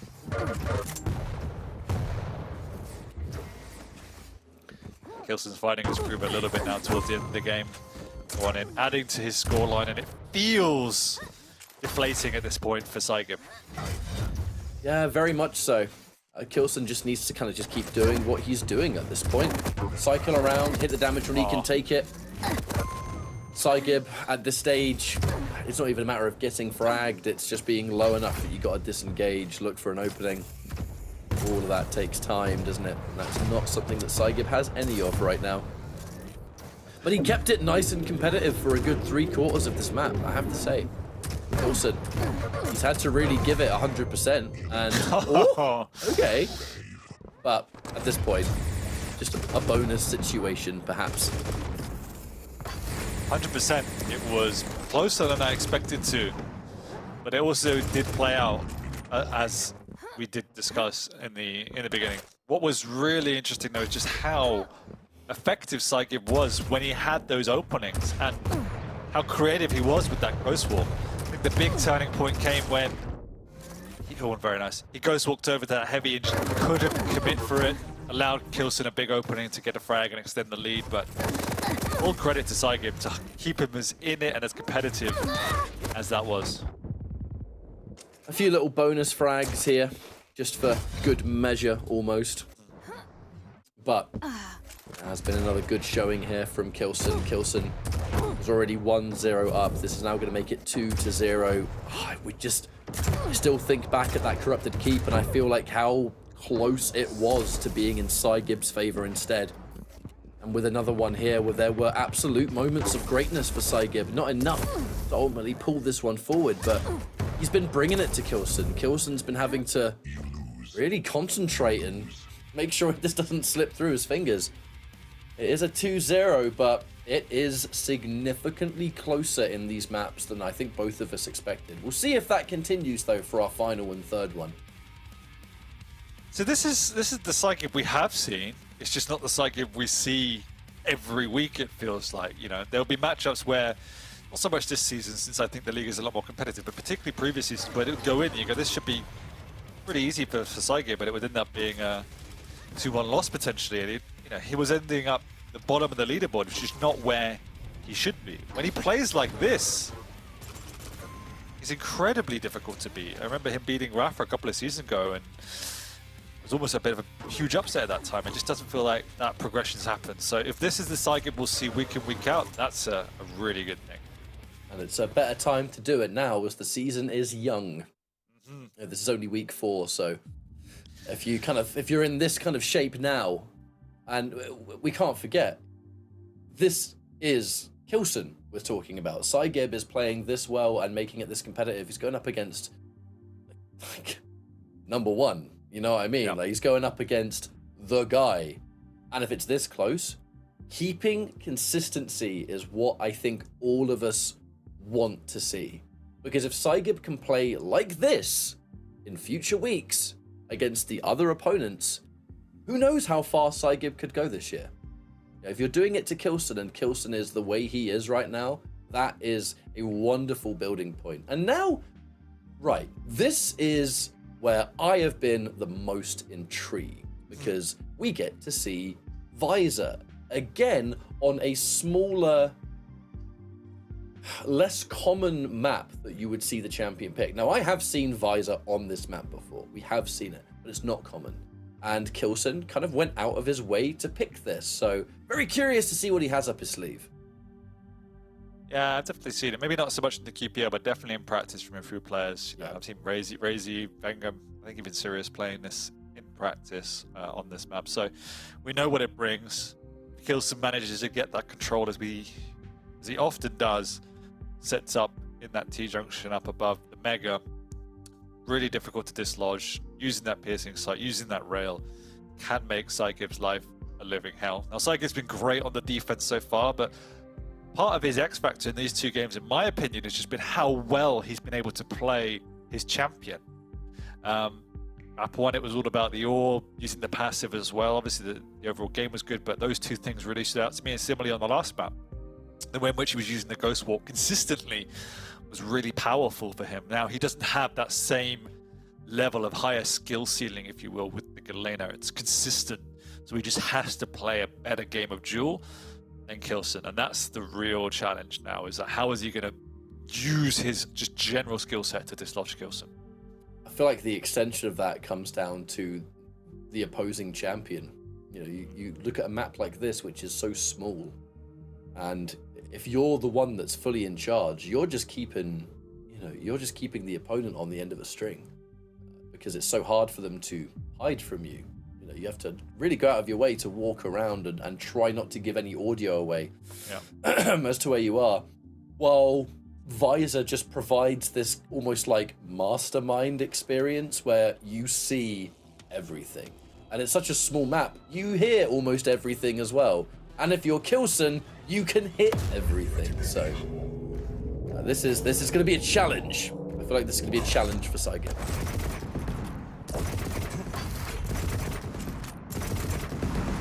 Piercing sight straight away. Just activates that extra information. Now Kilson, that first stage always built around just getting the equipment. You need those rails, and right now Psygib has a good start because he knows his opponent doesn't have one. Ooh. Oops. I know, yes indeed. He is going to be able to go and take this heavy, so it's not the end of the world, but I think Psygib, Operation Keep Kilson Away from Rail begins. Yeah, well, he's already failed that. So he had to prioritize something else. Did he have a rocket? Maybe he didn't have a rocket at the time or something. Either way, he was running low on ammo, so he went back to get that, giving Kilson the T-junction where he said he's going to be. Oh, and he surprises Psygib. At opening rail and now no armor.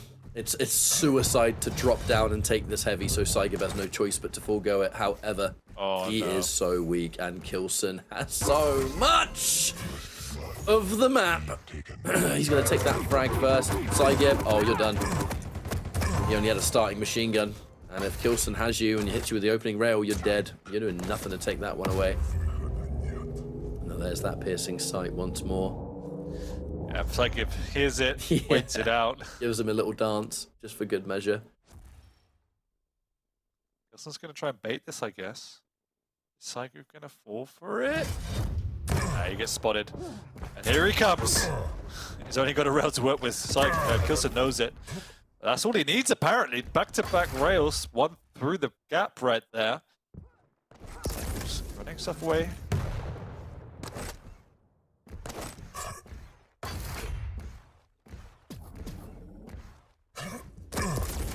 Oh, there's a rail.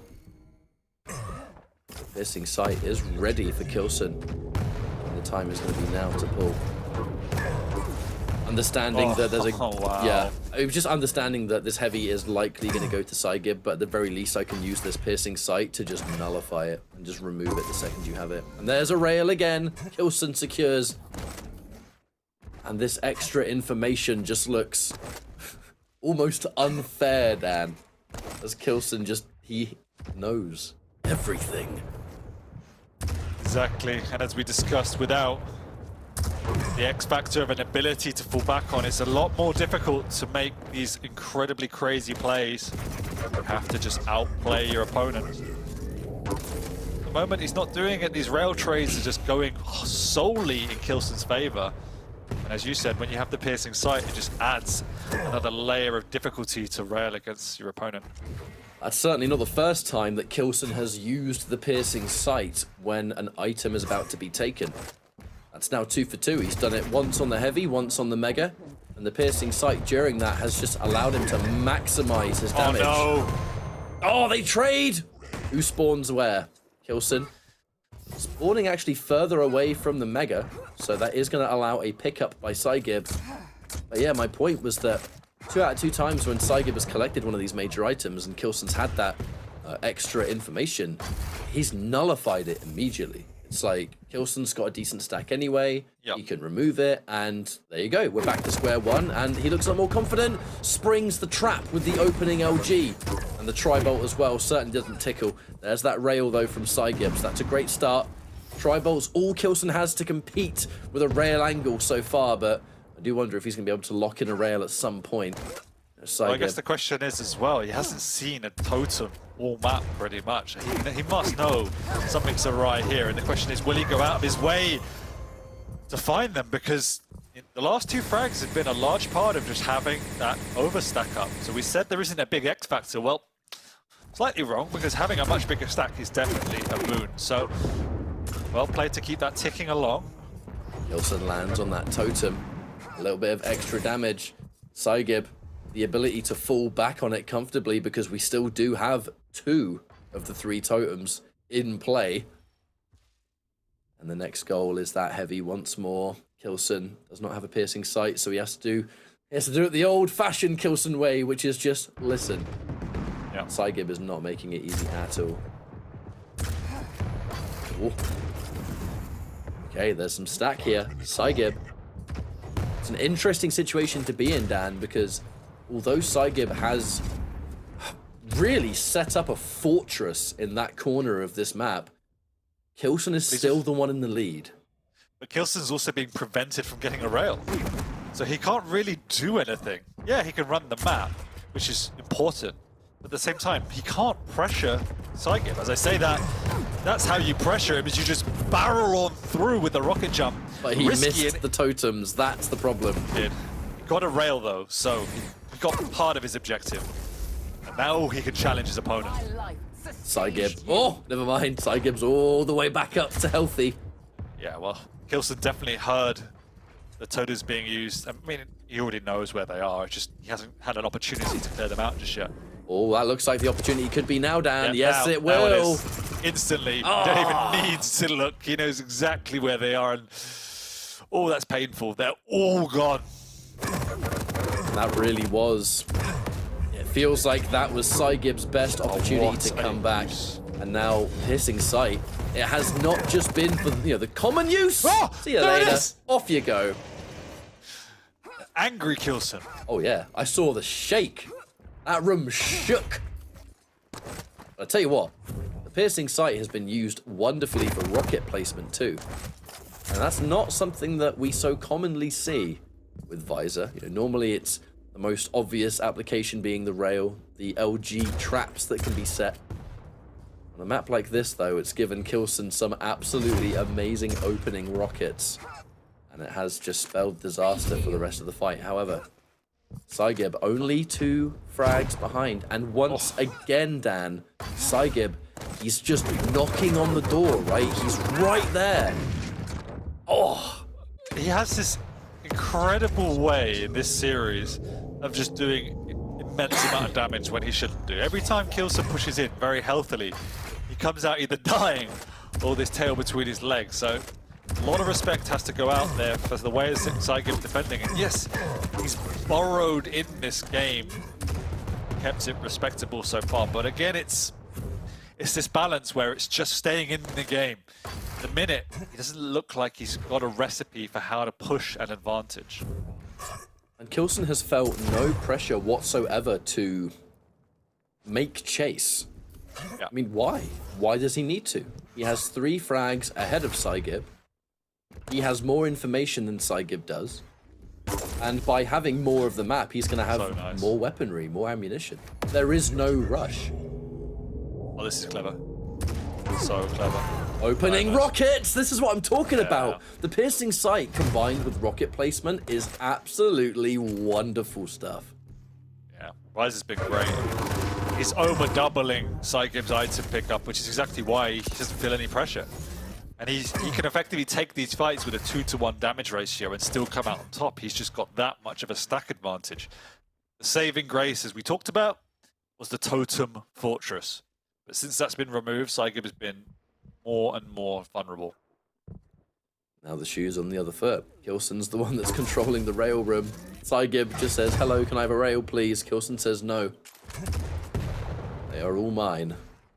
And now the map will be cemented. I mean, there is no time for Psygib to make enough happen to bring this one back, resulting in a 3-0 for Kilson. Now, thing is, if you look at the results without seeing the matches, I think you'd look at 3-0 and think, yeah, I mean, to be fair, that does make sense.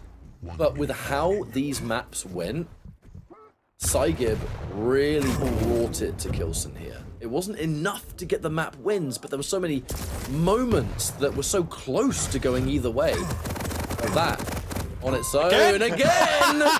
But we trade now. Yeah, oh, again. You gotta love it. I mean, what's that? 4v1s, etc., etc.? Yeah, it's all worth it for that chuckle from Psygib. But no, I agree. Like, I expected it to be 3-0. I did not expect this level of performance from Psygib. And it was large periods of it where he should have been beaten by a large amount, and he kept himself in it. Now, if he could take that another level, transforming that defensive pressure into some sort of control and aggression, he could begin to take maps away from the likes of Kilson. And that's the next step for him. But he's definitely playing a hell of a lot better than he has done in the previous season so far. I mean, I don't... Now, I mean, like, I don't know, like, Psygib's training or practice or anything like that, but it kind of looked a lot like Psygib had at least, like, practiced and prepared for this matchup. I would hope so. No, but what I'm saying though is you're going up against Kilson in particular, so it just felt like there was a level of. I don't mean like, oh yeah, I hope he'd been playing the game. I mean like he was ready for. He's Kilson. open Quake champions. Yeah. He's open Quake champions, but no, he looks ready for Kilson in particular. He didn't at any point look uncomfortable against that style of play because Kilson is a rather unique player. There's very few that play like him, and Psygib looked prepared for that play style. Yeah, I would agree. Like, at the end of the day, as great as Kilson is, you also know how he's going to play. Now, the question is, can you counter that? Mostly, the answer is going to be no. Psygib, all the praise we've given him, he had a strategy to counter it on the defense. What he didn't have clearly is a strategy on how to win. And I know that sounds weird. He was able to very effectively contain the pressure and try and spin it on his head. But at no point beyond the early stages of map 1 did I ever really see him go and try and dominate Kilson. And Kilson, for his credit as well, didn't give him that opportunity. But it was really hard for Psygib to ever feel like he was comfortable in this series at all beyond the opening of map 1. He was always on that back foot. And he did incredibly well on that back foot, which is why the scorelines are very, very close. But like, to become almost champion material, which is to beat Kilson, right? He then has to then take that step further and put Kilson under the same level of pressure. Well, the day is young when it comes to this latest season of Quake Pro League, and there's a lot more weeks to go, so perhaps this is the beginning of seeing that development from Psygib. I've always recognized him as being a phenomenal player, but it's kind of, as you said, you kind of feel like Psygib has been at a set level for quite a while everyone else is starting to really ascend. I mean, Kilson's like a standout example of that. He just keeps going up and up and up and up and up. But today, a different story. Like, Kilson did bring some good stuff to the table, though. I think we're going to be seeing a little bit more potential with Visor on Awoken. There was just something about the rocket placement, even in that final frag, or one of the last frags that we saw. Really interesting stuff. And I love that this game has been out for as long as it has been, and we're still seeing people try different combinations. And it's starting to work, right? I love experimentation. That's what this kind of game is all about. Anyway, that was the final of the regular matches. And now it's time for the 2 featured matchups of the stream. We're going to bring in the one and only DJ Wheat. We're going to prepare. We're going to have a quick break. And when we come back, the Maestro Gauntlet at this point begins. See you in a bit.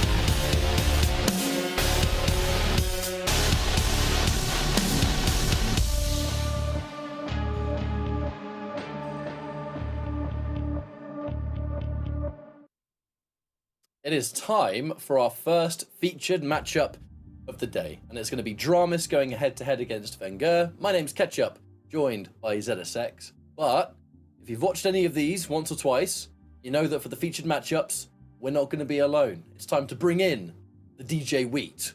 We'll bring him in. Be trusted. I'm not alone either, which is great. I'm great. Glad to be here with you guys. What's up, everyone? Excited to be here. What's up, chat?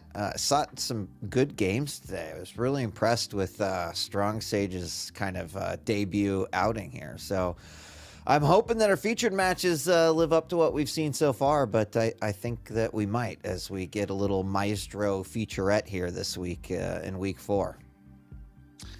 Every game, maybe except the Rapha Chron series, which is good for another reason, has been intense. It could have gone pretty much either way throughout. So, you know, out of all of the seasons we've done, today's probably one of my best days so far, I think, in terms of games. And then long may it continue. We've got 2 big series ahead of us now with Dramis, who had a stellar season last time, against Venger, who himself started strong. It's a great opportunity to just see the continuation of the story of everyone involved. That's why I love these. It's why it's hard to beat 1v1 esports, because it's just so much about that personal player's journey that we get to talk about Dramis as a player that has gone through various kinds of just competitive changes. You know, different levels of success, different levels of confidence. And then you have someone like Venger where, you know, there's just been that consistent level of just wonderful, wonderful play. Venger wants to be the number 1, always, forever and always. May not always be number 1, but it's such a scary threat that every week counts, because if Venger goes down in one of these weeks, you know that's not going to be enough for Venger. Venger doesn't want that. He wants complete domination every single time we play. And Dramis, you know, already had to fight Maestro last week, and now has to do it again this week. Will things be different though, What do we think? I mean, I don't know. That's going to a lot be up to Dramis. I mean, as you said about Venger, he's aspiring to, you know, make it all to the top again. He's talked several times. We've heard him say, like, I want to win the championship this season. Of course, I think everyone would, but you know, Dramis taking that loss to Raisy puts him at 1-1. He's a little bit lower in the rankings, 14, but still looked pretty good. I think it's a matter of just him finding his groove this season so far.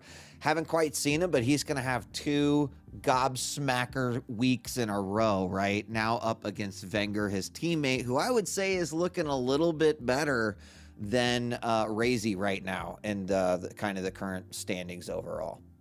I don't really imagine Dramis is going to care too much about being sort of thrown into the deep end, as it were, because I think many of these players, you go into this being like, well, I mean, everyone has to fight anyone anyway, so regardless of whether you fight like X amount of killers week after week, you got to play him regardless. So whether it's consecutively or whether it's staggered, I don't think anyone really minds, because as long as you're in top form and you're feeling good about your play, it's just almost like an irrelevant talking point. We are going to bring up the picks and bans, and we'll find out who's picking what, as Blood Covenant's our first map here. High Octane, though, taking the Nyx out straight away, but it's going to be Athena going up against Slash, so that's going to be cool. Molten Falls after that, and a key removed. Then we have Ranger versus Strog. And then Dramis has gone in with something different, I think. It's the Death Knight on Ruins of Sarnath. That is interesting. I mean, Blood Covenant is going to be really exciting. The one, you've got to play the Athena exceptionally well to beat out the Slash there. If Venger wins, I want to ask him around that, because I know the reason why, but it'd be interesting to hear him explain it. But you've got to play it extremely well to beat out the Slash, and we know how amazing Dramis is on a Slash anyway, so I'm sure everybody's looking forward to that. But positionally, decision-making with those grapples, everything has to be perfectly executed, and then you have to combine that with the rail, because we know Dramis is going to bring speed and aim. Molten Falls, pretty standard picks, I would say. You could have gone for the Galena, but instead favoring that mobility on the Ranger is a really important factor. And I love Ranger on Molten anyway. I think both major item selves lend themselves perfectly to both the orb and the passive, so it's really good.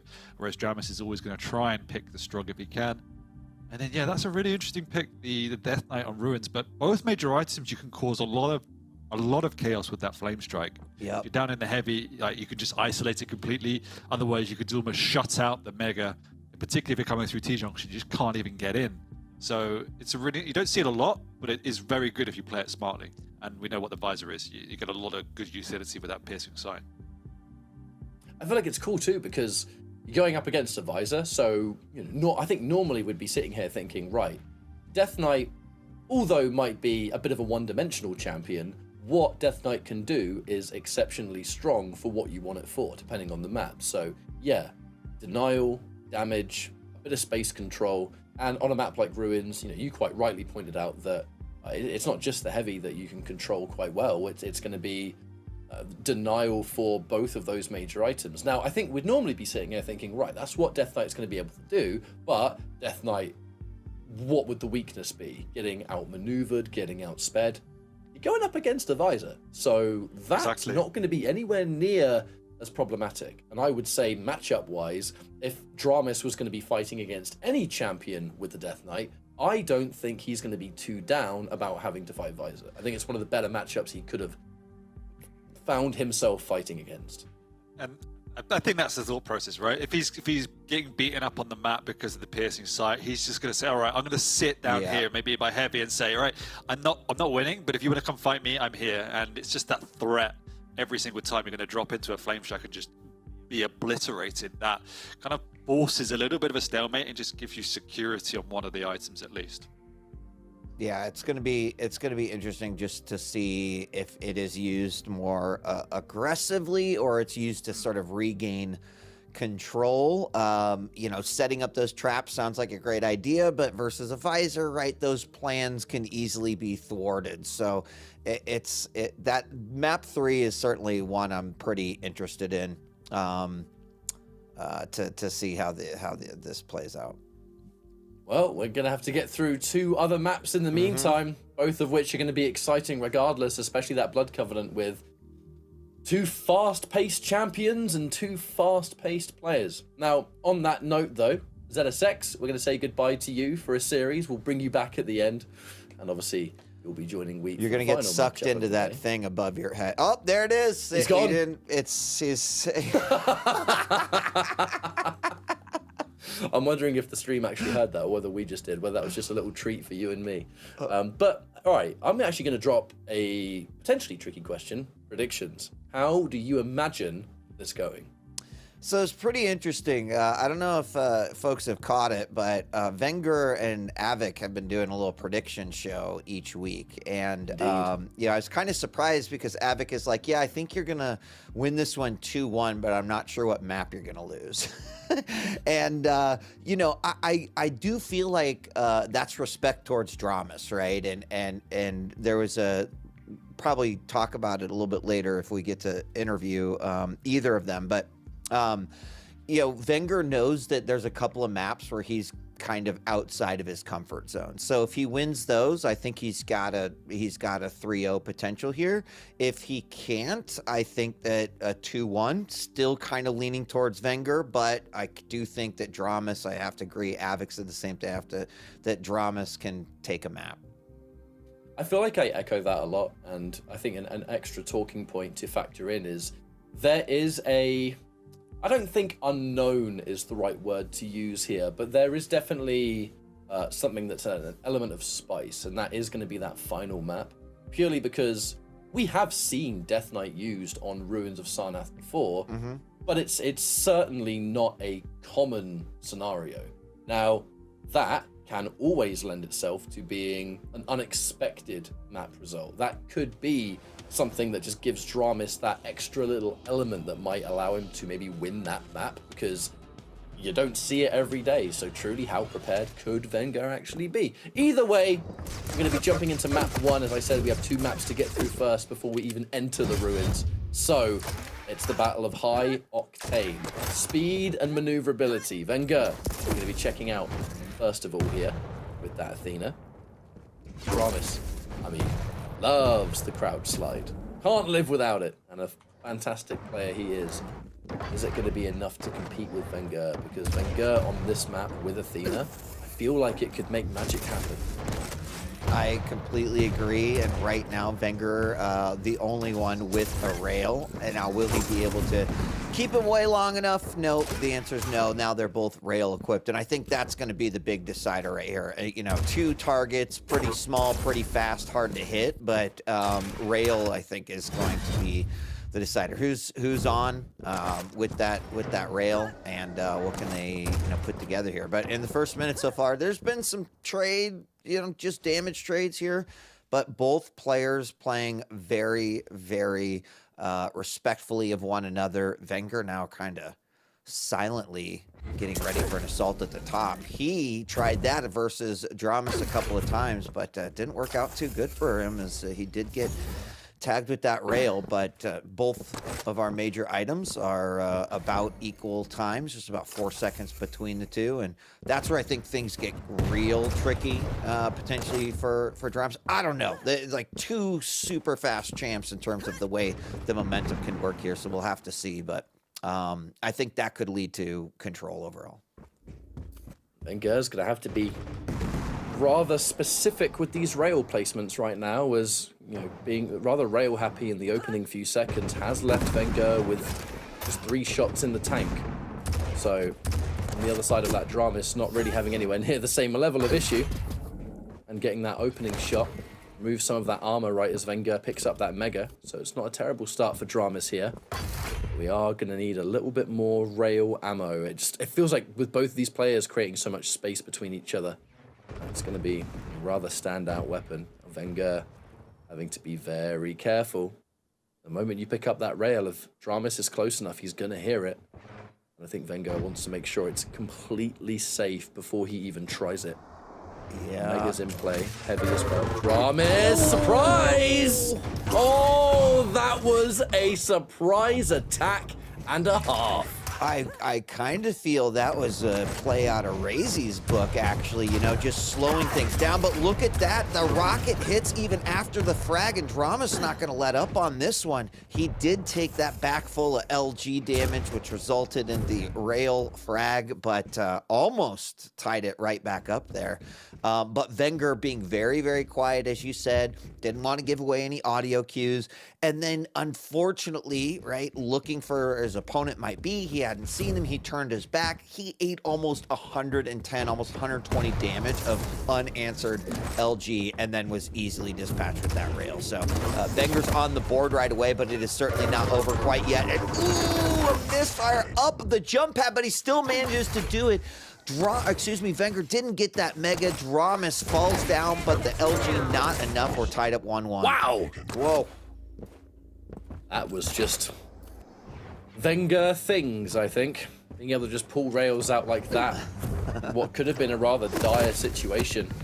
And that is going to be quite an extra factor that will always, always, always make players stand out from the rest. Now, Dramus has been able to secure a rail on hand. Venger relegated to the catacombs, but takes a rail and a second one as Dramus evens the score again. This is the kind of matchup I think we were expecting to see. You look at these 2 champions, and especially you look at the 2 players behind the wheel, they are just so execution heavy. Dramus known for that speed, the aim. I know that you have a crouch slider on a map like this, they can just zip around, and that's why the Athena can be used as an answer. Oh, but Dramus, he is ready for every angle so far. He's so confident that Venger is going to be around that corner, or be standing in that part of the map. He's ready to punish with a rail every single time. It's forcing Venger to be so careful, so reserved. Yeah, his rail reaction's been pretty unreal catch-up, as we saw there on that tying frag as well. And wait, Dramus is currently sitting on 87% rail. He's hit 7 out of 8. Okay, I mean, it feels that way based off of what we've seen. And nice rocket there by Venger. but huge stack for Dramas, so it's not going to do a ton for him. He's going to be able to recover back up from that one, but up the jump pad. And we knew that the rail was going to be big, but I think big equalizer for Venger has been LG. He's gotten a lot of damage in. If he follows up with rails off of that, it's almost guaranteed a frag if he gets a little bit of damage there. Dramas has done a little bit of the same, but Venger definitely using that in his arsenal. Now Dramas on the lower levels. He's going to drop his percentage just a little bit there, but that's bound to happen when you're that high. And we're halfway through it. It's tied 2-2. I'm not sure that a whole lot could have predicted exactly where we would be at this point in the game. And I feel like it's hard to predict where we're going to go from here as well, Wheat. Because now Heavy, the next objective, one that's going to get taken here by Venger, and Dramas not making his presence known, so he's going to be conceding that. But look, he's got to be aware of how many rails he's hitting. If he continues to hit these shots, which unfortunately cannot do right there, does manage to return fire though. And Venger, weak. Too weak to be comfortable. Dramas knows he has that extra time to work with, so he takes his time to line that one up, and Venger once more relegated to the bottom of the map. However, let's not forget Venger, the king of playing on the back foot. We have had some amazing maps from Venger where he hasn't really cemented himself around too much. He wants to play in these unorthodox positions. He finds these weird shots and these weird situations where, kind of like now, he's been able to find an opening. Dramas, the roles are reversed, Wheat. Yeah, I mean, Dramas' confidence in this rail is really impressive, especially considering this is Venger's server on this one, but I'm really impressed with that. I think even when he, it would have been about a minute ago, but he grabbed, it was fighting over by that Mega and still felt confident, but as he goes it right here, dancing between the pillars, unfortunately, confidence or not, he did land the shots, and Venger was very low, but he couldn't seal the deal on that one. Venger is going to take the lead finally, and I'm sure that he's feeling a little bit less pressured now, but still, you know, there's still very, very close gap between these two. Ooh, narrowly misses. That rail does hit with the second one after he fits up that Heavy. And what will Venger do to protect this one frag lead? And additionally, will that mean that Dramas just picks it up a little bit? Rocket does hit. Looking for another rail. That one hits. Venger now, no armor stack. Gonna pick up another 50, but in a danger zone there. Nice combo. Not enough to kill. You could see Dramas really, really zoning here. Look at that. Right past his view. And there is just about 2 minutes remaining. Catch up, and what a close matchup this first map is. Now the Mega has been taken by Venger, but with no armor to back that up, and the accuracy of Dramas so far, Venger is going to be fully aware that that is not a safe situation at all. And it has been a slow scoring game, but it has not been a slow game by any stretch. The amount of caution both of these players are having to take. Loving these hook shot angles. You know, I know for some, it can be seen as rather basic Athena stuff, but you never get tired of seeing it. And yeah, I mean, between the two, we're getting a nice little show, right? Between the hooks and just between the movement that we're seeing come out from Dramas. It's a good one. Now, Venger on the lower level, once again, opening up with that LG, mostly from a defensive position.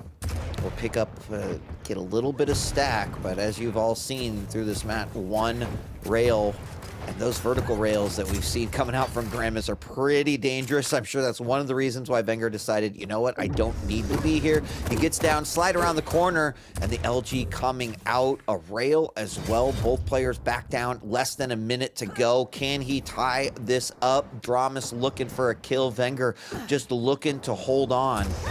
And it's all going to come down to this. Venger's defensive play has been rather impeccable so far. 35 seconds on the clock, but with one frag in the lead, it's a lead that Venger is eager to protect. And it's all about escaping too. I love that escape point right near the center of this map when he did that completely vertical hook shot, because Dramas would have had to rocket jump to chase it. You know, there's no other way that Slash was going to be able to cover it fast enough. Yeah, she can go horizontally fast, but she can't go vertically fast, and that's where Athena has that upper hand and this defensive play. Here comes Dramas, pushes in, but he isn't able to make anything happen, and that was just so cautious and careful. That final moment where Venger just created this absolute choke point. That was a really, really enjoyable first match. Even though it was only 6 frags in total, there was just so much care put into every step for both of those players. Yeah, and I mentioned the LG a couple of times, but almost 700 damage from Venger that came from that LG. I mean, obviously the one where Dramus had his back turned, not a whole lot you could do about that. That was a great trap coming out by Venger, but as mentioned, he was using that, kind of chip away that initial health, try to get them within killable by rail, and it worked out quite well for him. So that extra 700 damage that he was able to stack up there really was a big difference there. Obviously, movement was on point. I dropped my pencil, sorry. Movement was on point. Dramus had some incredible rails there. And again, we talk a lot about potential, right? Venger clearly walking away, victor that one, up by 2. But Dramus looked really good in that first game. And now we're going to be moving on to Molten Falls, where we've got Venger on the Ranger versus Dramus on the Peak, or the Strogg.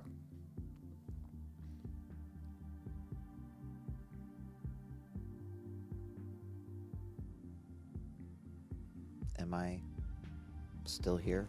Yeah, that's totally my bad. Oh. I muted my microphone to clear Oh, my throat I was like, and I forgot just to touch it. my internet went down. Like, what is everything stopped?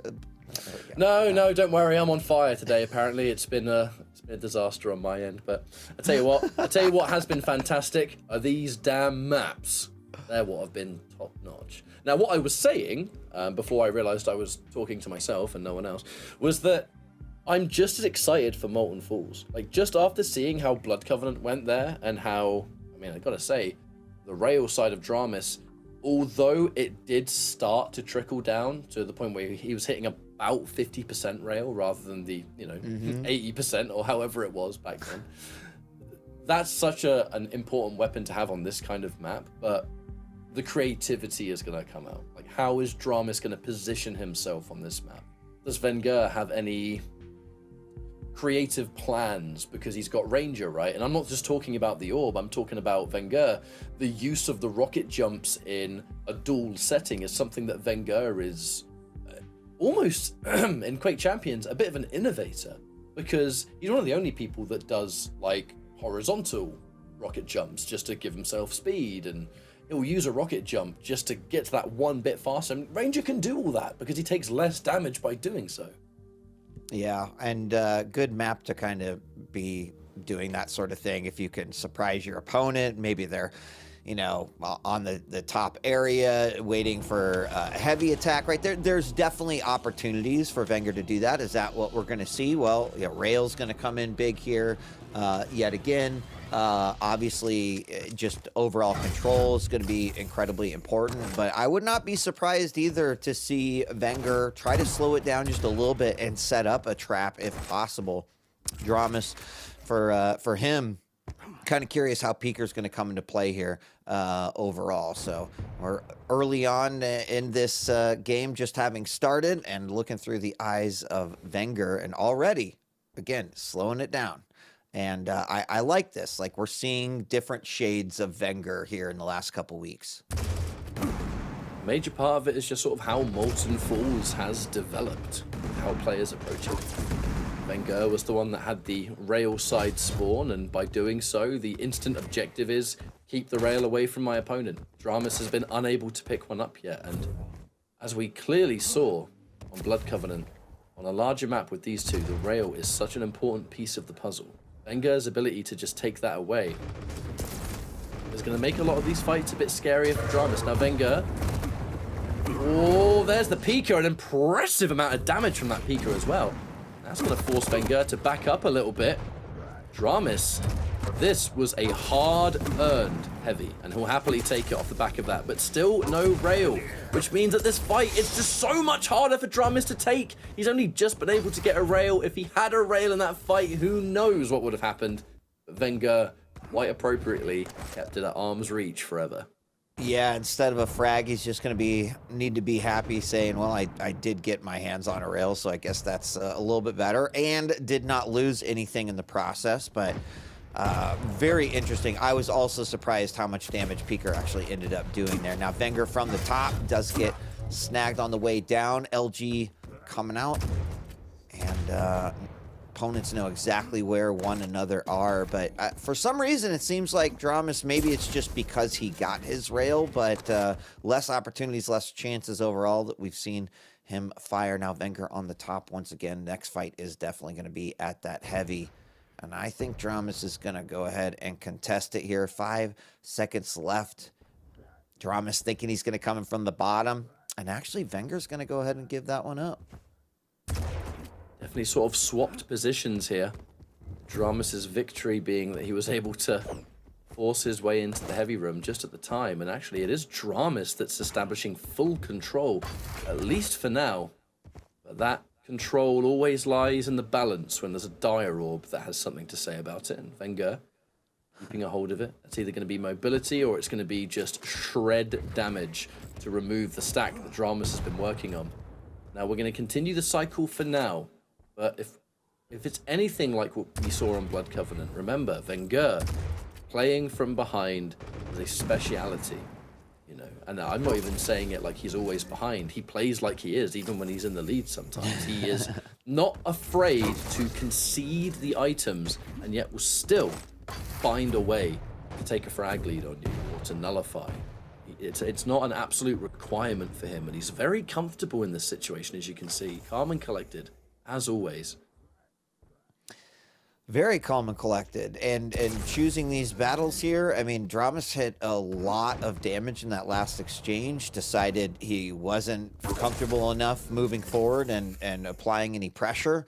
A little exchange there at the Mega as well, as another rail is hit. Just taking a look at percentages right now. A rail for Venger. Hold on. There we get the orb coming up. LG damage. Piker is going to come out on the way down. I feel like that was a pretty phenomenal decision coming out there for Dramus. He knew he was potentially at a point to get frag. He almost used Piker to put space between himself and Venger, and that actually resulted in that first blood and first frag. And now Venger waiting for that Mega before he finally picks it up, but Dramus on the board, and I would say this puts him, you know, in a good spot. You mentioned that he was kind of had the reins on control.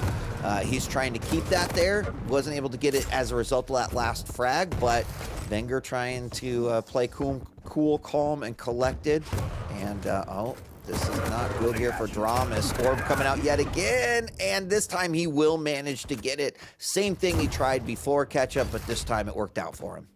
Yeah, that opening rocket didn't really need to do damage. It just needed to confirm to Venger that Dramus was in fact down there. And the second he realized, that's when he put the pedal to the metal and went right in. Dramus. Oh, that combo though. The kamikaze from the Pika straight into the rail. That two-piece that we rarely see, but when it happens, feels so good. Now 2-1, Dramus in the lead, narrow lead still, but this is the second map that has been high octane and fast paced, but there hasn't been a lot of frags. There's not been many opportunities to finish the job, you know. So it's how you can constantly stay on top. Dramus, that rail certainly does something to start it. And now with armor in play, Dramus can be a little bit braver as he pushes through, looking to try and take the second item, but the question is, where is Venger? Dramus can't find him. Yeah, a little reminiscent of what we saw on map number 1. Venger playing hide and go seek a bit. Exchange of rails again. This has been a bit of a ping pong match in a way. Oh, orb came out. That puts Dramus in a terrible spot, but 2 HP. He still manages to land the rail. It will increase his frag lead by 2 now, and he gets himself the heavy on that one. Will pick up some bubbles. Is going to now not dash immediately into that Mega, which I think was a good. He slides on in and does manage to get that rail right there. And now Dramus can kind of try to keep that rail away from his opponent. And that's a good position to be in when, you know, there's less than 3.5 minutes left to go and you're up by 2. Still a lot can change here. Nothing is for certain. Orb does come out through the portal. A little misfire there with the rocket, but Peeker can't do the damage. Both players incredibly low, but neither wanting to commit to what might be a frag on either side. And Dramus holds on to his lead. Dramus will just be happy that he got out of that exchange alive.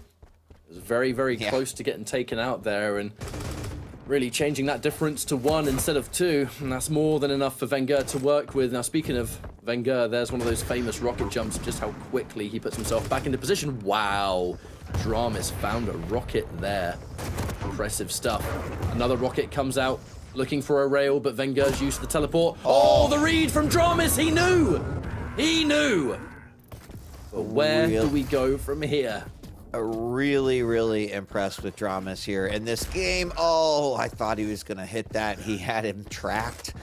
Unfortunately, no rail came out. A nice read yet again, and then the orb, but the direct rocket. Dramus hurt, but Venger hurt even more. He flips around the corner, and the rail is perfection on that one, and suddenly Dramus up by 3. And people are taking notes right now, Ketchup, because this is exactly the potential that we've been talking about with Dramus after that last season closer that he had. Great play. He's brought it now into the regular season. Yes, he did lose to Raisy, but this is a clear showcase that he is here to improve and here to play. Oh, and the rocket placement just makes it even better. Dramus sitting on a 5-1 lead. I gotta say, this is some of the scariest Dramus we have seen in some time. This Strog is looking next level. And he's just... I've lost count how many times Dramus has been in a situation which looks like Venger is just moments away from taking him out. Wow. Yet somehow he lives. And not only that, but can just mount a position that allows him to take more frags off the board. And just like that, now Venger forced to retreat. Venger is tender, licking the wounds, and we only have 1 minute 10 to go. So any time that Venger has to spend his time he doesn't want. And right now, Dramus is looking like he has this map in the bag. Dude, Dramus, what is going on, mate? This is pretty good. I mean, that was definitely a nice frag. Great protection there of that heavy, but really it was that triple rail before that I think sealed the deal here for Dramus. What I would say, of course, yes, his rails have been bonkers. Now bringing that lead up to 6 frags, 7-1. But even more impressive is Dramus's overall decision-making. It has been on point. There's not a single moment in this matchup, Ketchup, where I have said, I'm not sure that was the greatest decision by Dramus, and that's hard to keep consistent throughout a 10-minute game period. But a lot of his choices here, when he's pressured, when he's not, when he's just waited, taking those mid and long-range shots with the rail, that was a really impressive victory here. I think if there was a map that Venger thought was going to be tough, it would probably was this one. I don't know, but the fact that we're now 1-1 going to the third and final map as the decider, this is pretty great. I'm excited to be here for this one. Dramus did just shy of 2,000 damage with just the rail, and he was sitting at 60% of it too. And you know, that's just one of the many reasons he was able to take that one as convincingly as he did. That was one hell of a map. And survivability. Dramus was just so comfortable the entire time that in so many of these instances where Venger had him what felt like dead to rights, all of a sudden, not only has he survived, but he's escaped. And in his escape has done enough damage to now make you in a weird situation that allows him to then push forward, get an item or two, get another frag. We're laughing happy days. Now it's going to bring us to 1-1. Okay, so those that did predict the 2-1, looks like you're right, guaranteed. The question is who's going to win it? And that opens up to this third map. Because Dramus is looking comfortable, he's looking real good in terms of shape, right? Now this final map is a really weird one, because it's going to be Ruins of Sarnath, but Visor, not too unusual, But then the Death Knight from Dramis. This is not the first time we've seen Death Knight. We have seen Death Knight picked on this map before for various reasons, more obviously being just having that absolute nuke button when you're at one of the main items. But the Flame Strike itself creating that kind of, trident of fire that can block off certain points. It can, you can use it at Mega and go across almost both of the bridges, if I'm not mistaken. It's great. But Dramis, with this pick, is in a pretty decent situation because he's going up against a champion that is A, a fellow medium, and B, not one that is going to exploit Death Knight's potential weaknesses.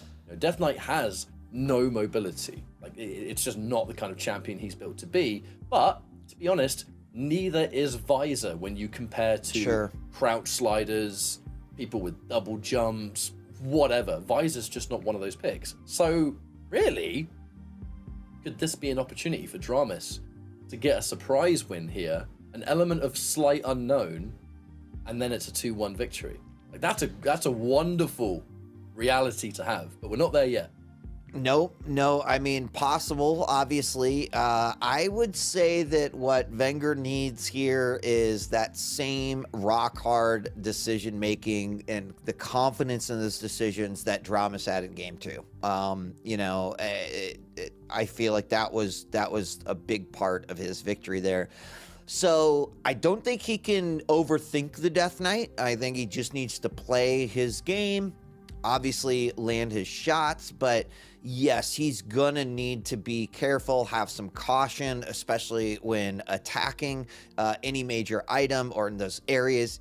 I could maybe see Dramis really trying to control that middle area, fire in the hallway, fire on top of the Mega. Both things can be pretty nasty, even if you're watching the rail too, right? So how will this one play out? I don't know. I'm also not convinced that Dramis is gonna, be able to use the Death Knight in the way that even we've mentioned, right? So much can happen here, and we are officially live. This time, eyes on Venger. He's not gonna pop vision right away. He's gonna wait about 10 seconds or so. He knows exactly where his opponent is, and it will pay off. Ketchup. He easily lands that first rail of the game, and now probably sets himself up here for some pretty good positioning. Going to be incredibly patient to start with, as it always is with these opening moments. No one wants to overextend too much unless there's a golden opportunity to do so. And Dramis, like, he knows what this matchup's going to be, right? And Venger springs the trap, and that's actually, like, really, really scary. Because now Dramis, yeah, you have the heavy, but you don't have any other weapons that can compete. And that well-timed piercing sight means that Venger knows exactly where you've gone. And Dramis is trapped. He has been able to slip away temporarily, but is it going to be enough? The rail 1v1 Dramis. He sees the missed shot, and the read! Oh my sick. God, that was like seeing into the future. Ketchup. He knew exactly what Dramis was going to do, and there comes even the panic flame strike. Like, I think that might be the wormhole into Dramis's brain. If I was on the receiving end of that, I would be crippled. It would not feel great. That was absolutely sick from Venger, and I mentioned that he kind of needed one of those perfect games, no mistakes in his decision making, and the highest of confidence, and it's here. Like, Venger has what he needed. Maybe he's not very happy he dropped that map too, but that was glorious. Now, the Death Knight is going to be a lot more situational than the Visor on this kind of map. Like, yeah, you can really use the Flame Strike whenever you want, but there's a time and a place on a map like this, and in most cases it's when you have an element of control and you're able to fortify a room. In this case, with the Mega being the next objective and Dramis, he's going to be confident to stay here because he knows that he has this area denial and actually a little bit of information of his own thanks to the flames ticking down. And actually, that did cause Venger to have to retreat, and it's allowed Dramis to pick up one of the two items. So there is an element at work. There is something Dramis can work with to maybe bring this back. but it's going to be a long road, I think. It'll be a long road. That zoning is exactly what we were talking about in terms of trying to regain control. So Dramus, his head's still very much in this game, right? And so that's probably the difference between me and then any pro, aside from them just being awesome. But like, he is not tilting at all. This is a very, very solid play. Now Venger does pick up his 4th frag. There's a fortune one, great rail as well. But you can clearly tell that Dramus is not going to let off the foot off the gas at all on this one. Venger, though, man, he's playing like he's gone Super Saiyan in this one. He is he is at a power level that is pretty scary right now, and he's looking good here for map number 3. Does not want to drop a series to Dramus, but full control right now. The better stack. He is, I think, using his vision the way that he needs to be using it, especially when he's unsure exactly where Dramus might be. There you see it right there. He knows exactly where he is, obviously, but waiting for that mega, which is what he pretty much assumed. The pop rocket into the rail. He's going to be on fire, but in more ways than one, catch up, because he lands the frag, gets it 5-0, and we've got about 6 minutes left on the clock. Whatever the theory was for Death Knight in this matchup, it just hasn't had a chance to work. And I'm not really talking about it as if it's like a pure champion thing. It's just Venger, and how he has played this matchup is almost flawless. He's done so much damage that the Flame Strike has not had a chance to equalize at all. He's been in a much better situation and position. The Piercing Sight has just made it a nightmare for Dramus, that just nowhere is safe, ever. Whether it's in the middle of a fight, whether it's fresh off spawn. Well, that was like the first mistake I've seen Venger make right there. Trying to jump up that 5 minutes. Yeah. Well, he's he took a little bit of a beating there, but it didn't result in the frag, and that's good enough for him right now. 5 frag lead is pretty nice. Through the teleporter, knew exactly where his opponent was, but he is very, very low. Still manages to land that rail catch up. And I think Dramus knows that he is hurt. No Flame Strike. It's down. Can't really use that to his advantage. But Venger going to go ahead and be very confident in that. Pick up that Mega and pops the Vision. And he's just going to wait for it. Setting up a little trap of his own here. And we are getting to the halfway point. Great double rail as Oppressive comes out. And we have 4 minutes and 20 seconds left on the clock. This is not the kind of champion that is able to mount these gigantic comebacks, though. That's one of the problems. Dramus, he's not going to have anything extra that's going to help him trap or surprise Venger. He's not going to have a double jump. He's not going to have a wall jump. He's not got anything that's going to make him faster, right? He's just got his own 2 legs. And in this situation, Venger just needs to play a very simple defensive game. And it should, in theory, be enough to stop Dramus from being able to really get anything going. Dramus has got to be close range to make it work. He's not going to be able to burst you down from far away, because at that range, Venger is going to be able to hit rails of his own, of which he has been doing a fantastic job of so far. And Dramus, actually, one of the main issues he's had, his rail has been non-existent, 22%. He's only done 180 damage with it. All the while, Venger has just been keeping Dramus on the end of a string and bullying him. And this is a hard final map for Dramus, no doubt. Yeah, it's been tough, and like we say, DK on paper a lot of time looks better on paper than in execution. There hasn't been a whole lot, and frankly, Venger's kind of said, "Yeah, cool, I'm on fire. I'm still taking this fight." So it hasn't been as effective as a tool in the toolbox of Dramus as he would like. I also like this hit and run that we're consistently seeing Venger do over and over. There's another one. He knows about exactly where his opponent is all the time, peeks in, landing those rails, all unanswered damage. And what do you do against that, right? It kind of feels like, your opponent is on your back all the time, and that in itself can be frustrating. But Venger has absolute map control. There is almost a complete split here in the time, so now he can just play Ring Around the Rosie the entire time there. Flame Strike comes out again, but again, it's pretty much a desperation Flame Strike, as he knew it wasn't going to kill, and Venger's going to allow the time to be split even more. Actually, some good damage coming out there by Dramas, but the vision finally popped, gives him a little bit of safety, does land that rail, hears him screaming a bit, and goes in for the kill. 7-0, 2 minutes remaining, and Venger is just taking this map by storm. He's just played this matchup surgically.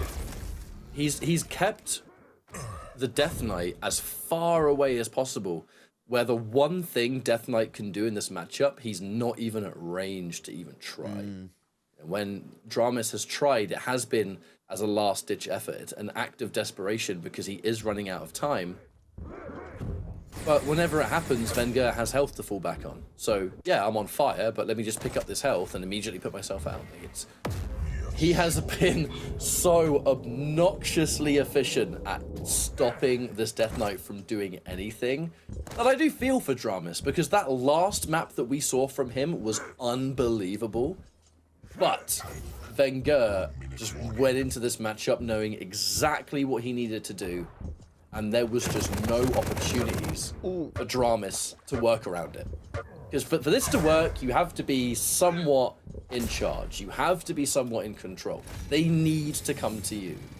I almost get like fighting game vibes from a matchup like this, where I'm like, you got some big grappler, right, whose entire thing is, I need you to come to me, but if I have a giant life lead, then you kind of have to do it. You can't sit far away the whole time. But what happens when that doesn't work? You're just left having to constantly chase them around, and they have the tools to prevent you from doing that. Yeah, I mean, Venger clearly had a game plan here against Dramas, and it executed flawlessly, all with that, you know, that beautiful rocket jump rail.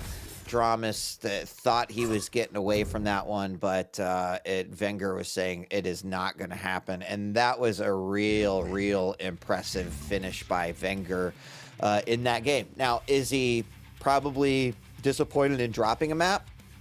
I think he might be. It might have been a little bit of that fuel for that third and final game, but let's bring ZSX back in and see what he thought of this matchup. 2-1 went to Venger. What are your thoughts? ZSX, the buff ghost, back in town. Welcome back, friend. I thought it was really interesting. I think, you know, map one, I thought Dramas was almost unlucky not to win that. Venger played an incredibly good defensive game for most part and was very much on the back foot. Map 2 was just mind-blowing mechanical skill from Dramas. I actually felt Venger for the first 6 minutes played the better game, but every time he was trying to finish a frag, Dramas just hit incredible shots and ended up winning with 2 or 3 health, and it was just insane. And yeah, to your credit, I think that final map was Venger just limited any shenanigans. He just prevented any close combat play. And as you said, it was mostly panic like this, just trying to do anything in desperation to stay alive. In some degree, I felt Dramas could have tried to slow the tempo and play much slower and just use that utility, just sit on heavy and wait. But he was trying to play the game. He was trying to get out and do what Dramas does, which is create rail angles, and he was just not winning at that. He's was too reliant sometimes on speed champions. When you take that away, like we saw here, he feels a little bit more limited. So that's an area of his game. He's obviously incredible, but when you take the speed away, definitely no winner is effective. And if he can improve that, then suddenly he goes from being a top 6 to a top 3 player. I'm sure there's a situation where that kind of matchup could work quite well, but you're going up against someone that has such an absolute out-of-this-world understanding of the game. They will look at that matchup and they will know exactly what they need to do to stop it from working. The moment that match began and Venger secured that very first frag, in my head, I'm thinking, I don't see the Death Knight working so well anymore now, because now Venger's the one in the lead. Venger has no reason to fall into what the Death Knight was supposed to do. And the second he got that early lead, it just undid whatever reasoning that champion was picked for. Which is a shame, you know, there's a reality where that goes the other way, and sometimes an element of surprise or unpredictability does work. But sometimes, unfortunately, in Dramus' case, it didn't. Off the second map, which was just so good from him as well, we have a lot to ask Venger, don't we? We have a lot to go over. Mm-hmm. Yeah, I mean, not much you can do when your opponent's hitting 70% rail either, right? Like, Jamus is trying to play that game against somebody hitting twice as much as him, when, in hindsight, I'm sure he should have just sat on a heavy and said, let's just fight like this. Let's just not even play the rail game. But that's not Jamus' style.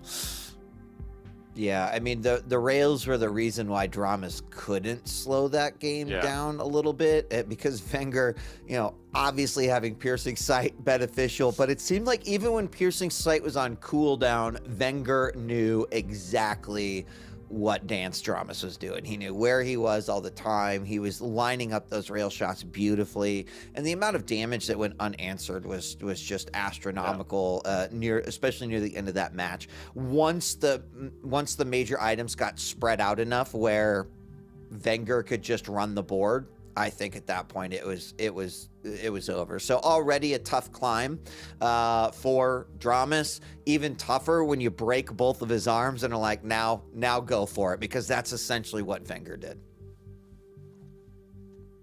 Yeah, it was a tough watch, but maps 1 and 2 were some of the best games we've seen across the board. So, you know, if Dramus can continue that momentum, I mean, he even beat Rapha last stage, if I remember rightly. He's just been on the upward. Consistently placing in that top 6 bracket. The question is, what does he have to do to get into the top 3? That's another step up. I've overall been very happy with the games that we've seen today, because I think that talking point of a player that has showed up and sort of proven to everyone that they still have this absolute they have that spark still that will allow them to maybe one day be in that highest caliber Quake competition, you know, because everyone that's in Pro League is here for a reason, but there's clearly that absolute upper echelon of players in Pro League, and there are so many players on the cusp of that, and you know, Dramus is absolutely one of those players. Now, I have been told we have an interview lined up with Venger, and I'm pretty sure off the back of those maps we have quite a lot to ask. So first of all, Venger, congratulations. Thank you. Hard fought victory though, and I think we have a lot to cover in regards to that. Yeah. Map 2. What was going through your head sort of going up against a Dramus that feels like he can't die, he's always escaping at the last minute? It looked really frustrating, but what was going through your head in map 2? Well, I think I didn't play bad. I just got a bit unlucky with the execution. Like, I couldn't finish him off, and then he got his snowball because of that. I think also the fact that he was playing Picker like Shrug, it was like I could not finish my plays because he was like using Picker perfectly in some scenarios and just like leaving him with 5 HP, something like that. It's wherever. I think what I enjoyed the most was how I recovered from map 2 to map 3. Just shows that I have good mental right now. So. Hey Marco. Yo. Looking good, my friend. Thank you, man. I know the answer to this, but I thought it was interesting when you told me before. Can you talk us through why you picked Athena and let Slash through on map 1? Yeah, so, well, I was expecting him to ban Nyx, right? So I had either to pick Slash or Athena, first pick. And we all know that Drami's best champion is Slash. But at the same time, I wanted to like show that I think that my Athena belongs like very top. So what's the best like way to defeat Drami's Slash? Which is like also making me like go out of comfort zone, which I think is good if you want to win Quake on. You need to like be prepared to every situation. So I think it was just proving to myself that Great answer. Actually, kind of took my question too, because I watched you and Avic's prediction show, and you mentioned exactly what you just said. Is that you think that in order to win to the championship, that you have to be able to get outside of your comfort zone. So my question was going to be, you know, clearly you were making that statement about the character or about champions, but is that also like maps and feeling comfortable on all of them and the various matchups as well? Like what does that mean to be outside of your comfort zone for you versus, you know, how you've been playing the last few seasons? Well, I think like last few seasons, I always to ban always the same maps, like trying to avoid instead of learning more and improving. So I think this season I just want to be good at every map, so I don't have in a scenario of a best of 7, I don't have like maps where I think I'm bad. I just don't want that to happen. So I'm just getting ready for it, that scenario, and also trying to pick all the champions I can. Like I think I'm very, very good with almost all champions, so that's always a plus, my opinion, if you have a good champion pool. And also I just feel like I'll just need to adapt also to different play styles, so slow and people are rushing a bit more, so just getting ready for everything.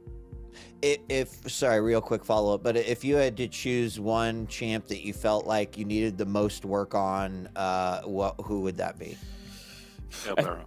Scalbear. No, I think my Visor has never been top tier.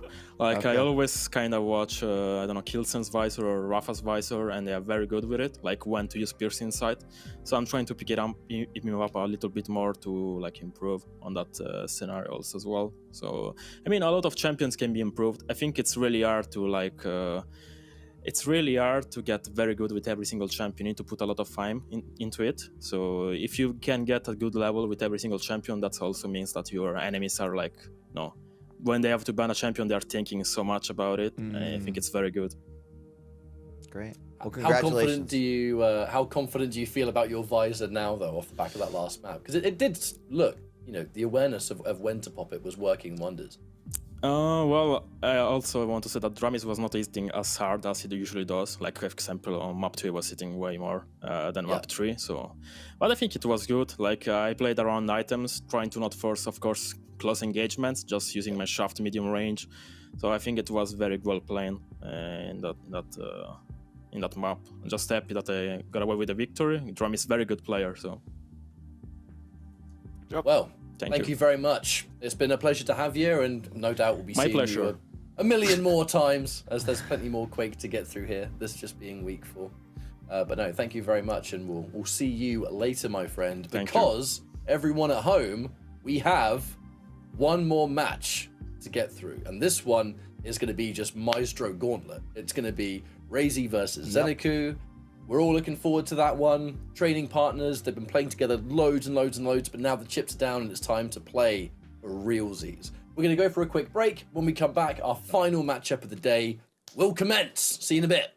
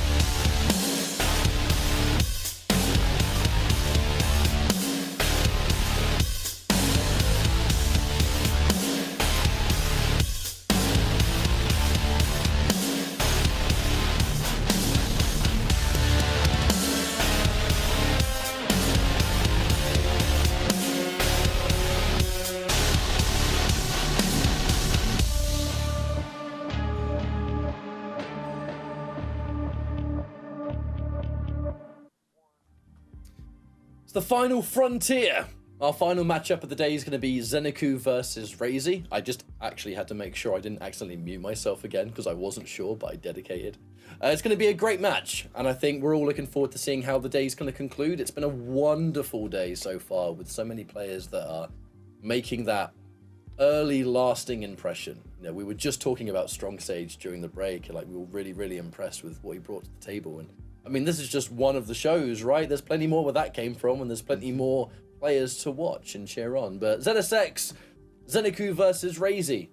I mean, teammates going head to head, and they practice together all the time. But now, you know, we're playing for keeps now, right? This is the one that counts.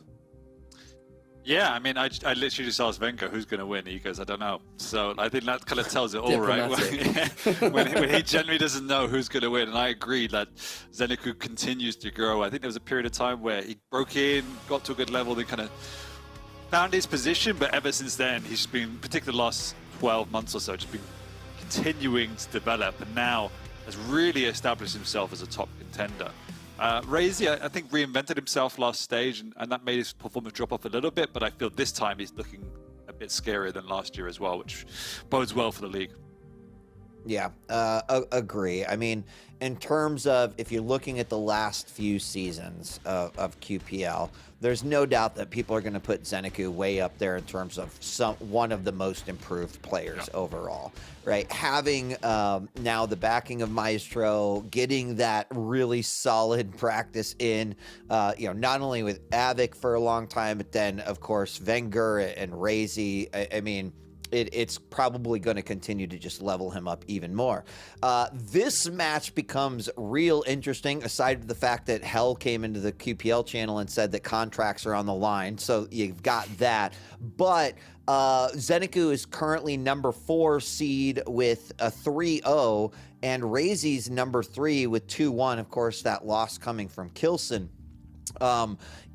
Picks and bans going to play a big part of this one, but I would say for both of these players, whether team kill or not, 2 very strong players, and this will determine ranking, even though we're still pretty early on, right? Because it's one of the tougher matchups that both of them are going to have throughout the regular season.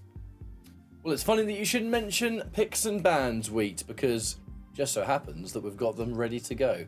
Now, you never know what to expect with these two, dear. Never, ever, ever. And I think I want to talk just as much about those bans as much as the picks. Because Anarchy's taken away, Slash, and then the Scale Bearer. There's so much, I think, like, personal...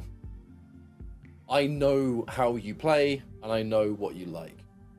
And that's why some of these champions are getting removed that way, like, taking away the Slash so that Raisy can't pick it on Molten Fools, for example, but we get to see the Saw Lag. You don't see a lot of Saw Lag these days, but Raisy has always had a pretty impressive one, so you'll have to see that. Corrupted Keep first, straight up Brawl, we'll see how many frags are going to rack up on that one. Molten Fools for the second of a Galena that Zeniku is bringing to the party, and then there has to be some internal discussion that happens around here, because now it's Visor on Ruins of Sarnath again.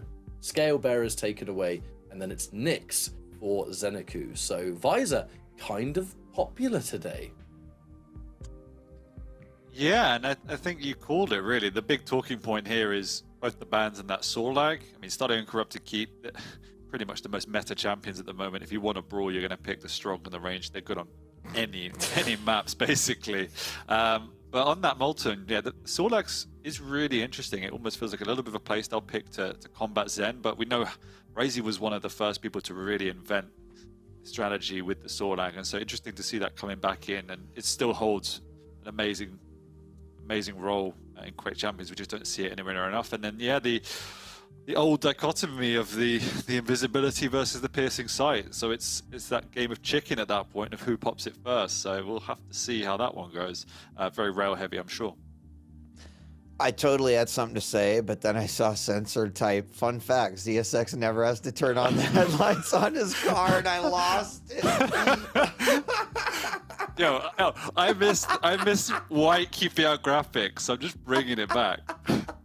All right, I'm sorry. Twitch chat, you're a nightmare. I'm gonna make it quick casting, man. I'm so So ashamed of myself.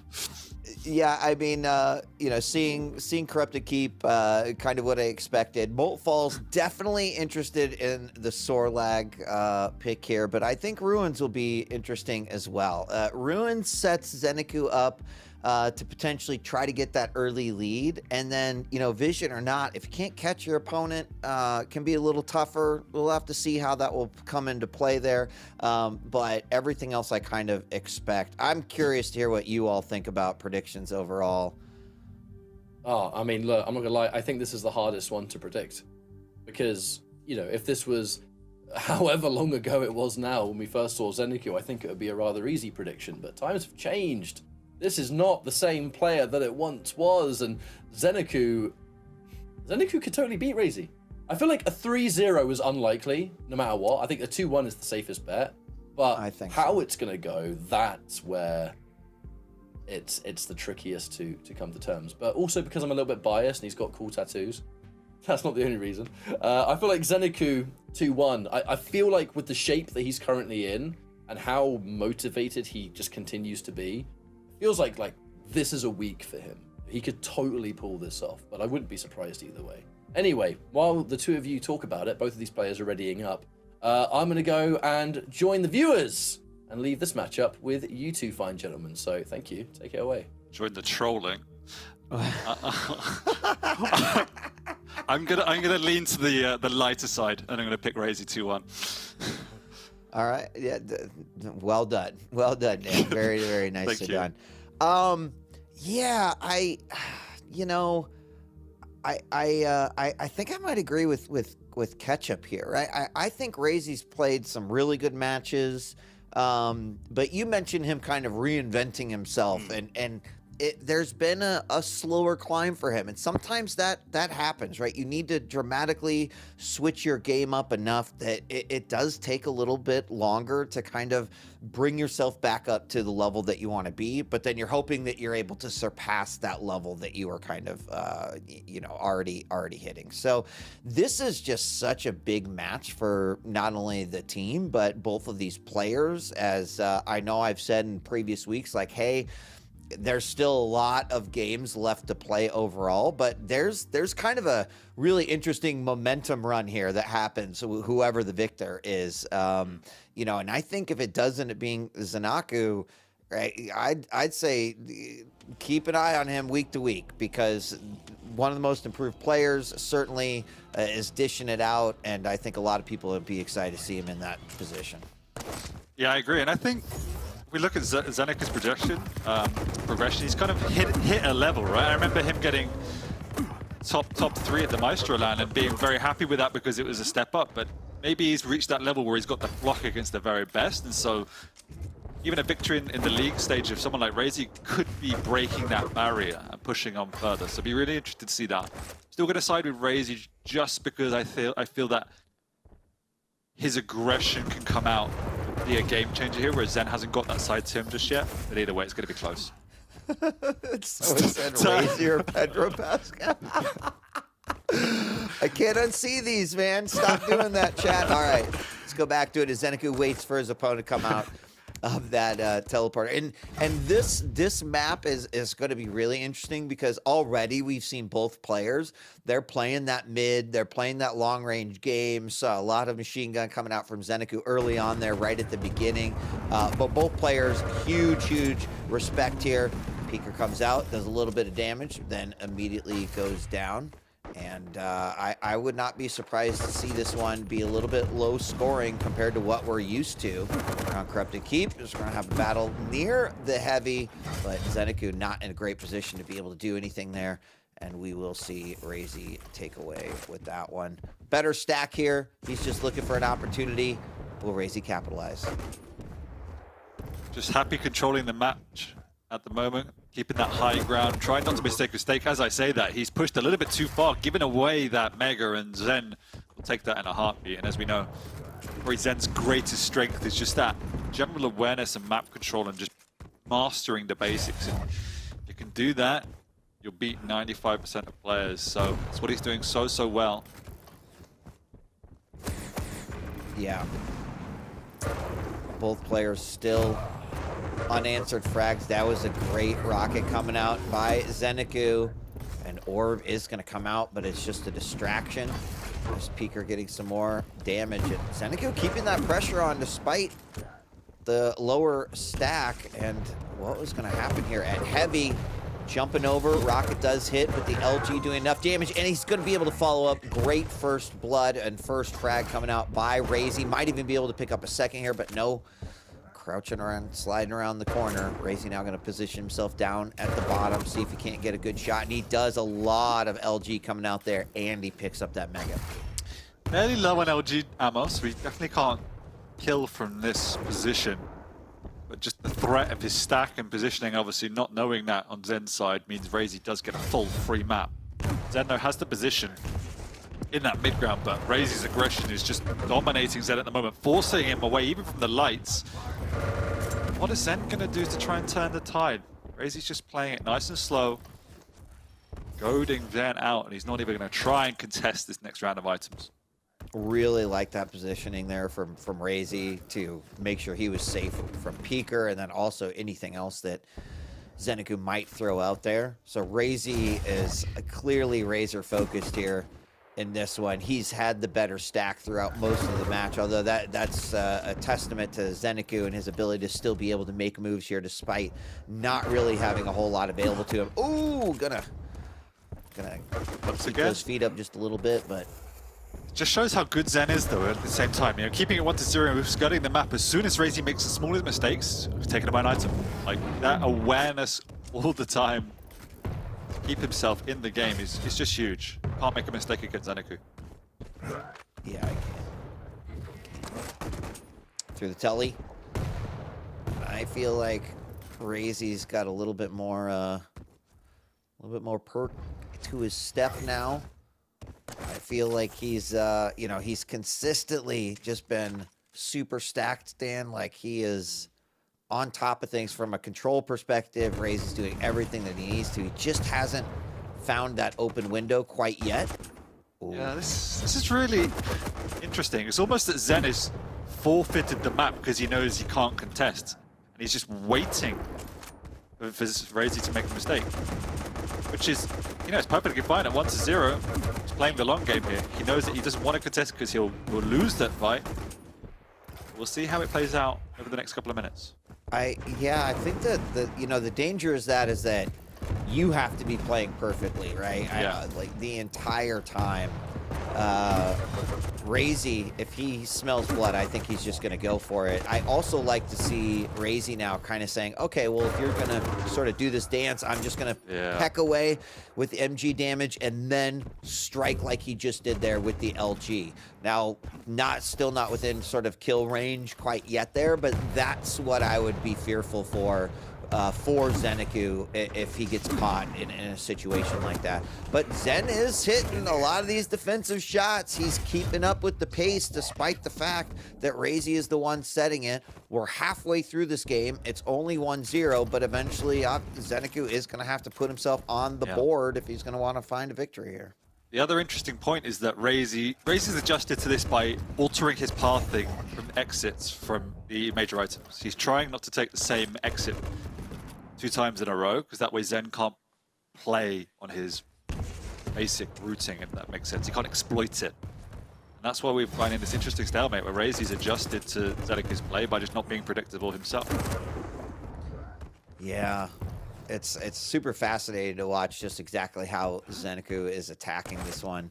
Raisy going to get himself a little bit more LG, and if he can keep stealing away some of these lights too. Not going to give a whole lot of options here for Zeniku. Now, he misses that jump, but it actually works out in his favor, and he runs him down, and that was it, right? Like, he probably heard the right... Maybe he didn't even miss the jump. Maybe that was totally intentional, expecting him to come up from the top, and clearly came down from the bottom.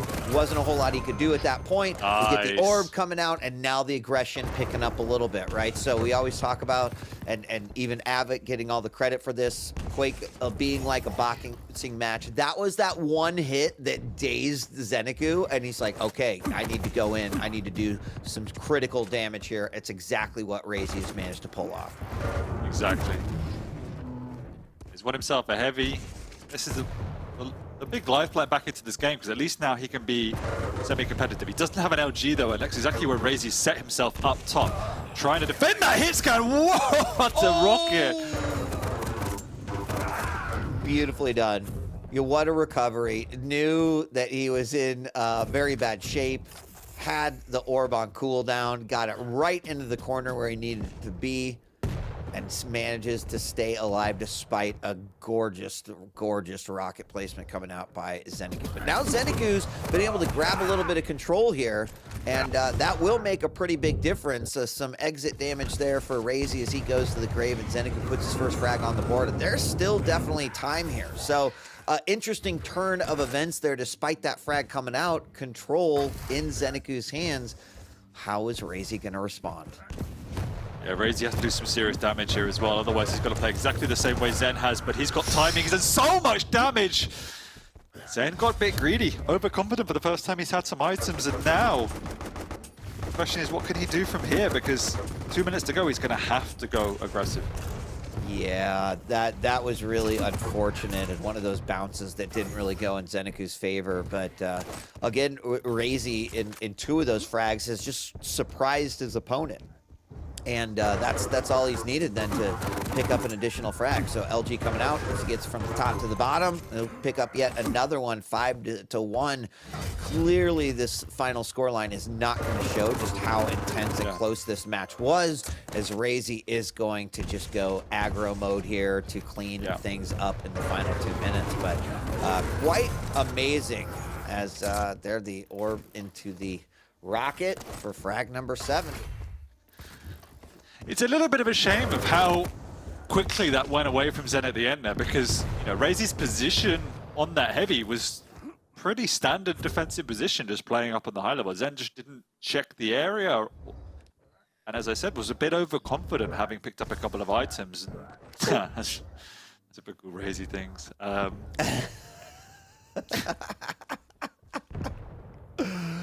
Oh man.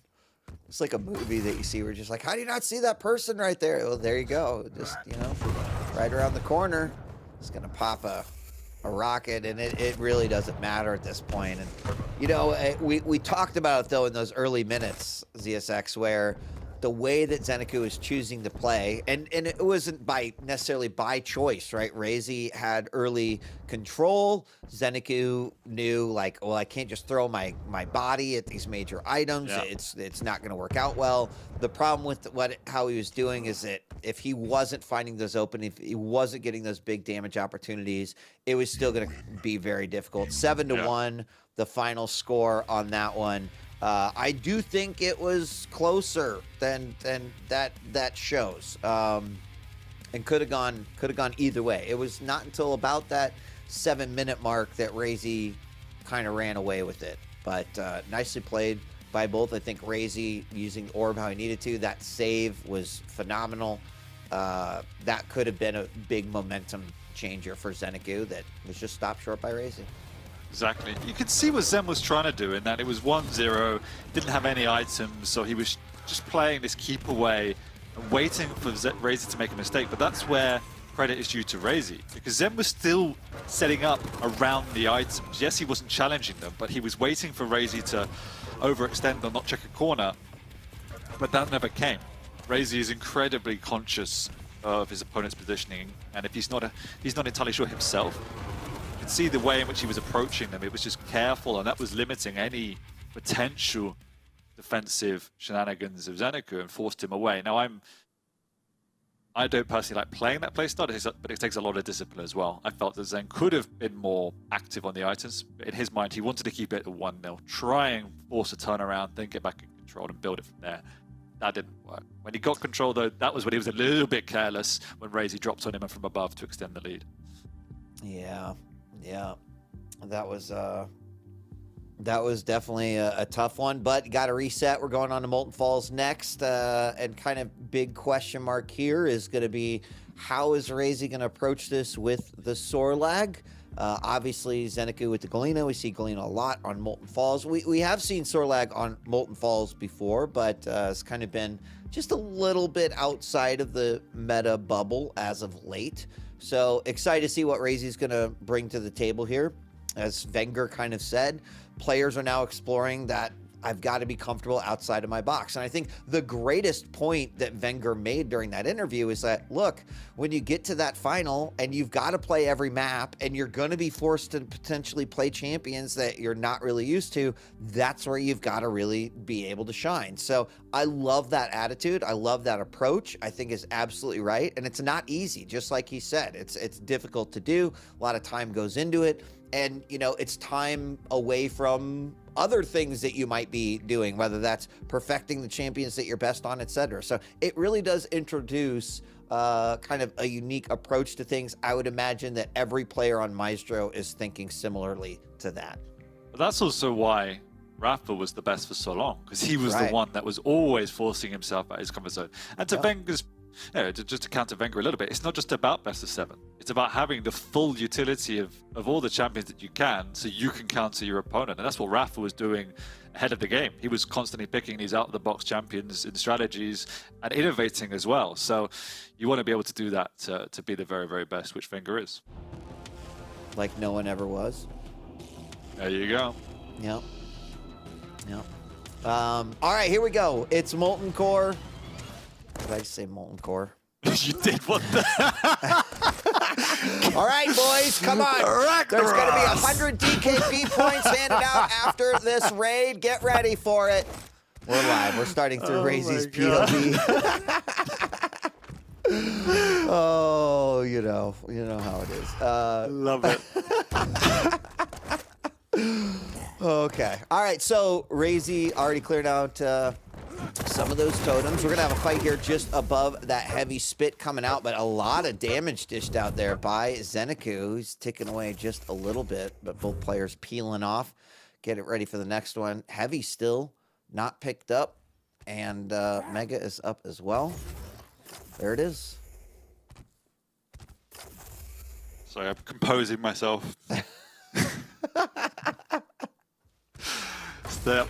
Raisy picking up the items nice and slow. Got all the weaponry. Zeniku on the other side of the map. Trying to set up his totem fortress down in the catacomb. What is happening today? This is why I always just say, you know, like, we're on Keep, we're on Molten, because, you know, I'm like... You can't... There's too many Moltens in this in game. It's like, you know, it's easy to get mixed up. More dots! All right. 1 minute and 30. Slower game, but I'm not really surprised by that, right? Zeniku looking to get his totems down to be able to set a potential trap that way. Oh, this could be interesting, as Raisy has no idea where his opponent is. Now he does, as a rocket just comes flying out of the side. Ooh, oh, direct into combo. a rail. He's looking for that follow-up there. Yeah, through the teleporter, launching himself with that nice little rocket jump, and that was beautifully done by Raisy, taking up a big, big first frag there in the first 2 minutes. And he cleared out all of those totems. That's 2 minutes of work from Zen's side going 2 ways. You could see the thought process again, trying to set the trap, but it's always going to be dangerous up against a super stacked Sorlag. You can see what Raisy does so well with the Sorlag is use the tempo to push the aggression. Oh, I thought that might be a vertical rocket. Yeah, unfortunate, but 2 nice bounces. I actually thought Zeniku not getting hit with that LG at the beginning there might have actually done a bit better, but Raisy with a very, very nice recovery on that one. 2-0 now.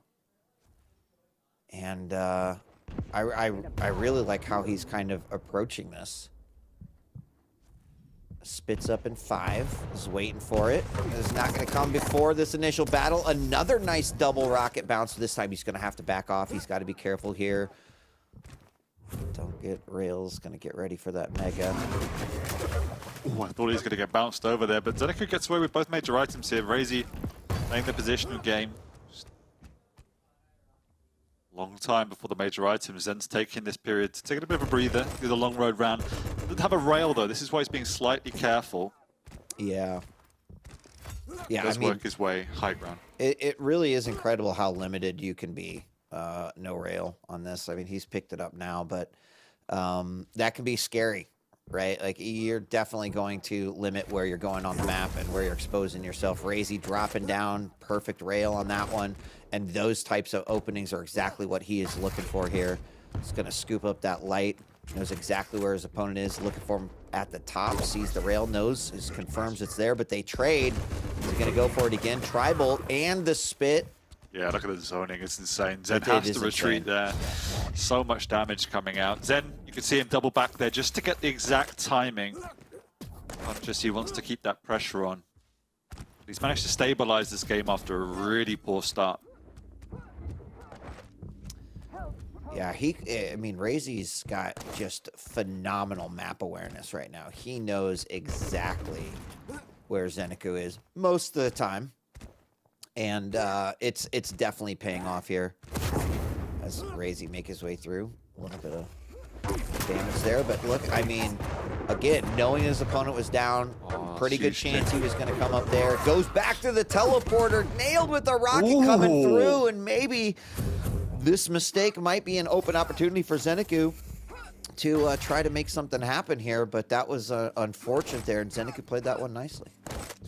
Yeah, he did. I definitely thought that was a bad situation. He got the full duration of the tick on the spit away. It wasn't enough. Zen's damage output was strong, and it all came down to making sure he got the timing on that heavy. Stole that away, and it was able to take a fight. Yeah, halfway through this game now. One frag, and one frag doesn't mean a whole lot here. Both players looking for an opportunity to open things up a bit. Zeniku, some good damage there versus Raisy. Armor stack is gone. Looking for him to go through that teleporter, but he didn't. Oh, the rocket right to the back. And then the rocket jump up.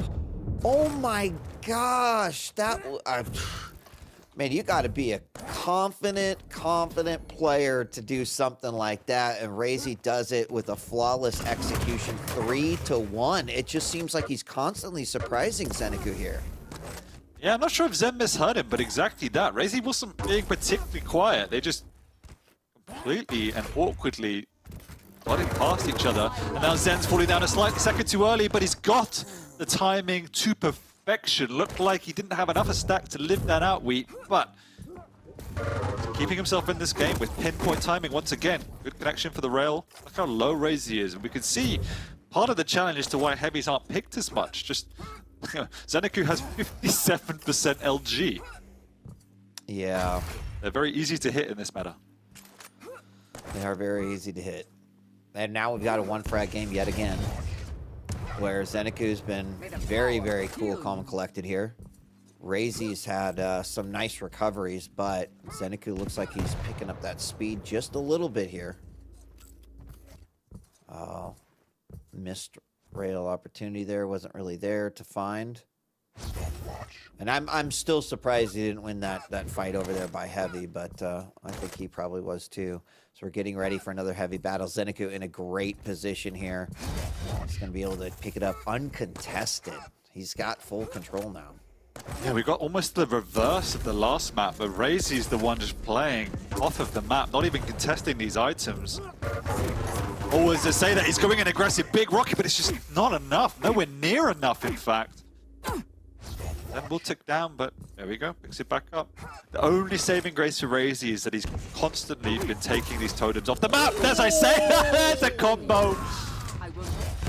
Oh, this Sorlag's got to be going down now. He rocket jumps up and just skirts the corner in time. Raisy, though, will have nothing on the map to restack as Zen, once again, has both these major items on lockdown.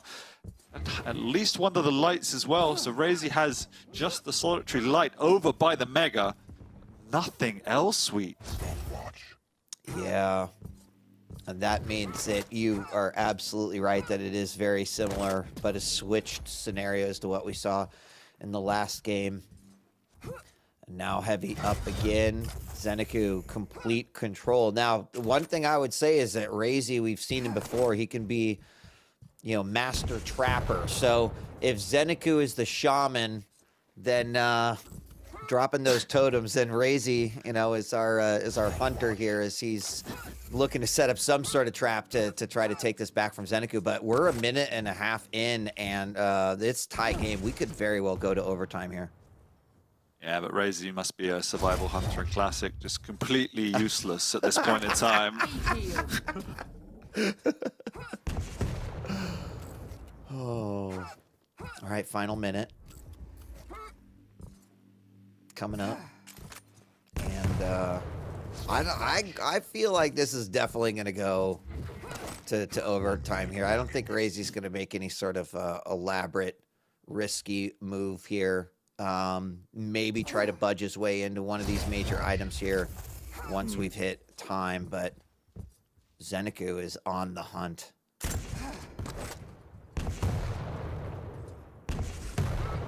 Yeah, I mean, it's obvious, but he's playing for that overtime. It's always going to be next frag wins at this point in game, and Zeniku knows how healthy he is, but the same challenge that he faced in the last match for Raisy was, I can't make a mistake. I have to know where my opponent is. I have to be cautious pushing around the map. Big fight coming out here. Raisy tries to sneak on in, but double rail coming out from Zen. Not enough damage from Raisy either. The spit misses, so the information is lacking from Raisy's perspective. He's trying. Oh, that's a critical rail, though. Huge critical. Oh, nice rocket. Open up this. 7 seconds left. Is it going to end right here? Are we going into overtime? Another trade on the rails. 35 points of health. And now Zeniku will recover on this, but Raisy coming right in. Oh my God, are you kidding me? All because of that rail. Wow. And that's why that playstyle can work. If you don't give away a frag and you take your one opportunity, then that's why it works. Wow. I mean, for someone who is so meticulous and safe, that was a massive risk to go after him on that. Like, yes, yeah. Zeniku was very low. Raisy knew it, but with totems in play too, that was a gamble, right? He threw the dice, and it was like, I have to hit a 7 here, and he got it, you know?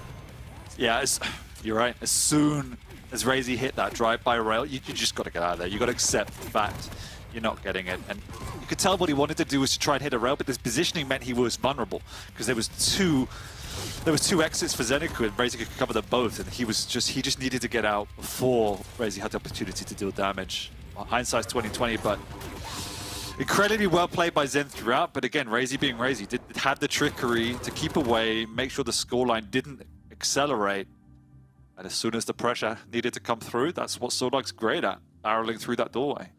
I mean, yeah, when you also consider just how much control Zeniku had throughout that match, especially in the latter half, like that is not how I expected that game to end. I thought if we were going into sudden death, it was going to be a long sudden death, but it was not. I'm like really happy actually to see that kind of explosive play come out from Raisy, because we know he's capable of it, but that's not necessarily what we've seen from him in the past, where it's like, okay, I'm gonna try to take the much safer approach to the victory, but that was 1000% instincts there to go for it, and I've got to give him a lot of props for that that final frag. That was very nice. And I know he had a rail, so it's somewhat easier, but the difference between playstyle in map 1 and map 2 in terms of defense was Raisy was constantly pressuring the item. He wasn't going for it, he wasn't hard committing for it, but he was pressuring the item, whether it was spit, whether it was making moves, it was forcing Zeniku to make earlier moves onto the item. And often Raisy was doing enough damage to stall any further aggression from Zeniku. Plus he had the Swordlike, so you could use the speed, but that presence around the item meant it wasn't a free game for Zeniku as much as it looked it, because he had to constantly be aware of where Raisy was, whereas on the previous map, Zeniku was just retreating and wasn't making himself felt the item, so Raisy could reposition earlier and quicker. So that was a big difference for me as well. Yep. And now we're going to Ruins, and we're going to have Raisy on the visor. We got to see Venger on the visor earlier, and Zeniku on the Nyx. And clearly a very interesting matchup here of champions. What do you think here? Raisy's taking the series, but it still means a lot to try to close it out with at least one map 1. Do you think that Zeniku can pull it off here? Oh, 100%. I mean, yeah, he's been in every single one of these maps. I feel that on the defense, Zen is too negative. Maybe he's not confident against Raisy. I don't know what it is, but it feels like he's too negative. When he got control, as you saw in that map, he's able to stamp his authority. But if you're going to be a Nyx on the defense, you gotta be proactive. You gotta take strong positions and fight with your rail. You can't just hide and play the plus bat. So I do want to see him push out a little bit, find that balance. But we know Raisy as well plays an amazing visor. So it's going to be a tough one. Awesome. Well, here we go. Map number 3. We kill Onyxia. We get to put her head on a stake in town. So get ready for it, ladies and gentlemen. Here we go as we are live this time through the eyeballs of Raisy. And again, he's going to do exactly what Venger did, which is not pop vision right away. He waits for it, gets his first set, and now knows exactly where his opponent is and probably what he picked up. You think this is going to start off slow, or we're going to see some explosiveness happen right out of the gate? Not now that rail's been hit. No, I think it's going to be fairly explosive. It does force Zeniku bound to the bottom. It's going to come down to who can force out or play the rail game better, really. See Raisy already setting a big delay between the items as well. He wants to lay his mark. He wants to now take the rotation away from Zeniku. Ooh. Raisy actually expecting the double back from Zeniku. Nice. And Zeniku with his second rail off of that one. What? What? His third rail vision popped, but not so that he can get an advantage so he can stay alive. And a little tickle will do it. Be careful. Oh, now Zen on the Nyx has the full control, and that's what he wants to see. Wonder if he'll use aggressive Ghost Walk. Oh, there he goes. He knew that, yeah, Raisy would be hiding through the stairway, just messed up his movement a little bit. Can't close that gap, and now has to retreat and play more defensive.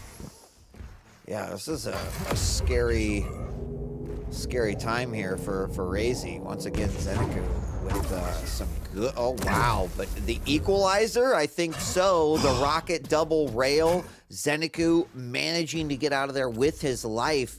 But that opens up a lot of possibilities. Another one coming out, and Raisy's got to be going for this one. There he is, barreling in, sees his opponent drop down. He's not going to chase after him. Looking for the shot on the come around. And now Heavy is up, and Raisy's going to have the opportunity to take some map control. He does, yeah. He knows he's missed out on his opportunity to get the frag, but he's done the hard work of getting control back. And there is a huge split between these two major items now. Not only that, but I think Raisy now with that control, unless we see something like another aggressive ghost block, I'm really curious how he's going to be going in. And I guess he'll use it on the way out, defensive, but he's going to chase him down, rocket on the exit, and kind of negates that Heavy. But it's still in it. Now both players, LG out. Through the floor. Raisy on the board. First frag. A little messy, but he got the job done. Yeah, I was about to praise Zen once again on his impeccable timing. He just seems to have this sixth sense for when the items are always being able to steal them away. But that time it was not to be. Great push by Raisy, just knowing the limits of where he was at. See Zen again setting up for this Mega nice and early. Sure, he heard that, so now has to retreat. And similar to the Death Knight in a roundabout way, once you hear that piercing sight, you kind of just gotta leave, because you know your opponent knows exactly where you are, so it just forces you away from where you're the area you're protecting. Oh, nice. Good pressure. Continue to be put on by Zeniku. It's basically the most that he could do right there, knowing that he's not going to be able to grab that Heavy. Up the jump pad. That's a little scary. He had to have known that he was there, and Zeniku is going to capitalize on what will be a big mistake there by Raisy. Not only giving up the first frag, but now tying this game back up. Questionable. Maybe he didn't see him. I don't know. I find that a little hard to believe. But nice LG damage. Just going to go in after it. Could this be another mistake? It is. Allows Zeniku to get a second frag there. Not quite halfway through, but big momentum shift now for Zen.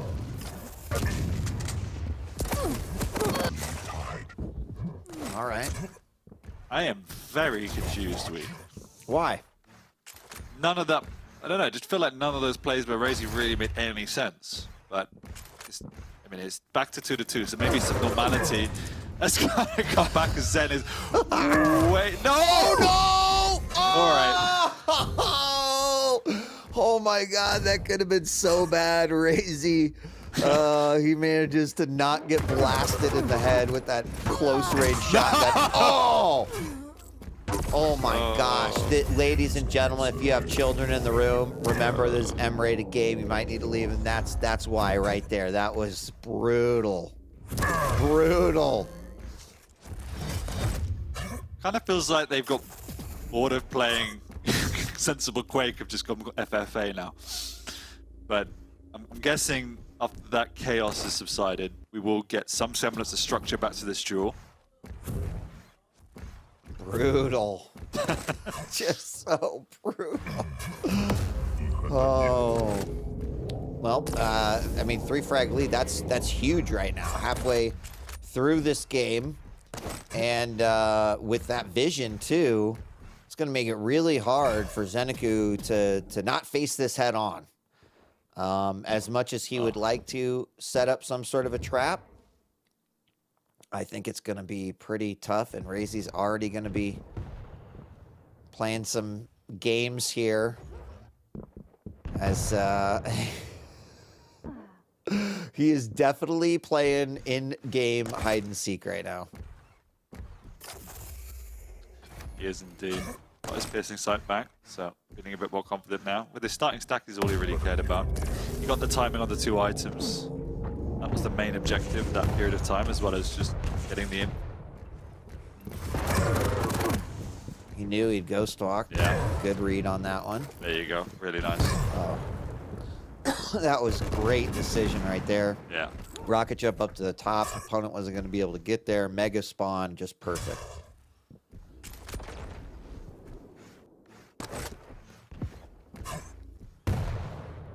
I mean, can Zen bring us back like 3 minutes, 10 seconds? It's like a pretty tall order. Yeah, it's pretty easy to get a refrag on this particular map. So if he can get a clean frag, absolutely. But at the moment, the way Raisy's playing, it feels like he's reading him. Oh my God! There you go. Oh my God, he's playing out of his frickin' mind right now. That was insane. He just feels like he's enjoying it now. All of a sudden, something just switched, and now he's just having fun. Yeah. This is definitely Raisy having fun, and I don't know how fun it is on Zeniku's side. There's going to be some frustration coming out here, but that rocket rail, like I mean, just phenomenal. As that happened, I was just saying, like, I don't know that Zen can bring this one back, and I think that you know, it's been answered at this point. We got about the 2-minute warning, but Yeah. Piercing sight down, but unless he pulls out a couple miracle frags here in the next 20-25 seconds, I just don't see this happening. No, and I feel that Raisy almost knows it's won, and it might not be the case, but it kind of felt like he just took a shift into defensive, almost to see how would I defend against a Nyx on this map. You know, just almost trialing it a little bit. He had opportunities to get back some controller items, but instead he's just favoring this keep away information game. As I said, almost testing his defensive capability. Yeah. I mean, we had that early, as you said, I think well-described chaos that took place there, but yeah, Raisy almost seemed to feed off of that a bit and took that into the latter half of the game. It was almost empowering to him, and he's going to walk away with not only the series victory, but in what I think is a little surprising, I'm not going to lie, in the 3-0 victory. I mean, we knew Raisy's capable of doing it, but again, talking about the improvements that we've seen out of Zeniku and like how he's approaching some of these games, clearly it's showing that Raisy is turning up things on his side, right? He's looking real good. Nice double back there, just a little bit of extra damage stopping Zen. It's definitely small chance if he could get a frag right there. Now he's having to chase. It's just wasting time and stack. Yeah, now it's over. Now it's over. Yeah. I mean, it was interesting series. Definitely interesting. Oh, I thought it was great. I mean, we saw so many different kind of styles and approaches coming out of both of these players. I think what is really interesting is sort of the slow burn that Raisy brought to the table. Right, really low-scoring game to start there in map number 1, but then Raisy kind of ran away with it. Really close in that second game, but once again, kind of biding his time. Raisy walks away with it, and then that last one, that was Raisy's like, okay, I'm warmed up now, right? It was like he was playing Quake with these 100-pound weights on both of his arms, and then he's like, okay, I guess I'm going to take these weights off for this third map, and then we get to see his full potential. But let's bring Ketchup back in and see what he thought of this series. Ketchup, what's up? Did you enjoy that? I did. It didn't go the way I expected, and I feel like, yeah, that's similar for a lot of people. I really expected there to sort of be a bit more of a divide, I suppose, with the scoreline. Like the 3-0 is kind of like the last thing I thought we'd see there. But it's a testament to Raisy and Raisy's forever continuous climb as well. I do wonder sort of what much of a difference, if at all, the fact that they play together so often in practice may have made, you know, because when Raisy gets really comfortable with someone, that's where those moments of sort of weirdness and chaos, kind of like what we saw in that third map, a lot of that happens when Raisy's fully comfortable with an opponent, right? When he starts to have fun, when he starts to let loose, I suppose. Even moments like that, it's like, well, what's going on with that? What's going on with that? But I feel like Raisy's just going to be feeling good at the end of the day, because we're able to get a victory against an opponent that is highly respected and highly contested, I think. Being able to take out Zeniku now is a good time to do it. Because, you know, it's only week 4, isn't it? Yep.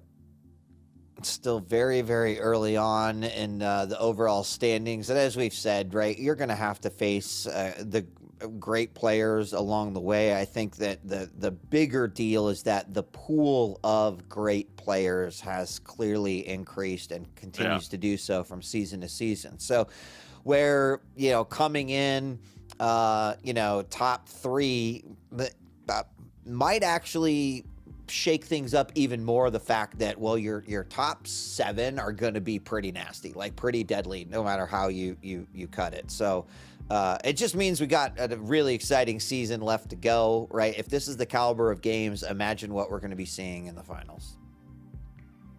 Yeah, I mean, today's been nuts.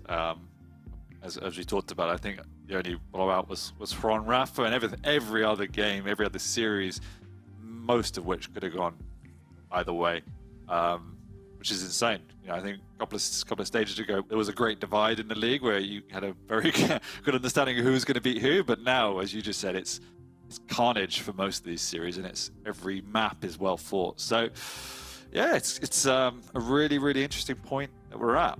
And again, there are a fair amount of 3-0s there, but virtually all of them were so close, especially that Kilson Psygib one. I was about to say the exact same thing. Yeah. Like, you would look at, and I remember even saying this during the match itself, you'd look at the scoreboard and go, Kilson 3-0 Psygib, yeah, that makes sense. But those matches did not even come close to being the expected. And Psygib was just one of a few players that really stood out today. Tox was able to show that there is still some serious threat, and especially with Tox, development to the game plan. We were seeing an element of, I guess, like, being reserved that we're not used to seeing from Tox at all, and that's going to be echoed by using Galena, of course. But this is what I love about Pro League, is that it is that player progression, someone's own personal journey where they're going to refine, they're going to adapt, they're going to change this and that, because right now the talent pool is bigger than it's ever been, and it is making for a very exciting season, and I'm just happy that it's only week 4. because it means we've got an absolute ton of Quake to keep playing and keep watching. So it's great. Completely agree. It's still very early. A lot is gonna happen. I mean, getting to finally see Strong Sage, I think it was a real treat, right? Even after the end of last season, but like, look out for this guy, and has followed through with that. So it's great. Good day to be a Quake fan. I have just been told that we've got our interview ready to go. Nice. So it's time for the man of the hour, I believe. Hello, Raisy. Congratulations. How are you feeling? Hello, everyone. I feel really good. I'm very happy that I managed to 3-0. Even though it was a little bit shaky here and there, but I kept my calm and I turned it back around in my favor. So, honestly, I'll kickstart this, I suppose. Similar to when you would face off against Venger, it would always be a bit of a talking point that when you're playing in tournament against someone that you practice against regularly, does it make changes? Does it alter how you approach? And I think that exact same question applies to this matchup, because ever since Zeniku got picked up by Maestro, it felt like the two of you would play together quite often for practice. Now, do you think that did change your approach here today? Did you have to try anything new? Did you have to go against the grain a bit? I mean, run me through how you prepared for this matchup. Well, yes, since Zeniku is a member of Maestro Gaming, I have been regularly practicing with him, especially in the last couple of months where he was living at my place for a while, which he is not anymore. But during that time we have played very often, sometimes during tournaments, other times just for practice. And so I got familiar with the way he plays, which characters he prefers and how he uses them, and also little things like how he sometimes forces himself onto the item just to get the control, and I kind of used this knowledge against him and just sacrificed some of the items and lost out of control, but I played safe, didn't risk it, didn't try to go all in some of the fights. Rather, I just postponed the fight for some time later when it was more advantageous for me. And so I kept this approach, and sometimes it worked well.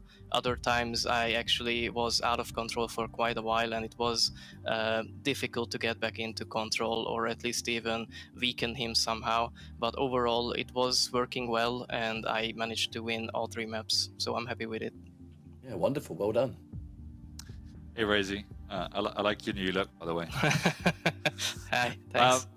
Bit of a 2-part question, I guess. Firstly is, I'd just like to hear your thoughts on just the state of heavies in the meta at the moment. I think we've seen this season they've fallen off a cliff a little bit with regards to pick rates. So just a little bit your thoughts there. And then secondary, then just talk us through the thought process of picking Sorlag on the second map. Obviously, we saw it worked and understand some of the reasoning, but just want to hear your thoughts as to why you picked that champion. So for heavies being the meta or not, I guess depends on the matchup and the players. If you know someone who is struggling to deal with a heavy champion, then obviously it's going to be more favorable to play a heavy against that person than against someone who is more comfortable handling them.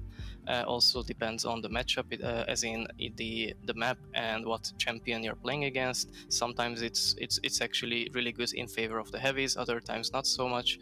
But as for being Sorlag on Molten, he was the one who banned first for the map. I don't exactly remember what he banned, but I know that some characters were still in the pool that I didn't really want to play against as a medium champ or a light champ, so instead I just went with Sorlag because I am comfortable on Sorlag. I know how to move well with her, I know her limits, I don't try to over push them. I respect that even though he's a heavy, he's also easy to hit, and then just try to use her ability, the acid spit, in ways where it was like dealing massive amounts of damage instead of just area denial. So I kind of used it more so for dealing damage than to gain control. And so it worked, but it wasn't easy. It was a very close match, and it could have gone either way, but I managed to play her well enough to win the map. So I want to actually continue the kind of conversation around map 2, because when we were reaching that point. You mentioned you were kind of out of control a lot during that match, and I think Zeniku was doing a great job.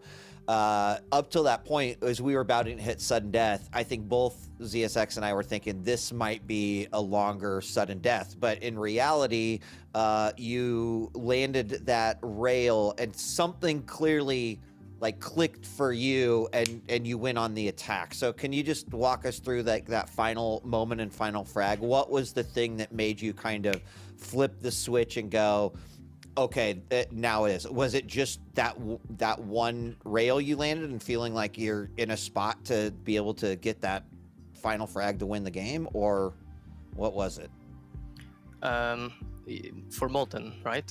Yes. Okay, yeah. So I wasn't really looking at the timer. I was more looking at opportunities of when to try to poke at him. I kept my ear out on timings for the major items, so I was aware of when he'll be where, and I tried to combine that with possibilities of, after him picking up the item, he's gonna go this way or that way or whatever, and then just cut him off, try to surprise him. Many of the times I managed to sneak up on him and land a rail that he wasn't even expecting, so it was unreturned damage. And so I just tried to keep looking I just kept looking for these opportunities to deal massive amount of damage, and eventually it turned out that there was one situation where I landed 2 or maybe even 3 rails in a row, and maybe just one was in return, and so all of a sudden I equalized the stacks, but I had some small armors, some bubbles to fall back on, and then I became more aggressive to force myself onto the next rotation of major items. And as soon as that happened and he still hasn't got rid of my stack, I just went more aggressive and pushed myself as much as I could, and ended up killing him with the LG in the rail room. But yes, that final rail at Mega was also something that made me okay, this is the opportunity. I must not let it slip out of my hands. He's weak. Yeah. I'm fully stacked. Let's go. Awesome. Thank you. Right. Congratulations. Great series. Thank you so much, Raisy. An absolute pleasure, and I'm sure we'll be seeing you again. So it's wonderful to have you, and we will let you go for now. Thank you very much. See you guys. Bye. Well, lovely people at home, and the lovely people joining me on this virtual desk. Unfortunately, that is all we have time for. But you know what? I'm glad that we keep getting these real good matches in. We've got a stacked lineup every week. There's so much Quake to get through. And again, only week 4. So there's plenty more Quake where that came from. So I want to extend a huge thank you to ZSX, DJ Wee. Always a pleasure to be doing this with you, and it's always a great time. There's way too many thanks always to give, but the big one for me is always the production team behind the scenes, right? Making the wheels turn and doing longer hours than the rest of us, that's for sure. But this has been our latest installment of the Quake Pro League. Thank you all so much for watching. Get involved in social media, download the game, jump in, and have a really good time with the rest of us. Until next time, take care, much love, and goodbye. Quake lives on. Peace.